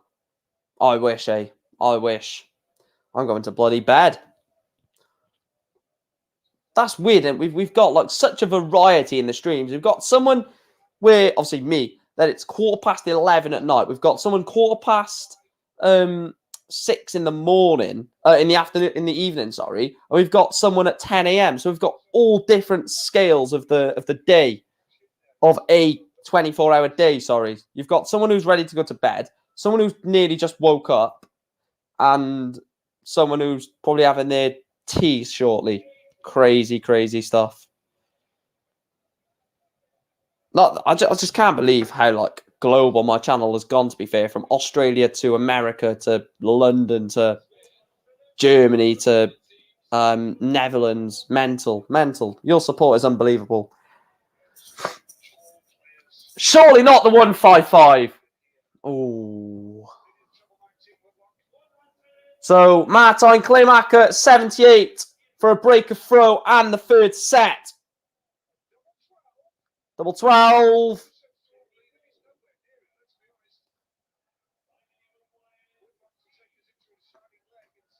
So Whitlock needs this to hold a throw and take us to a deciding leg. Double 8. Has to attack the double 8. That's very unlucky from Whitlock. Very unlucky on that double 8.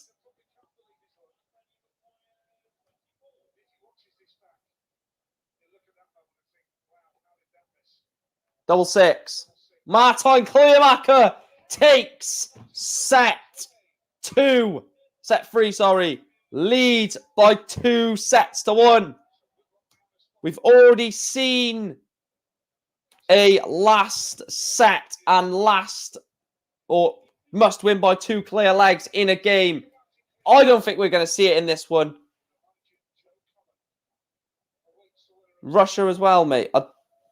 Huh? Oh, yes, Russia. Yes. I know what you mean now.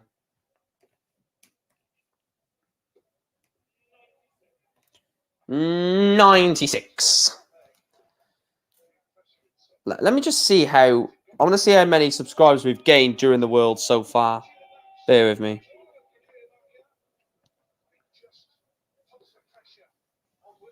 Apparently, he doesn't go through any boards at home.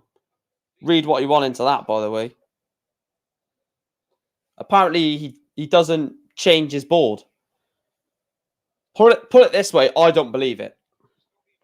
Right, let me have a look.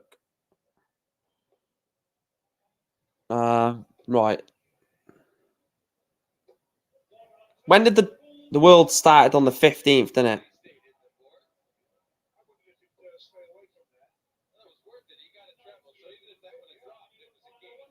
Um, 1676. 1676.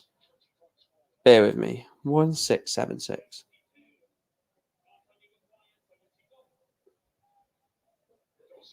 $91. That's mental.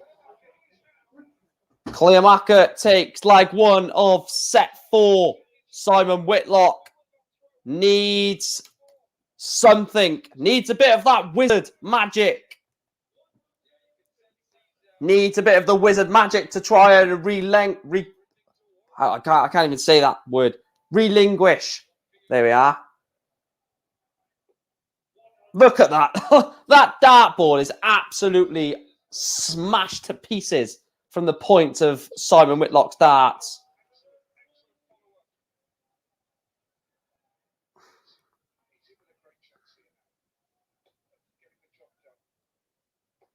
Oh, this is good darts from Whitlock. Got to switch. 177 for Simon Whitlock. Puts a little bit of pressure on Martin Kleermaker.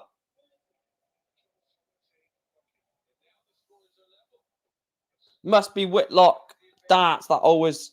Yeah, it's the points. If you look at his points, they're like... I don't know what it is. They're like extra sharp or something. And when they stick into the board, they go so deep into the board that when you take them out, they leave like the bit of the... They go quite deep into the back of the board. So this 90 for Simon Whitlock has to go. 60 for 30. Double 15. Has to go. He's missed it. Simon Whitlock misses double 15. Martin Kleermaker wants 16 for double 16. He's got 8 tops. Double 10. Martin Kleermaker is 1 leg away from knocking the Wizard of Oz out of the World Championships. Martin Kleermaker is 1 leg away from sending Whitlock out.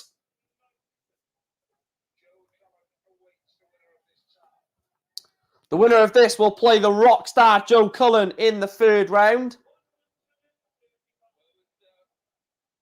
135 for the giant Martin Kleermaker.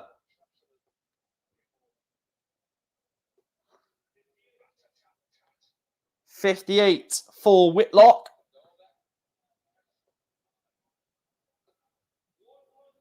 Nice turn that from Kleermaker. Whitlock has to put pressure on him here. Has to be a 2 treble or 3 treble visit. Needs a 140. No, it's not good enough. 97 is nowhere near good enough. And a maximum for Kleermaker puts it under huge pressure. It's only a 140. So he leaves himself 126, but you can't fancy Whitlock taking out a 180 here either, can you? Good 140, leaves himself 110. So Kleermaker, 126 for the match. Can't do it. This would be a wonderful chance. 110 for Whitlock to stay in the tournament. 57. 17 for double 18. Whitlock misses double 18. Martin Kleermaker will have 2 darts at a double to knock out Whitlock Double 20 missed. Double 10 for the match. Martin Kleermaker knocks out Simon Whitlock. The Wizard of Oz is out of the World Championship. He's beaten by the 6'7" Dutch sensation Martin Kleermaker, and Simon Whitlock gets eliminated at the second round stage and one of another seed that has dropped out of the World Championship at this stage. I am going to wrap up this stream, but before I do, I will run through the order of play. But first of all, thank you to everyone that has jumped into the stream, interacted, subscribed, and liked the stream. Big appreciation to all of you guys. The order of play then, Nathan Aspinal won a 5-set, not thriller, but 5-set game between him and Joe Murnan, 3-2.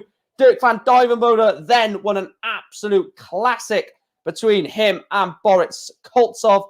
Huybrechts beat Steve Beaton in a game that didn't really offer much until set 3, but Huybrechts got through that one 3-1. And then we have just seen the 20 seed Simon Whitlock 3-1 loss to Martin Kleermaker, who sets up a last 32 game with the rockstar Joe Cullen. Anyway, guys, I will be off for this stream. I'll be back tomorrow night for day 9 of the William Hill World Darts Championship. A lot of games to look forward to, a lot of decent games to look forward to. I'll see you guys tomorrow, but for now, the Wizard of Oz leaves the Ali Pali stage.